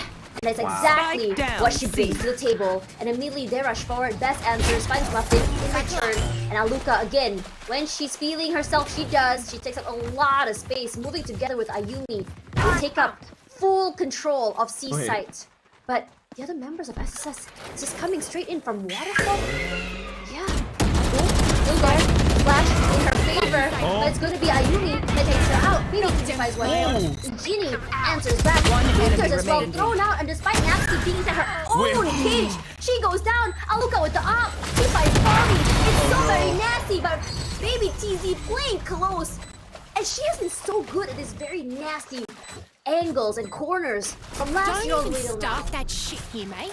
Yeah, just with the operator alone, I mean, she got some of those flicks and a couple of picks up, but not sure if holding it after that point was the best decision. You can see that how Trike or Baby TZ was holding it in the site. She's using this smoke to kind of obscure herself for a further second, and knowing where she would be positioned afterwards, instantly strikes after. And this brings FULLSENSE Sapphire to 11-7.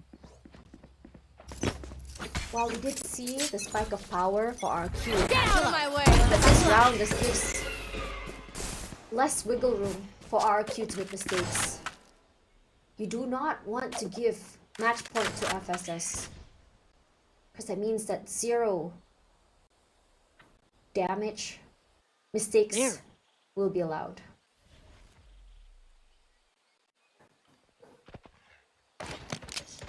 Just kind of waiting, the Trailblazer going up to get a little bit of information, but it's instantly smoked off again. Margot blocking off the A site. I don't know if RQ Kagura wants to explode into this, but they're certainly gonna try. Ayumi setting it up. They do have the Seekers, Ayumi with the blades and Capricious with the ultimate. Capricious really finds Margot as Ayumi goes big, finds Polly. She does eventually go down to Ginny, but it's gonna be Aluka that trades back and answers. Now it's down to Muffin and maybe TZ. An op, a Vandal, to clear out those nasty angles.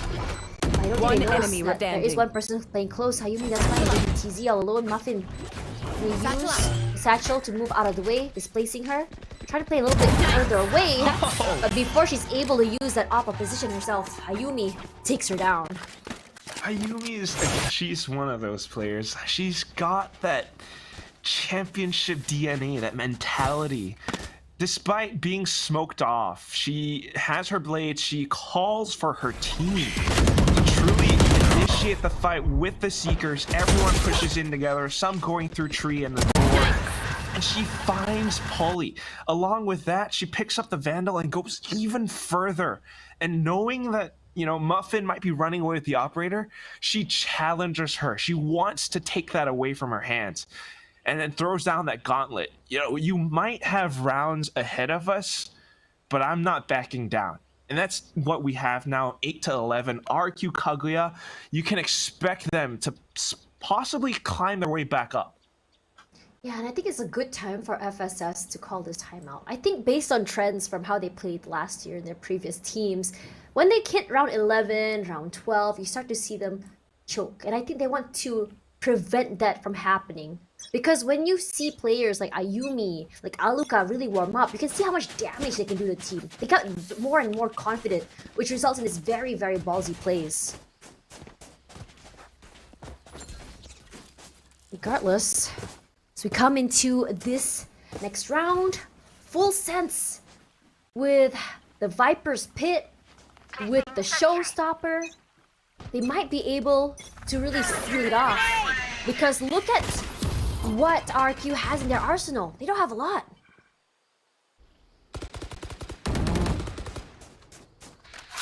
Not all that much, but again, keep in mind they have the rounds, and they are kind of putting up walls all around this map. Viper's Pit up by B, and then Toxic Screen towards the A site. Yeah, and they know where Polly is as well. Gets a top up. That Roomba does a lot of damage. But Natsuki with the ultimate, she's trying to get one more for that neural theft. And Bess just gonna flash out the area. Baby TZ just still holding. Try to throw that nade forward to make sure that she can clear out back some time. The Showstopper does find Ayumi, taking out one of the firepowers. Lucas Pain Shells does a lot of impact to Muffin, to Ginny. And that's exactly what they need to bring this back in their hands. As Polly down to 30 HP, waiting for her teammates to teleport onto site, not teleport, to come onto the site with her. Forward, Best finds one, but Napsky with that swing out. Aluka not allowing Margot to even complete that teleport. What did I say? This is RQ Kaguya coming back. I mean, oh my goodness, Tash. Aluka... The paint shell placement was so good that it actually, although it might have been meant for something else, it found two players. And off of that, she gets instantly a second one. She just throws that in. Capricious teleports into the side off of it and manages to stick a plant. Everyone continues to explode off of it, and FULLSENSE Sapphire couldn't fight back. Now, this is one of their last stands. They've almost all got light shields, and they're trying to find a different approach.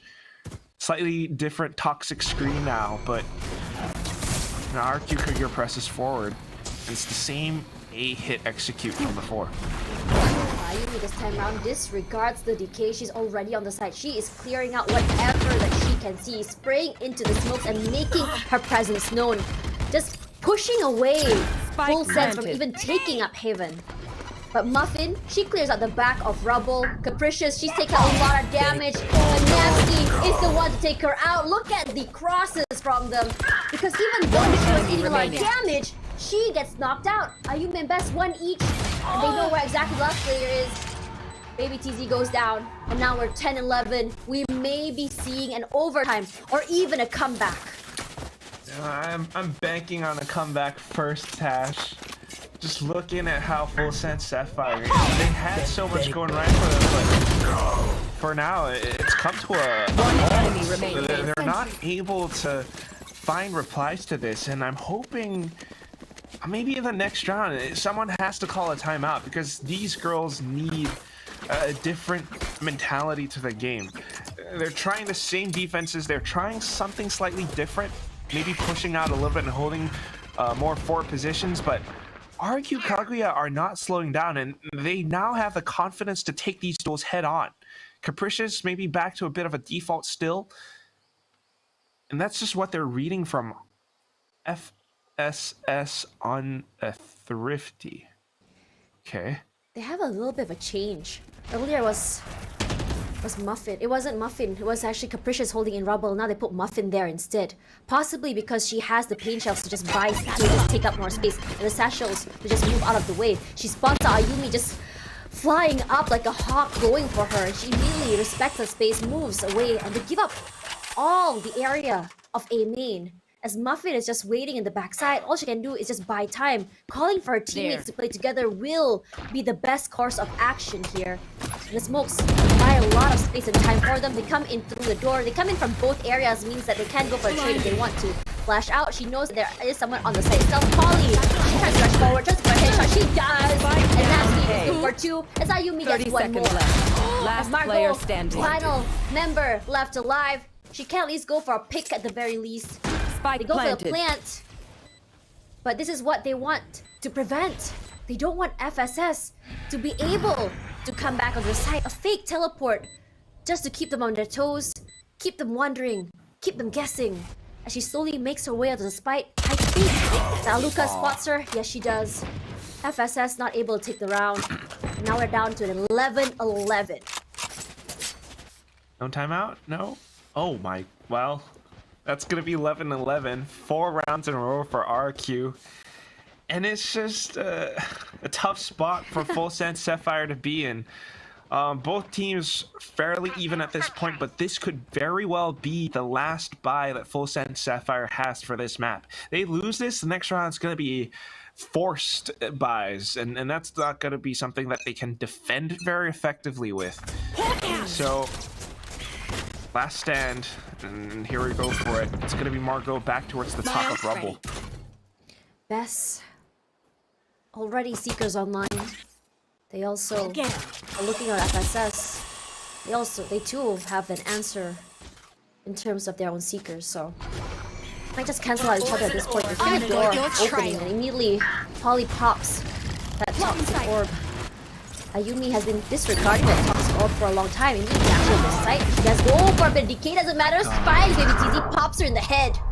Very quickly she reacts to that. You see a quick teleport from FSS. Making their way to the site. This smoke is just so deep. It's very, very high as well. You can't peek over it. Nades come up from both sides. Paranoia, it might die in this spots of Margot. And Ayumi is aware the Polly is gonna be there. 4 already she picks up. As Ginny, the final member left alive. She goes in, and we do see our ace for today. That's the first ace of the day on this main stream. 12-11. It's match point for RQ Kagura. What an explosive round for Ayumi. Dashing and becoming one with the wind herself. She even sneaked herself into a little corner where she sees a sliver of Margot, saw the paranoia being sent out, and knew exactly when to click.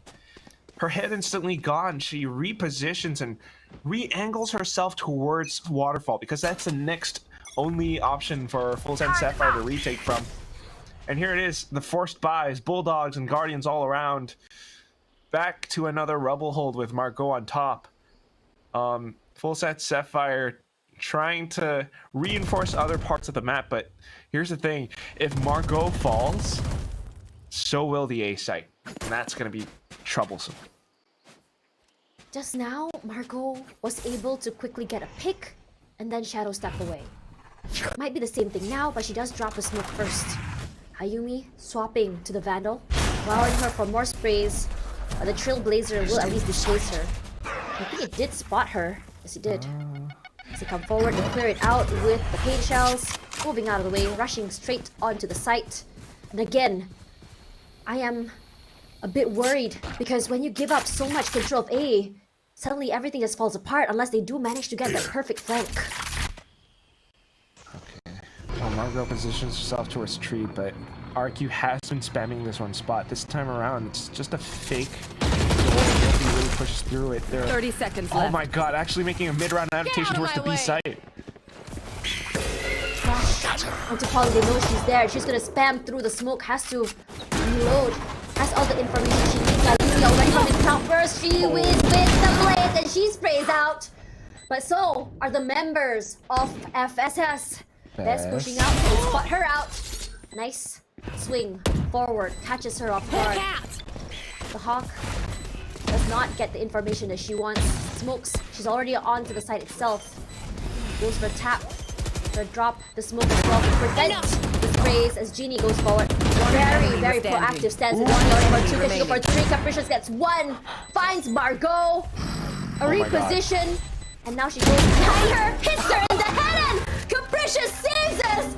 We are gonna be going to an overtime! Switching sides. Well, overtime.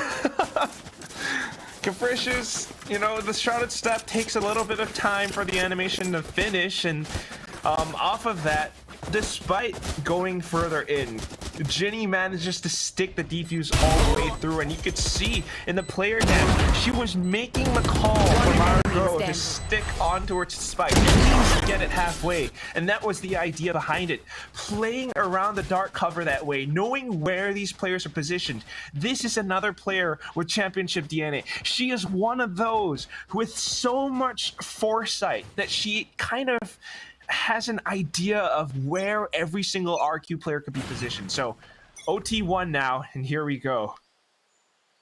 This time around, RQ on the defense. We saw earlier that RQ was really struggling on this half. Muffin getting the ultimate orb first. All she needs just 2 picks to bring her ultimate online.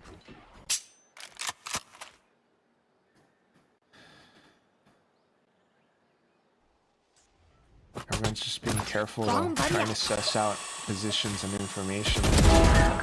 Immediately, Muffin just moves and swings out with those Yutos. I love this very aggressive plays coming out. Fortunately, she gets tagged by the cam, sprays through the cage. Because of that height advantage, they are One enemy remaining. But baby TZ does get tagged herself with the paint shells from Muffin. Last person left standing. She wants a miracle play to come through, but it's gonna be hard. They know exactly what she's coming from. Not a lot of time for her to get to this rotate as well. And as the Trailblazer comes out, clearing out most of the site, at least she knows there's a little bit of space for her to work with. But it's scary when she walks in, because there's so many possible angles she has to look for. And the positions of FSS is just so far away. The nade was popped. It was a great play to bait those out. As she pushes out toward main, they know that she's close. And it gives away her position. Toward Waterfall, she knows she's there. Trying to find those angles, but baby TZ's last moment swing gives FSS this first OT. Switching sides. As we would have it, Match point. for both teams, with their plays on Lotus seemingly a little bit more attack-sided, just able to kind of explode onto the site again. You know, you just have Muffin leading the charge, everyone to follow in off of it, and they're able to instantly dismiss that first player who was trying to defend that angle on the B side itself. But afterwards, you can see how they hold it post-plant, Tash. And it's just really smart and really confident plays from FULLSENSE Sapphire. They know that there's that much space between them and the spike that, you know, I could just hold all the way from outside of pillars. If someone tries to stick the defuse, I'll have enough time to run in. They might be able to get it halfway, but with 2 players on my side, FULLSENSE Sapphire had that round in the back all the way through. So on to the next one. Now they have the timeout. Coach Obi has full faith in all of these girls that we're going to see how they approach this on their defensive side.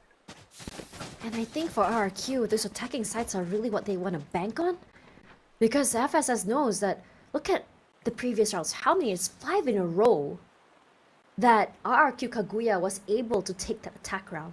So which is why this timeout was called. How exactly do we stop the aggression coming in from Mayumi and Aluka? How do we stop these very nasty flanks from Napski? The aggressive push here, you can see that even the guiding light used toward C as Aluka uses her main shells has been doing a lot of impact. And Polly down to 14 HP left, immediately jumping up, but baby TZ's turret is going to find Ayumi. But baby TZ, she knows exactly what she can do with the decay coming in from a teammate. Capricious still holding. Polly is so very low. Best will be the one to take her out. They're swinging out together, not allowing the space to be taken away. As Napski, not allowing anyone to push out from Waterfall. You want to make sure that no one goes down. So hard to go for that plan. As Sparkle swings out, finds Napski, and Best answers back. Best is 78 HP, playing Hanger on a Rosie. With that killer, it works so very well, and Ginny comes back alive! And FULLSENSE takes map 1 away from RRQ Kagura. Again, it's FULLSENSE Sapphire. It's Ginny. Look at her. She was saying something to the camera at the end of that clutch, and she just has so much confidence inside of her.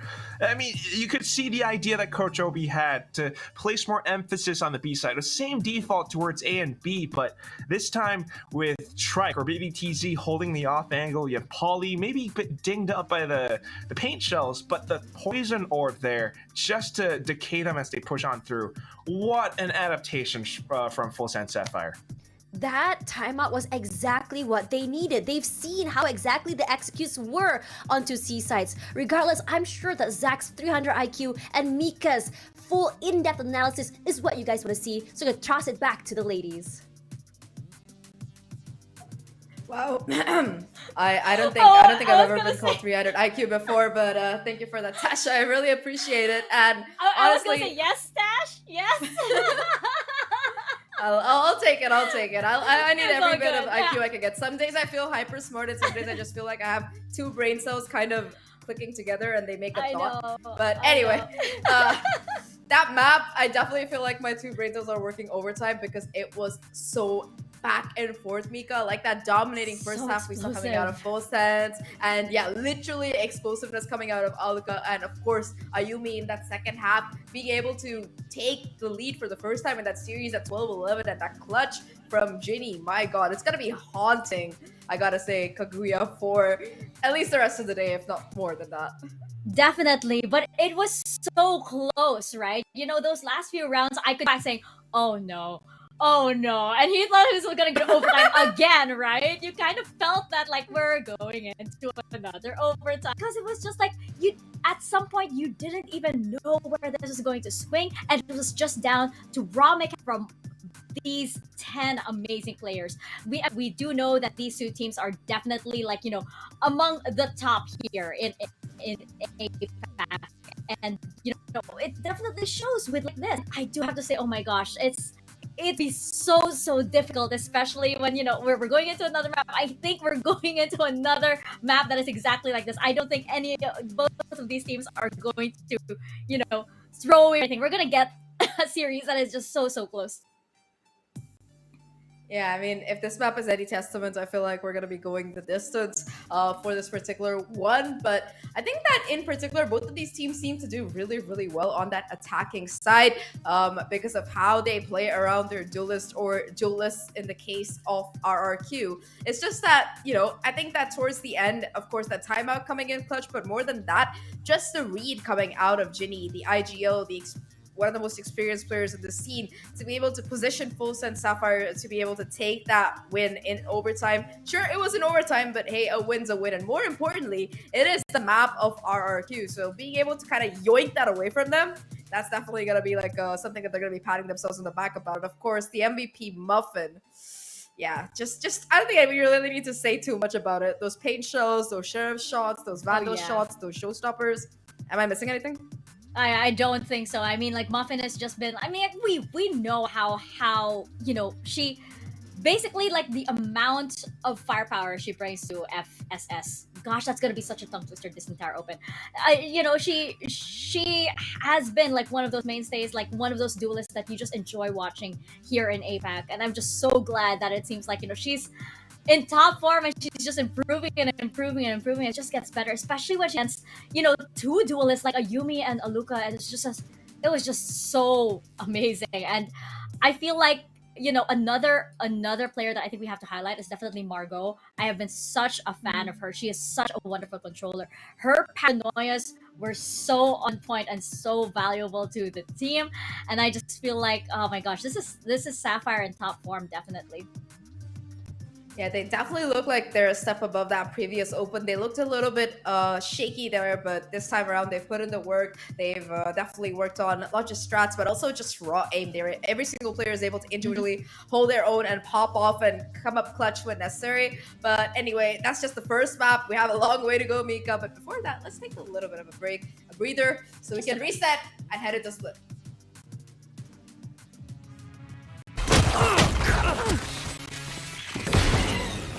Already, right side. One enemy remaining. One enemy remaining. แต่พี่มันจะบอดี้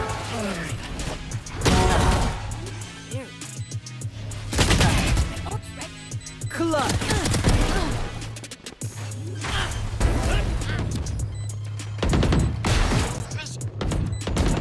One enemy remaining. One enemy remaining.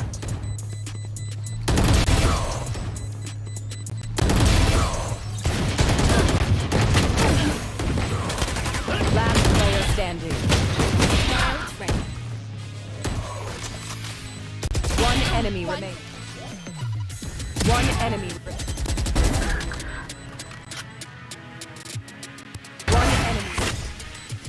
One enemy remaining.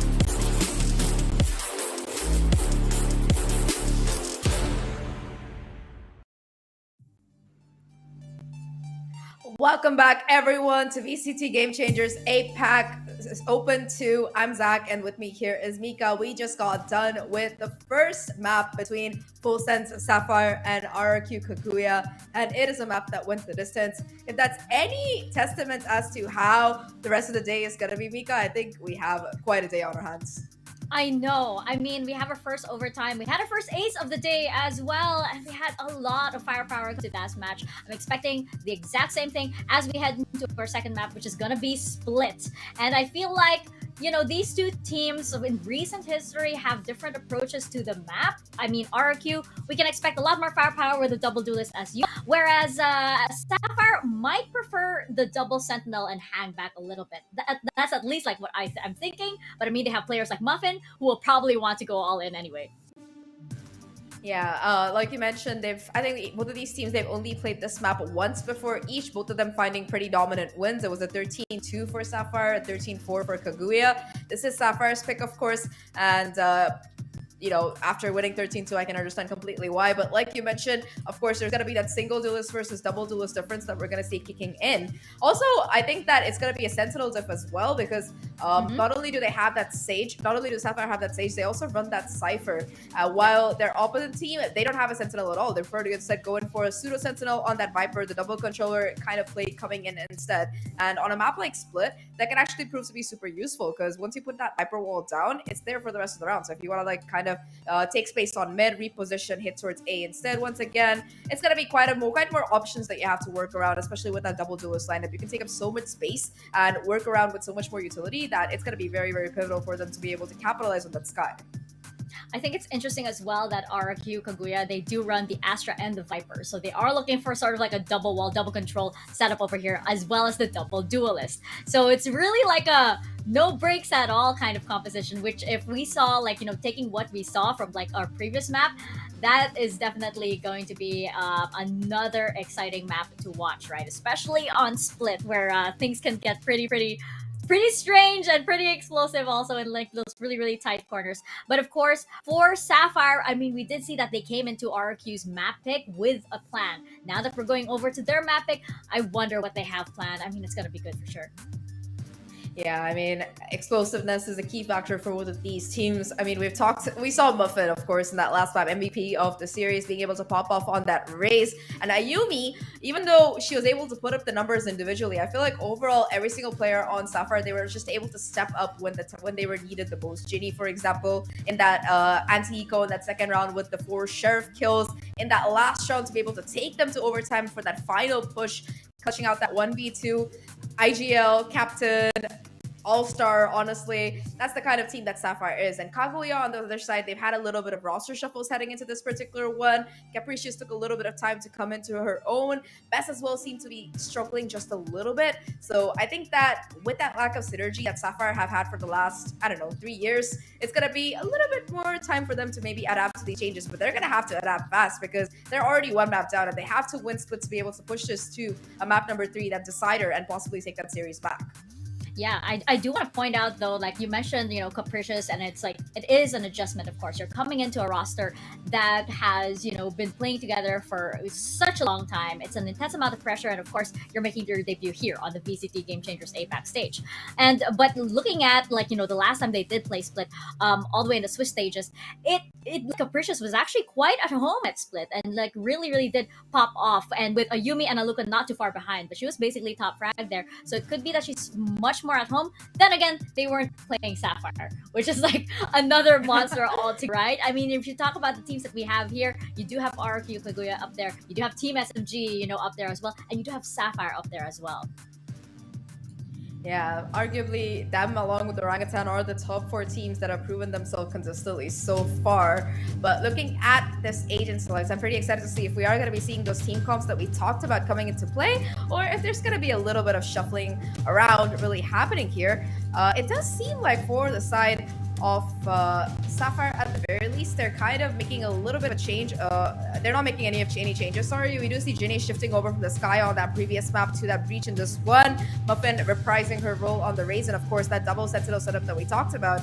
On the opposite side, of course, the double duelist, it worked out really well for them on that last map. They struggled a bit on defense, but on attack, they were a whole other beast. So RRQ, can they pull together a better defense in this particular map? That's going to be the question on my mind, at least. Yeah, or how aggressive will their defense be? I mean, look at this. It's just ready and raring to go forward here. And like, as we saw, like, in our previous setup, it's like Ayumi and Aluka, like, they don't really care what's in front of them. They're gonna find a way over them. They're gonna find a way to entry, right? How many times did we see like so many utility being thrown at them, whether it was snake bites or anything? It was just like, we don't really care. That won't stop us if we're gonna go in together, right? And that's really the strategy of RRQ. So we're gonna see if RRQ is gonna bring this, how RRQ is gonna bring this fight over to FS Sapphire as we head into Splitcasters. Over to you guys. Thank you very much, Zach and Mika. As we go into map number 2, I heckin' love the map picks that are coming in from these 2 teams. Now, first one was Lotus. We had a hell of a match. Coming into map 2 is going to be Split. We've seen the composition from RRQ play before on the international stages. Now, from FULLSENSE Sapphire is what I'm really curious about here, because they're running a double sentinel comp. I'm guessing it's more for control of the sites and just trying to buy time and taking up space. I mean, I'm interested in that as well, because well, that is probably the intention of it. It's also slightly comfort picks, because we have seen masterful Cypher plays from players like Pulley before, as well as Trike. They've been doing this since, a couple years ago on Icebox, on maps like Breeze, now on to Split. Slightly different, but the idea is still there. And one thing that I'm not super favorable of right now is the Sage. Sage, is a pick that you might have done a lot in the inception of Valorant on Split, but these days the double controller is something that more of the top teams do. But that said, it depends. Sometimes FULLSENSE Sapphire, if this is what they're comfortable with, it could work out. But like you mentioned, Tash, RRQ Kagura, this is a very familiar composition, right? This is a very familiar composition that has been brought in by the #1 team here in Pacific. But this is also RRQ Kagura. I think this particular composition was picked up by them because it suits the way they play. And speaking of that, those aggressive picks coming in from both sides. Nice trade from each other from both teams. Aluka, hearing that someone pushing into a meal, throws out that knee. Just a really swing out, and beautifully done actually. Because Muffin, despite being pulled to the middle of that gravity well, is barely even injured. Well, now they get to control the site fully as well. Spike. Margot, just a lot of them towards the back of the site. Muffin up on top of Raptors. I think the Trailblazer does spot her though. One enemy She remaining. still finds one more. Good crossfire with her teammate alongside. That displacement on her teammates, and just like Can't that, use this one yet. more versus Iceberg. Great round. FSS takes the pistol. And here's a fun fact for you, Quack. Both teams only played this map once during the Swiss round. Both teams win dominantly, especially both not dropping a single map or round on attack. One team might have done it a little bit more dominantly than the other, and that would be FULLSENSE Sapphire, you know, 13-2 against one hit delete, but you never quite know what happens when both of these go up against each other. I mean, we had an overtime in map 1. Maybe a slight sub, you know, Iceberg for Napski might be a little bit different, but that is still how RQ Kagura might operate, given the fact that this is a different map and Iceberg onto this Viper spot on the map itself. Like, the way that they're actually controlling this is you would have Capricious up on the B side. Meanwhile, Iceberg with this default toxic screen towards the A side. This is something that DRX does as well, as you would often see the Viper kind of make use of this wall up around ropes. But now, a lot of information towards B, and that's where we find ourselves kind of rotating towards. Yeah, and they block off vents, which means that rotation, if everyone is coming in from ropes, they'll be just stopped for time. And as Aluka tries to check on her main, immediately just getting cancelled out. Muffin immediately getting onto the site. Capricious tries to best, at least that one pick not gonna be happening. Look at how much damage is coming through from that pain shells. Gonna get the plant. But in this situation, you want to take away as many guns as you can, but it's really hard, especially on this map, given the fact that it's specters, it's bulldogs. Wow. Yeah, once you have a site, it's really hard to wrangle it back from your opponents.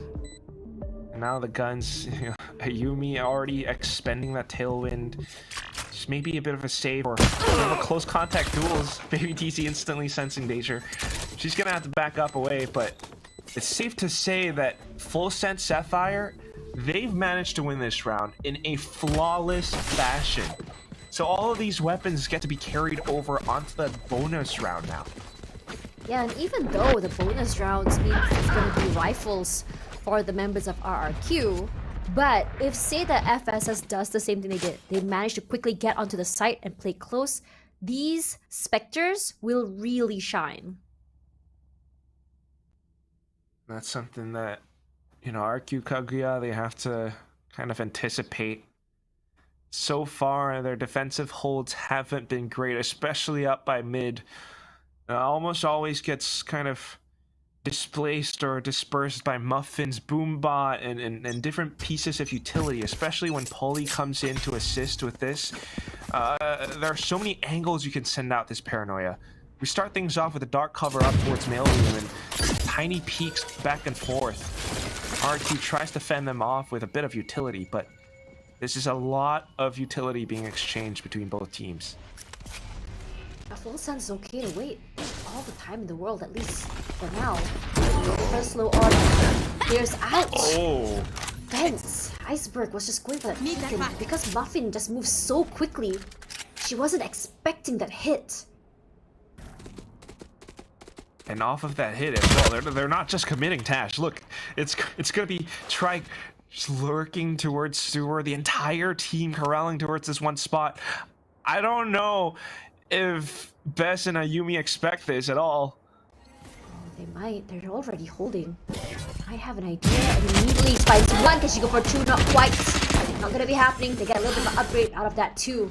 Straight up pushing on to heaven as Baby TZ will be the one to win that rival fight. Full control of Haven already. And Aluka tries to push out from screens, but she can't. The walls and the smokes, it's just a little bit too hard. Is They're it losing the bonus? their bonus too. And this is a very defender-sided map. The nade just to clear out at least the side of main. But Margot playing inside of the Nebula, waiting for the right time to swing. Maybe TZ just teasing at this point. She's not able to push up. Official spotting one out, the Ginny. She has no clue how many more on the set with her. She She gets 2. Wow. Can she go for 3 is the question. We've seen Capricious play find Last some player miracle play, standing. but not gonna happen. One enemy Polly remaining. finds her, and Aluka at least gets 1 single gun and a single kill as consolation prize. I'd be very sad if that was the consolation I got. 0-3, Tash. That's... oh no. I mean, good hits towards the end of it, but taking too much time now, and that's player gonna be standing. FULLSENSE enemy Sapphire remaining. buying up in full. Meanwhile, RQ Kagura, they're gonna be on, you know, just pistols or maybe a stinger across the board, and then Aluka on that one sole phantom. It might be a bit of a timeout, and hopefully they're able to kind of recalibrate their strategy across the board, because right now, again, it's this one hit towards the middle. This time it was that dark cover that blocked off mailroom, allowing for FULLSENSE Sapphire to go for that mid to A hit. And while I was doubting this Sage pick from before, the way that Margot is using it this time, she saves that barrier orb just to put it so far deep. When you place it towards a place like screen or maybe even defender spawn towards the B site, it makes it that much more difficult given the way that you can angle the panels. RQ is having a tough time with the retakes. So interesting how they're able to have full control. I mean, just the control of mid opens up so much of the map for you and also prevents that rotation. And this situation, even if they were to play aggressive, I mean, you want to see this aggressive play, because I think in this situation, because they lack the sentinels for RRQ, it's a little bit harder in a defense. As they push out here, Aluka finds 1. Perfectly done. Maybe she can go for 2. Yes, she does. Polly does take out Capricious, but Aluka has done her job. Again, that's that aggression that we're expecting from them. RQ Kagura suddenly bursting out of garage that way. Certainly not expected by FULLSENSE Sapphire. She's still holding the angle though, Aluka. She's so low, has to be careful, but instantly deleted. Comes the wall as well, just to allow them safe passage into the site itself. Her teammates gonna be just locked out by the slow orb, by the smoke, and the nade displaces 1 more player as Bess swings out. Sky's out. One by enemy Muffin remaining. gets 2. Perfectly done. Margot answers back. Clean round, but perhaps the rifle round is what RRQ needs to really snowball them. I don't know if... man, it's tough. It's tough, Tash. Ayumi has the Vandal now. Can't really buy up in full. And like I was saying, you know, Sky's out. One enemy remaining. That far out, something that really exposes your player model so much that even simple sprays, maybe a slight wall bang is enough for FULLSENSE Sapphire to take you out. Aluka's gonna go for the light shield buy instead, and she's 1 point away from a showstopper, so this might not be too bad after all, but this is one of those rounds where they really have to make it count. So they're playing so far back, showstopper straight into Capricious, and this is the site for FULLSENSE Sapphire. That was just so terrifying to hear the showstopper to come through. Full control of a site already, and you can't even go and push out towards main, or at least heaven. Polly does get bitten by the Trailblazer, will immediately be punished by Ayumi. Aluka as well does get 1 each. Exactly what Aluka needed. The showstopper comes through. She goes down. Standing. She does not get One any enemy picks. remaining. And Muffin salvaging a bad situation. Ayumi is so very low. This is a planted for her, but she still wins it in the end, despite Ayumi's big frags. Sorry, Muffin's big frags. Yeah, Muffin, you know, managed to turn it around for a tiny second, even just underhand tossing the paint shells, trying to deny that area for a further second, but then Ayumi, just a single tap to the head, and that's all it took, the one difference maker. Sometimes it's not utility, but the sharp and crisp aim to turn things around. It's 1-4 now, and RQ slowly coming back. sometimes you just need that one round to really feel yourself. And I think that for Ayumi, it's all about trying to find that confidence. Because if you notice in the previous round as well, it wasn't till Ayumi managed to get those multi-frags that we started seeing her go into beast mode. And that's exactly what you want to see. Aluka is all right, I feel, but you want to see, I haven't seen that pop-off moment from Ayumi until just now. Regardless, another tech, Nickel Pause coming through here, and I think RRQ Kaguya, perhaps this heat can transfer into the next round. But what about FULLSENSE though? Because I think that in terms of how they play, control is much more in their favor. How will RRQ Kaguya challenge that with their double duelist comp? And that's something that we have to think about as well. I mean, we've seen how effective it can be. The previous round where, despite RQ Kaguya being on just pistols, Aluka started things out aggressively outside of Garage, and that instantly netted them a couple of picks. It's something that can be really effective, but, you know, that said, it comes down to how they really play it out. Because in this retake, despite screens being walled off by Margot, as long as they took control over Heaven, they had an additional option to come back around through ramp, and that's what they ultimately used to surround the entire site. FULLSENSE Sapphire wasn't quite expecting that, and you can see how Ayumi, of course, finishing things off in that fashion. What a way. Attack pause is over, and we're going back into the round. Mid. So many players. Yeah, and Ayumi holding the hair. They want to spot her out like that. Probably not best situation, but Bess and Aluka also answer back by Ginny with the multi-frags. Will at least alleviate some of the damage. I know exactly where you are. The Doral Theft comes out. Immediately, they know where Iceberg is. They know exactly where Capricious is, and they make a beeline for B site. I like what Capricious did for a second. She tried to fake as if she was defending the A site, but in fact, she's rotating all the way over. Iceberg has to stay alive long enough for this to be effective. Poison's off. They're gonna go for the plan. She spots one out to the backside, and he's gonna swing out, but maybe TZ and Ginny seals it off. Quickly react to the information and not allowing Ginny's plant to be disrupted. I mean, again, Ginny, she's the mastermind in all of this. She's so smart. Having that foresight, again, just sending one player to go in for that plant. Meanwhile, the rest of them watch the angles. If someone comes in, that's exactly how she answers back. Trike or Baby TZ just instantly comes back in to find those duels, and this is now FULLSENSE Sapphire 4 rounds ahead of RRQ's 1. Luca's still going aggressive, immediately punished by Margot. And FULLSENSE pressing the W key, full speed ahead. But will be stopped by the Nebula, by the Viper Wall, by the Snake Bite. As Iceberg playing a little bit more close, she tries to trade out with the Frenzy. But that Roomba stops her, so immediately you see a pivot by FULLSENSE Sapphire, going straight toward the A site. I don't think she's gonna spot them out. She's not going to spot them, but she might be able to hear them. Yeah. Yep, she does. She has the knives. You want to make it big. She goes up forward, but they're already holding. Oh, her timing might be right here.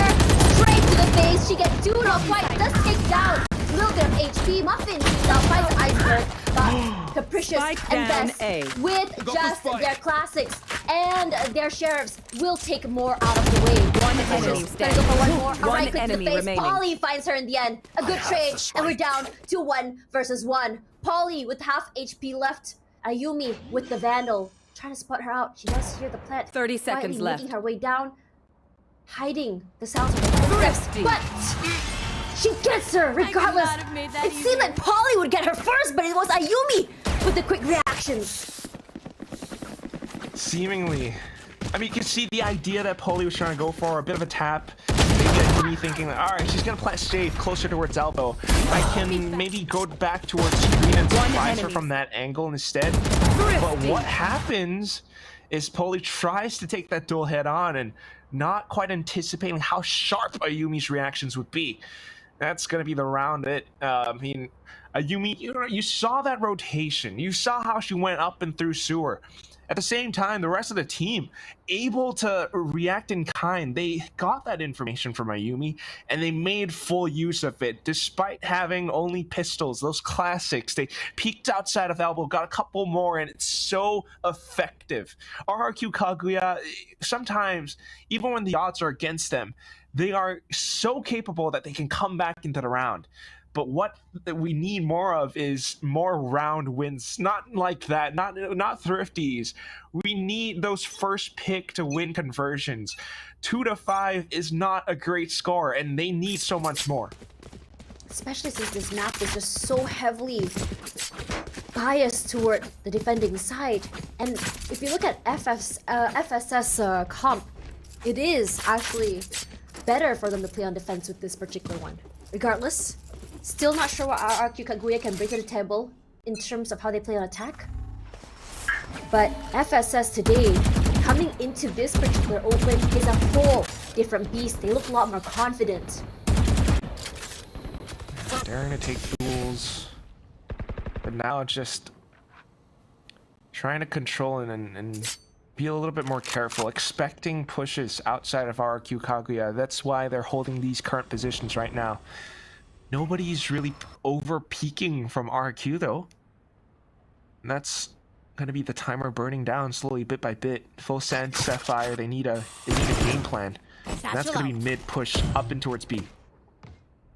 This less aggressive play is looking kind of good, honestly. They do know, they marked it where Aluka is. They thought that she might be to the right. Immediate flash, gonna run straight down to ropes. Aluka swings out, finds one. Margot will be able to go for the revive, but she's gonna find two. Ayumi, she's on fire. She's going on the aggressive. A baby TZ as well. Finds Bess. So it's a 2 for 2 at the very least. But at the same time, you have to 30 remember seconds left. the FFS has already used up their revive as Polly catches Capricious through the smoke. Very nasty play. They takes her down. Ayumi, 3, the bag. Can she go for another ace is the question you want tonight. One Player player standing. standing. Iceberg One finds enemy Polly. Baby remaining. TZ finds Iceberg in the backside. It's been a rotation on rotation.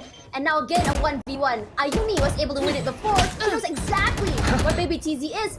Cloudburst just to buy some time. I don't think they've noticed each other quite yet. As Ayumi comes forward, they go for the tap. Maybe TZ finding the right time. She's just wasting time at this point. Because all she has to do is just hold on. Ayumi gets 4! Ayumi! The multi-frags makes it so huge and gets through with the defuse. That penguin spray, that face, that's us. Yeah? That's us right now. Are you kidding me? You will not Are you kill me my kidding? ally. Are you kidding me? Sorry. I know where you're going with that, Tash, but oh my goodness.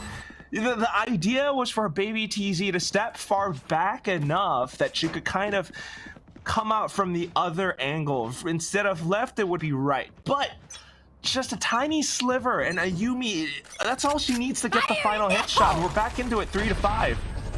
Look at how aggressively this round has started. Muffin pops the showstopper, and Aluka will be immediately. Oh, she survives that. Ayumi just immediately swings out. Capricious finds one more. Margot, you can see the power spike coming through. That was Aluka. That's getting taken out. But Genie gets shit out by Capricious. Aggressive players all around him. One enemy remaining. As Polly goes for multi-frag, she gets 2. Down. Now the site under their control. Spike plant coming through. Iceberg from the top of heaven. Not something they might Spike expect, but planted. the snake bite gives it away. She's gonna have to drop down. And how do they position themselves around this pulley? Has to stay alive. She's got another dark cover as well, but Polly's so not low. wanting to use it yet. She's trying to find time. Trying to find a way to slither onto the site. That's enemy what she wants to remaining. do, and Baby TZ. And it's working straight in her favor, running away from the crosshair of Polly. 5 bullets in the barrel. They barely miss each other. A ring around the rosy, but Polly catches Iceberg off guard, and FULLSENSE take it back. It's just one of those rounds where it's unlucky. Oh my god, Tash. And you can see what Iceberg was trying to do as well. Oh, getting off of it during the snake fight though. It was really, it's a nail biter for Polly. The way that she wraps around the other side of pillar, having that much faith that Iceberg would not stick it all the way through. That's confidence. Yeah. And we're back into it 3-6. FULLSENSE Sapphire, although they've lost a couple of rounds due to Ayumi's greatness, they're not backing down and they're going in and wicket. Look at this aggression coming in from both. Ayumi does go down, but Iceberg answers. They put that wall there. She's got a little bit of space to come to Iceberg with the headshot, finds one, and that's the only one she can do because Ginny stops her in her tracks. As Baby TZ pushing out towards screens. Let's look to her left.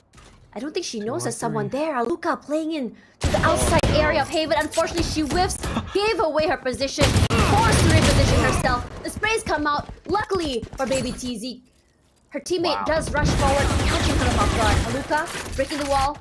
They find space for the quick rotation toward A site. But it's really hard to really pinpoint where they actually are.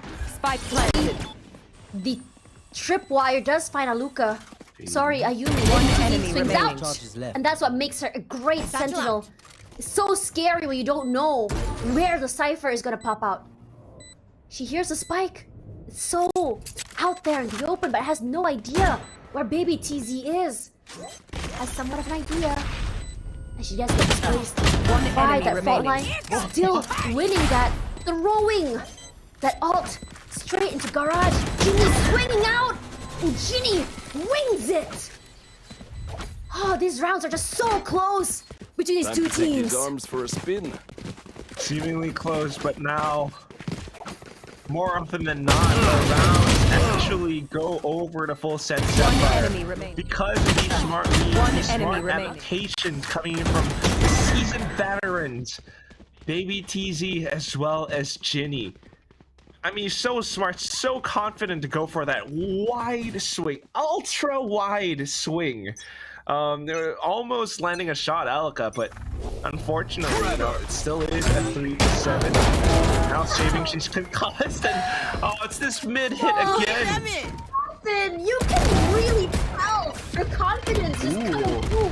Playing so aggressive, she satchels in someone's head. But Capricious answers. Ayumi does find Polly. Now Capricious playing this angle from CT. They get the plant. Muffin. She's trying to see if anyone put a cross through. She sees the shot. Ayumi clears her out. One enemy remaining. Flash unfortunately does not connect, and Ginny, despite getting one left alive, vulnerable is not helping her. And RRQ take it back and bringing us to a 4-7. Very, very bold move, Tash. To run through the snake fight that way. Yeah. You can see that she's trying to seize the initiative, thinking that maybe they're still on the other side Last of round in the defender half. spawn, maybe heaven, maybe around the pillar. That's what she tried to do, but that's it. Planted. Didn't really work out the way she wanted.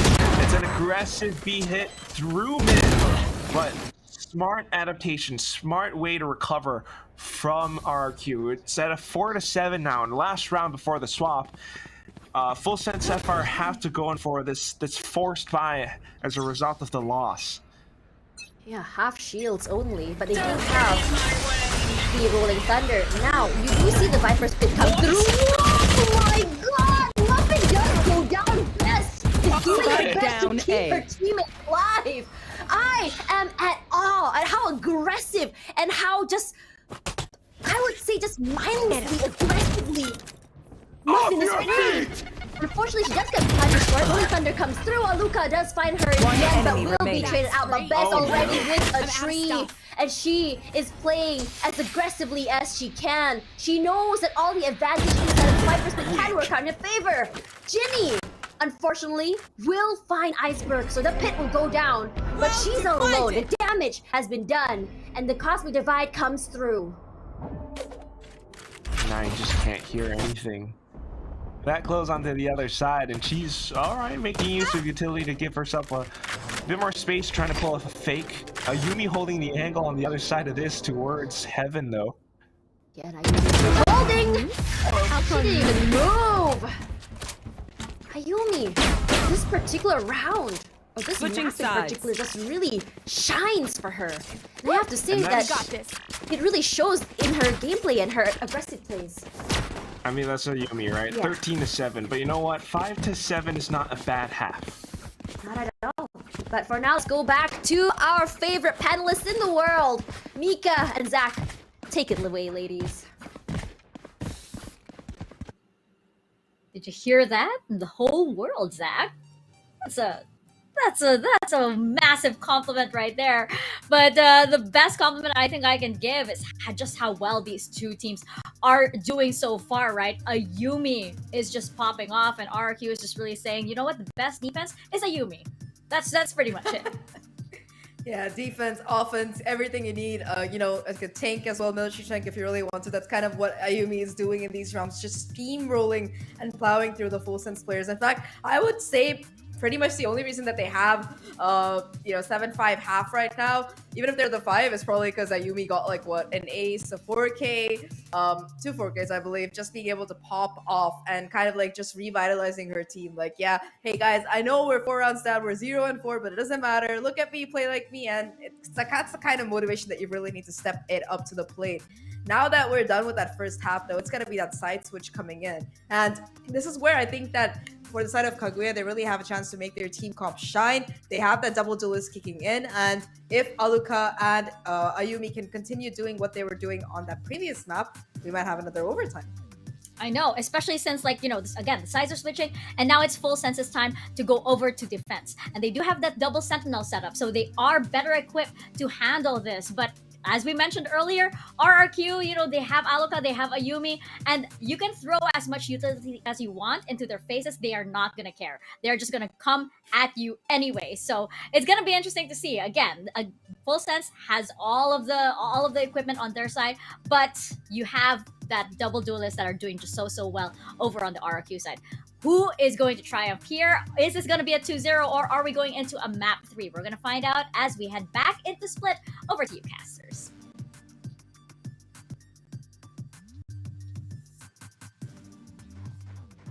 Well, it's the moment I'm very excited for, to see if RRQ, their double duelist, will it actually shine here on the attacking side of Split? Quack, what are your thoughts? I mean, I think Zach had a really good point, talking about that double duelist. We've seen it all happen before, right? But the other thing that I'm really worried about is how Margot is going to play as a Sage on this defensive half.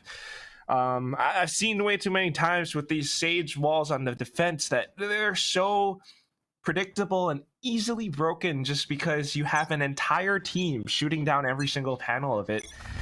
It does take a little bit of time, but that's about it, right? Look at this. And then maybe a UE upgrades over, or the whole team knives it down. It's information, sure, but how much can you really make off of it? The paranoia sent through and just trying to buy a little bit more time. The rest of the team not really rotating over just yet. On top of that, how many utilities have been used? They want to try and bait as many as they want. They have about a minute left. They can go for a rotate if they want to. But look at the aggressive push by FULLSENSE from B side as well. Try to prevent that from happening. Regardless, they do make their way up to Haven. And now, Ayumi is just waiting for the Viper wall to go down. The double duelist up here, full control of Heaven. Polly jumps down. Ayumi displaced by all the utilities. She's so very low. They do get one, but Capricious gets 2 and a lookout for 1. It does at least give them advantage in terms of numbers. It's so very quick.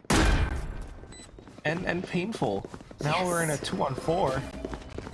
Both on Ghosts trying to retake whatever the best way they can. You still have that pain shot come through. Clears out elbow. They do spot on 1 on main, but from Haven, they're just wasting time. Baby TZ does find Capricious toward the end. Best playing ring around. Oh my does God. get 1. Can go for 1 more if she wants to. And for now, 26 HP. Baby TZ very sharp on her taps. The cage is out. Ayumi just trying to go and spray, but is she really there? She is. Aluka will be the one to take her down. There's not really a lot of wiggle room for her.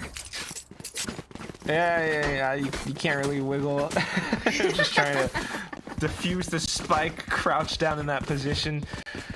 6-7. We start off the second half 5-7, and it's very easy for RQ to come back. And if they start things off in this fashion, this can only bode well for this team.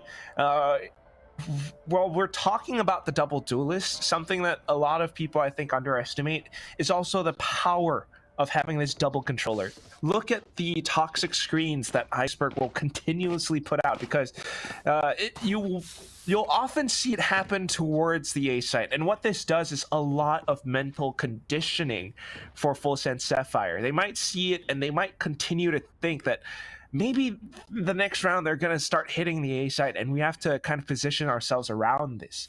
Well, we have another attack pause at our hands. Thankfully, the names on RQ Kagura's players' side are accurate now. Ayumi and Alaka. I like the double Ayumi. I think right now, FULLSENSE Sapphire, this is something that we're going to start to see, right? We have 5 players from RQ Kagura towards A, maybe some towards the middle, and you might start to see Iceberg even start to lurk around the A site thanks to her wall. But FULLSENSE Sapphire have gone for the gamble stack on B.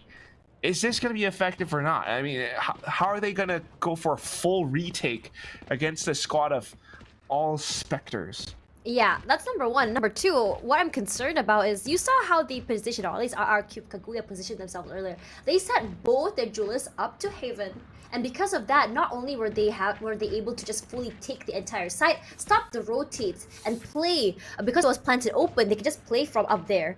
So if they want to play retakes here, I'm a little bit worried, because they have to worry about the firepower coming in from these two duelists up on Haven before finally making it onto the site. Yeah, Heaven is one of those really, really tough positions, especially when, you know, the spike is planted for you that safely. One of the things that you can only do when the site is that open for you. So FULLSENSE Sapphire, while this might be just, you know, a bit of a pistol round, maybe a bit of a throwaway, they can try to find whatever they can, banking on the fact that perhaps they'll be able to pinch 1 or 2 of the RQ Kagura players with their pistols. Maybe upgrade their pistols into Spectres, perhaps, but the main thing that you got to look out for is how they start to adapt to these offensive pushes from RQ once they start to get into the full buys. Because while you're talking about these pushes and being able to plant for Heaven that way, and that's something that leaves the spike in a very vulnerable and open position, that can only happen if the site is open for you to plant that way, right? If FULLSENSE Sapphire can set up retake scenarios perfectly and then just kind of hold safe enough that once RQ tries to go for those kinds of plants, they get taken out, that is where we start to see FULLSENSE Sapphire coming back in the game. So they really need to kind of adapt around to how RQ plays around on this map. Given the fact that both teams sort of thrive, not sort of, but they do have, I mean, the last games they played, they both won this map. Just curious to see, I mean, again, these are 2 very different playstyles for 2 different setups.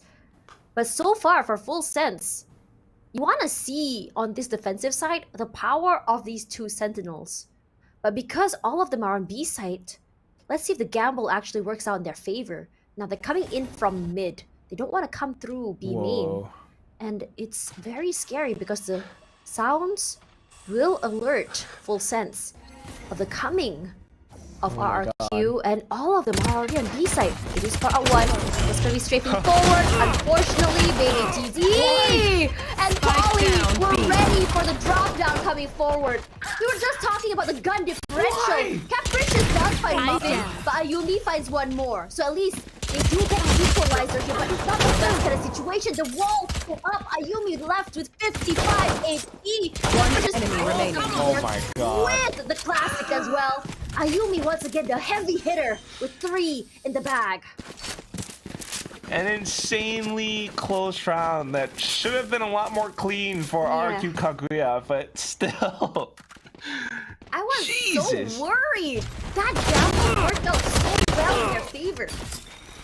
I mean, we started off like during the tech pause. It looked like RQ Kagura were about to go to the A site, and suddenly they went to decide to go through mid to B, drop straight into Baby TZ. Baby TZ started to greet a little bit by going up the ropes, and then Margot putting up the wall by Garage. I mean, of course, they didn't know that all the players were up together, but still.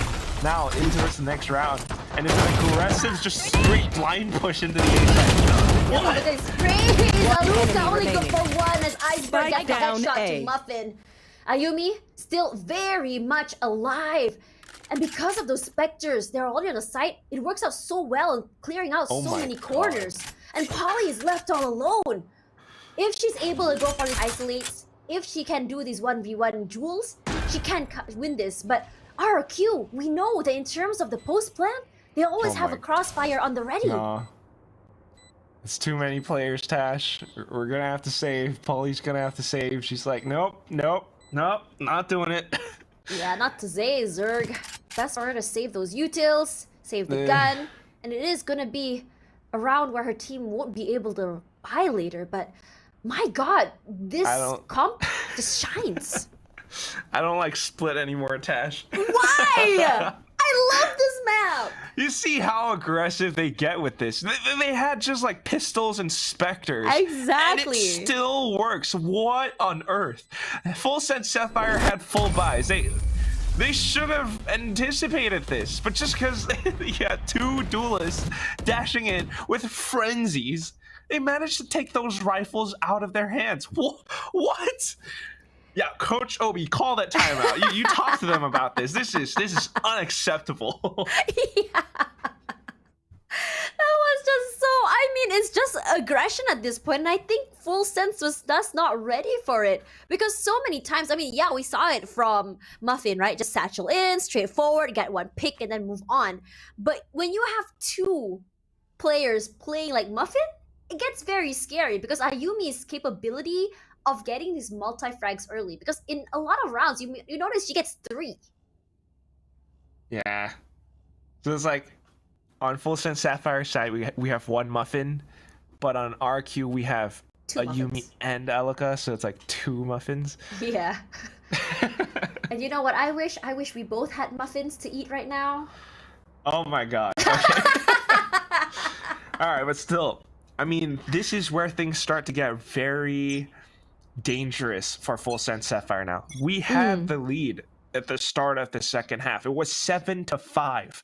They have yet to find a single round. Polly now on a hero Vandal. I mean, how are you going to position yourself around this against the full force and might of RQ Kagura? They've been rushing in. This time it might be slightly different. And again, keep in mind, this toxic screen, it's always the same one. Yeah, and it's really hard to pick out where exactly they're going to go, and they just keep putting in the same site. You have no clue where they're going to be coming from. But with Margot walling in a little bit more deep, you can see the stars placed here on both mid sides. RQ just keep chugging forward. Yeah, we do have tripwires on the other side of this. How low can you go? Yeah, you can't limbo around this. What are you thinking? But I'm still wondering though, because I think I got it. Well, Trike is the only one around elbow, right? And she might be able to call the entire team to rotate back around, but she only has a frenzy. How much time can you really buy with this? Yeah, but she can just play very, very sneaky. Immediately, Ayumi inside of the site is placed by the paint shells, and immediately she finds one more. Quickly but surely, they have full control of the site. They know where Polly is coming from. The paranoia comes out. Aluka was only one enemy remaining. Here comes 2 more by Aluka. You know what? I just did. Ayumi got 3. Aluka is just the same. These 2 just pack a punch in terms of firepower.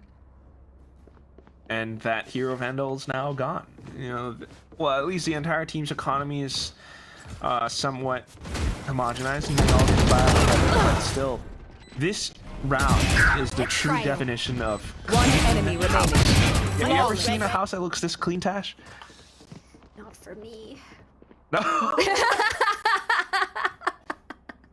You are right, though. It is a very clean round. and a very decisive one too, because RRQ Kaguya knows that they need to take these rounds back, they need to make a comeback, and that is exactly what they did. They stacked up so many rounds in a row. That's why back into the next round now, and FULLSENSE Sapphire has to make an impact. They started to switch up their positions, but still Spike down B. Immediately you hear the showstopper popped, displacement from pushing on the side. Luca, that's by Ginny. Not quite sure what happened there. And despite the fact that Ayumi was, shown her positioning, also Luca, they still push out. There's 3 of them inside of B main. Margot already on heaven. They can slowly come in through mid-side. They're just waiting for the right time to push through. As the other members just trying to push out, Baby TZ's camera will alert them if, say, they were to cross through. But I don't think they're going to be coming through here. Yes, they do. Camera they will out. just spot them. So they do know where to tighten their defenses. yeah, that's towards mid. We still have the trip towards ropes, and that's why we don't have to 30 seconds rotate left. too early, if anything. Margot just has to watch up for heaven. Baby TZ holding up by rafters. This is a very good defensive setup for the B site. The shots have to land, though. That's the thing.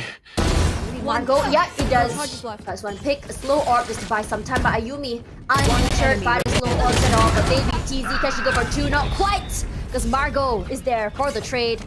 And finally, FULLSENSE Sapphire probably has an answer to this very aggressive team. Oh, slightly different. I mean, you stop the aggression before it even begins, right? And one way to start that is by making the right call, the right read. I think this time Ginny kind of sensed and knew, based off of that toxic screen that was positioned towards the B site, RQ probably wanted to do something towards Garage, and that's why we see this double player setup towards this one spot, Muffin being able to stem that aggression. Next round though, and we're back towards the A site, the same toxic screen. Margot walls it off, but just a bit of presence being made known from RQ now. Meanwhile, the rest of the squad towards mid. Taking their time. They do find that trip there. You saw it being broken. Iceberg makes more noise onto A. Spike is just slowly making its way through mid to vents. Perhaps a haven push might be the best situation for them, just to really pincer FULLSENSE Sapphire. Slow rotates from the other side as well. Iceberg tries to just flush them off ramps. They swing! Unfortunately, Iceberg wasn't able to win it, but Muffin with the ultimate. One enemy One out, remaining. and just Ayumi eats the whole thing up.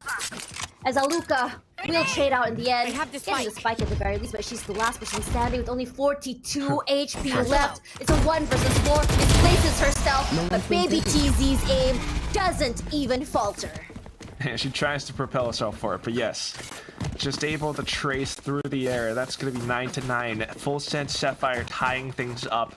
Such a great reach, such a good hold, and I guess that is how you can make use of the Sage Wall. Margot, again, she just puts that up and uses it to get information, uses it to collect on that alt orb. She gets the full res, and then she's able to bring her teammate back to life as well. Polly is there to support her in all of this. Because of that dark cover, they're able to play in and out of that thing, and it's something that RQ Kaguya didn't really expect, because Polly and Margot pushed into that smoke together. It completely stopped that aggression, and you can see now that these positions are what FULLSENSE Sapphire are looking for. Positions towards A ramp, positions towards B garage. They're really effective from preventing RQ Kaguya from executing onto the sites. The thing though, we've seen those plays twice now, and it's time to adapt. It's time to go back to our playbook and pull out a different page. RQ Kaguya are definitely doing that with their timeout being called. They have to figure out how exactly. I mean, now they're trying to do this sort of split push, right? Where you have 2 people on main, 3 people on mid, and then try to come in together. But I feel like for FULLSENSE Sapphire, they've been winning a lot more of these aim duels, these 1v1s. And I think Kaguya really shines when it comes to strength in numbers. This perhaps might be the same idea, but Muffin punishing Luca for that aggressive push up toward ramps. Green shells disregarded, but Iceberg punishes. Just punish for it. One Let's enemy go. So remaining. does Ayumi. Baby TZ helps her out there, gets one more, and one by one, the numbers of the RRQ Kaguya team just goes down, and only losing one that process. It's a very good round, and FSS take the They lead. will scurry. And we turn the tables around. And what did I say about the A ramps hold? This is precisely what they tried to do. Bear in mind, not the One exact enemy same remaining. positioning setup, but the objective in mind was still to hold up at this one spot because that's precisely where RQ Kaguya would execute from. Muffin being able to snack that one shot onto Alka like with a one snap like that, almost mid-air, I think. Alka was double satcheling up towards ramp, but she still got taken out. Yeah, And that's strength. that was scary because she didn't even move her crosshair. She was already anticipating where exactly Aluka was going to land. All she had to do was just hit her in the head. And this time around, it's still gonna be a ramp push, but it's definitely not as aggressive. They're taking their time. But look who's over at mid. It's Ayumi, slowly making her way onto the site. Margot, still full control of Heaven. She wants to try. No one pushes up and again. This time around, it's Muffin that gets found out, but doesn't realize there's another rare baby TZ that finds her. Neural Theft will at least give them all the information they need on where exactly to try to push from, as Margot has not moved quite yet. A swing out by Best, but Margot still wins it, as Ginny just One catches the enemy members remaining. of RRQ Kaguya off guard. And it's a good 2 rounds in a row already for these girls. And another round win for FULLSENSE Sapphire. I believe that's the 3rd one in a row that they've gotten now. And it brings the score to 11-9. We are 1 point away from match point, Tash. And that's where RQ Kaguya... One I don't enemy know how their remaining. economy looks right now. I have a feeling it's not going to be good. And that's where they have to be very, very careful. And yep. Okay, we're pulling out the judge. I can see the idea. But how are you going to make that effective? You have to make all of these rounds count, and Ginny has a Rolling Thunder as well. She could play so far back if she wants to. Fault line in. Muffin on the other side. That's a lot of damage coming through from the paint shells. Rolling Thunder comes out, and Muffin just pushes out, and nobody gets it. And so does Baby TZ. Iceberg answers. But in this situation, you've lost 3 members already. You don't have the guns to play this aggressively. Maybe the idea is maybe you can get lucky, maybe land a few headshots, take some guns away, try to go for the save, and that's the idea Capricious has in mind. But Baby TZ is holding. She doesn't want to allow that to happen. Triggers the cage, but wasn't able to get the pick. You can't save in this round, Tash, because if they save, they're not going to be able to buy up for the last round, the next round. Well, potentially the last round. So they're just gonna have to put their best foot forward and keep going towards the side. One Shrine enemy expects them remaining. though. Margot, Spike she down already A. knows an Just a instant headshot. drive-by. Yep. Moves up from the smoke. A pop 30 is seconds all she left. needs, and Capricious left in a 1 versus 4. That is just so easily done by Margot. Her position was already showing just from her first shots. She wasn't lucky enough to land those headshots. And now we're here in the match point, and RRQ still hasn't found an answer. And bearing in mind, yeah, this is again the upper Down bracket. A. RQ One Kaguya enemy. dropped on that previous map pick, their map pick. Now we're on to FULLSENSE's, and although the first half was really back and forth, the second half now, with FULLSENSE Sapphire starting to make those reads, starting to make those adjustments, RQ Kaguya has yet to find a round. This could be it. No shields. Well, full shields rather for everyone. It's half for Best and Aluka. And Margot putting a deeper wall. It's worked out very well in her favor previously. Heaven and Muffin again. She is the gatekeeper of A Haven. And she has not let, in so many rounds, anyone pass through. Margot playing this angle. Oh my By god. Zaluka. And the numbers for RRQ Kaguya whittle down. Polly playing a very aggressive angle. Polly uses cross together, finds one, swings out, Polly trades. Now there's only 2 members left. Can Ayumi and Best actually make something happen? Best down to 65 HP.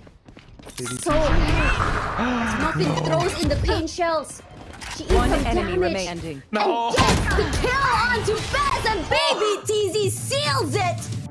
What a round! And what a statement to say that why Split is their map, and RRQ Kaguya was not able to take it away. And that's how you end it. Just starting things off with Margot holding across the map, maybe mid, maybe B heaven as well with her wall, and just using a tiny sliver to find an extra frag.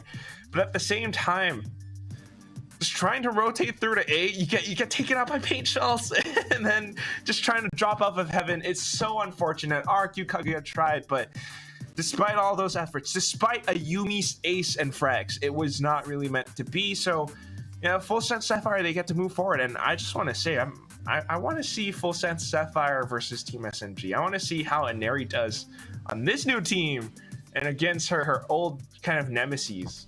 Yeah, I have to agree with you there. Regardless, I have to say that FULLSENSE coming into this particular open shows a very different sense of confidence coming through. They felt a bit shaky in split one, but this one, I'm not sure what they did coming into, as soon as FULLSENSE picked them up. I think it's just a whole new level of confidence coming through and understanding. I think them going to Berlin as well is something that they can actually just, project into what they can bring competitively on this stage. Now, coming forward, I think that our panelists are very much ready to talk about that 2-0 handed to us by FULLSENSE. Mika and Zach, you guys are up.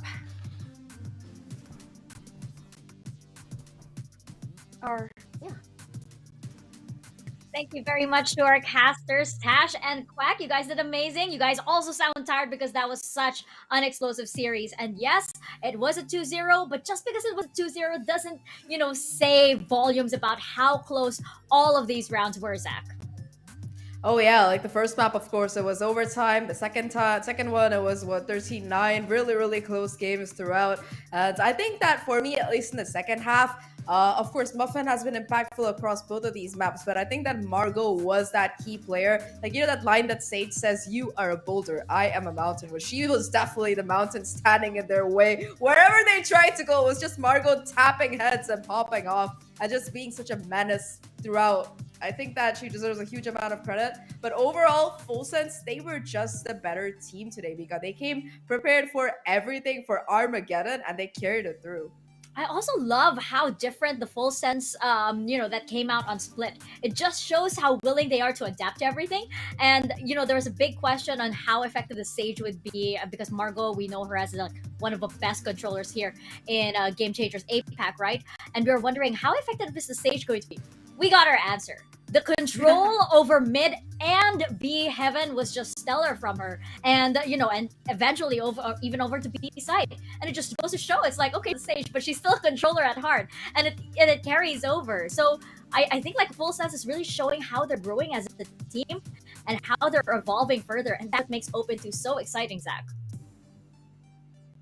Yeah, they've gotten so much better at the utility usage. Like, for example, some of the fault lines that Ginny was setting up from across the map towards main, towards heaven, just being able to catch these players from RRQ off guard. Really good work coming out of her. And of course, even though Polly and Baby TZ might not have shown up on that kill feed as much as Muffin or Ayumi, again, just Baby TZ being that lurk, creating that pressure across the map. And of course, the entire team, their synergy, it was pretty much unparalleled. On attack, they look so confident and dominating. A lot of these rounds that RRQ picked up, it was only off the back of Ayumi being able to get a 3K or a 4K. And I think that it's just that for RRQ today, if you had to name a standout player, it would be without doubt Ayumi. But for FULLSENSE Sapphire, every single time somebody on the team needed to step up, they stepped up. Oh boy, did they step up. And I think that's the biggest differentiator between those two teams today. Because even though it was so close, 14-12 and 13-9, it was just that little bit of an extra team diff overall that FULLSENSE Sapphire really brought to the table today. Yeah, oh my god, look at those first kills. I know, exactly. I was going to say, like, look at that. And just think that they were running a lineup that was, that was a double sentinel, right? And but they have stats like these, and it just goes to show how, they were very ready for this open. And I just want to point out, you mentioned how Baby TZ, right? The Cypher was, I think, like one of the key components of what made them so successful here on Split, especially when they moved over to the defensive side. Because like I remember there was that one round where I think it was a 3v4, 4 on the side of FULLSENSE, and you had RQ running around, and Sapphire just didn't move at all, because no matter where RQ went, you still had information coming in from Baby Teasy, whether it was just listening in through the walls or it was, it was all of the skills. And that just goes to show it's like, they have that discipline and they have that ability to be able to, diversify themselves from what we saw from last year, even Open 1. This team has, this team is entirely new in the best way. Yeah, but the nice thing for RQ is that, the question that I was personally asking myself this year was, how good are they? How aggressive can they be without having Ineri to really be that star fragger for the team? Well, I think Ayumi said, hey guys, don't worry about it. I got you covered. I think it's just a question of them kind of building synergy around their new players. Like, of course, Bess coming in this year, she's been pretty good so far. And of course, Capricia is her first time playing with this particular team. I think that you just need a little bit more time for these players to be able to, set up an Ayumi better. And I think that might be what they need to kind of like jump back into this. But overall, I think FULLSENSE Sapphire, last year they were phenomenal at Game Changers Championship. They improved so much throughout last year, and they're not stopping. They're just steamrolling through. They're like, yeah, we were at A level last year. We're only going to be getting better and better and better. They're really showcasing that. Exactly. That's why it's so exciting to watch, right? And now she's out there muffin our MVP. I mean, how many kills on the paint shells did she get in that series? At least like, 5 or 6. Right? It was a lot. That was just so amazing. And I think we do have an interview here, and we have none other than the IGL herself, Ginny, on the line on the side of FULLSENSE Sapphire. So let's bring her up to your screens in just a bit. And I think that I think that for FULLSENSE open to go. This is only our first day. This is only their first series. I mean, what else are they going to bring over? And I believe that, Ginny has an interview over on the Thailand stream, so you guys can go check that out if you want a little bit more insight on how FULLSENSE operates. And I think that Zahk, RRQ, though, this was not a bad performance from them at all. It just goes to show, like, the caliber of the teams that we have here right now. And not to mention, you gotta bring up their stars, Ayumi and Aluka, the double duelists. That's like the double wielding power of RRQ.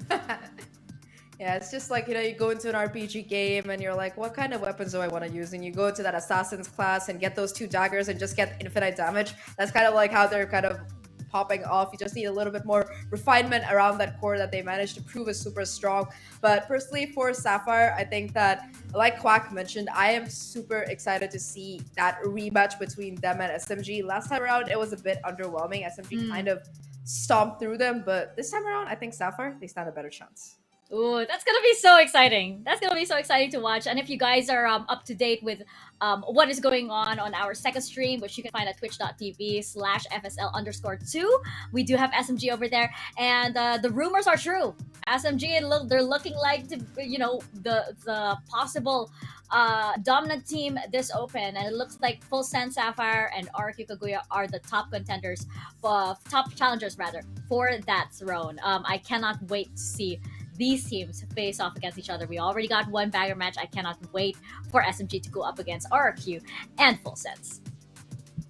I think for tomorrow, though, we are going to be having SMG versus GE, both of them making their way through the upper bracket. SMG, I think their wins were 13-2 and 13-1. The most rounds that any team has taken from them so far over the course of this open has been 4. So it remains to be seen if anybody can do better than that. They are 35 maps and counting, I think, Mika. So they're setting the standard here for Valorant. Like, they were already kind of unstoppable in that last open, 23 maps and counting. But since Ineri's joined, they've just like leveled up into a whole other beast. So yeah, I gotta say, Global Esports, they have their work cut out for them. They had a little bit more of a scrappy journey, but they're still making their way through that upper bracket. So that should be an exciting map to start off with for tomorrow.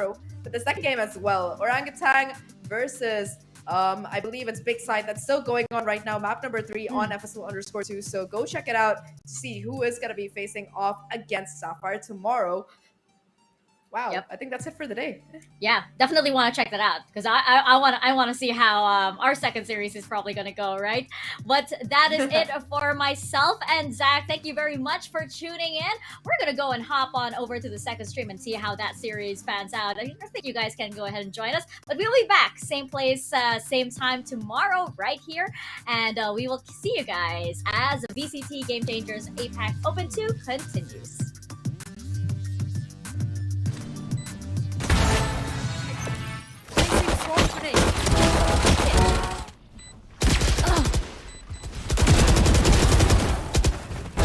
Enemy kill.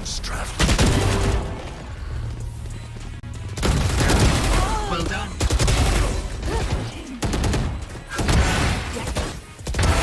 No seconds left.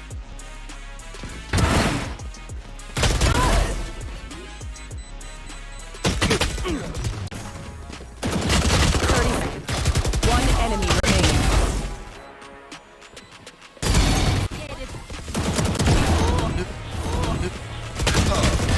Perfect. Last player standing. Oh! 30 seconds left. Run!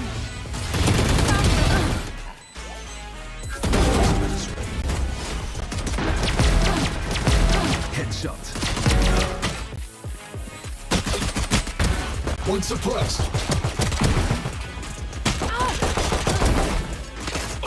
Last player standing. Drift planted. Party. Stay down.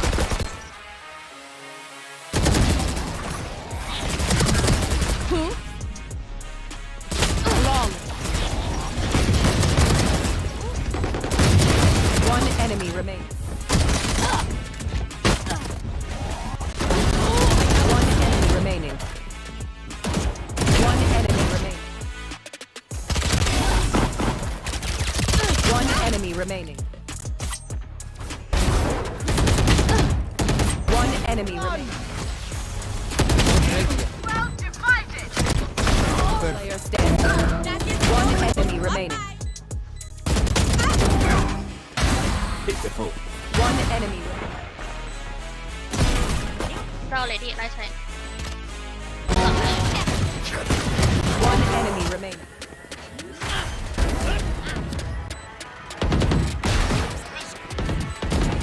One enemy remaining. Level low.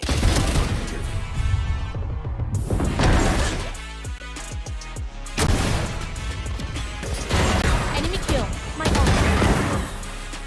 One enemy remaining.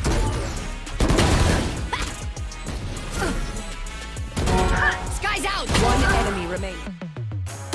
Thrifty. This. Betrayal.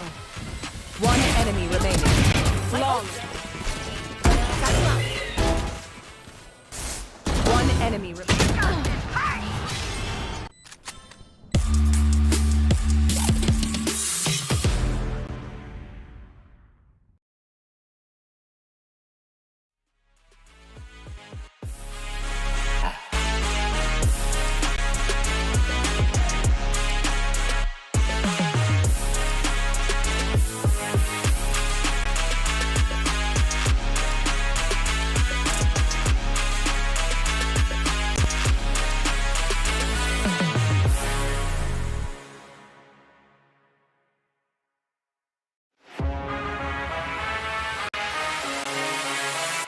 Level low.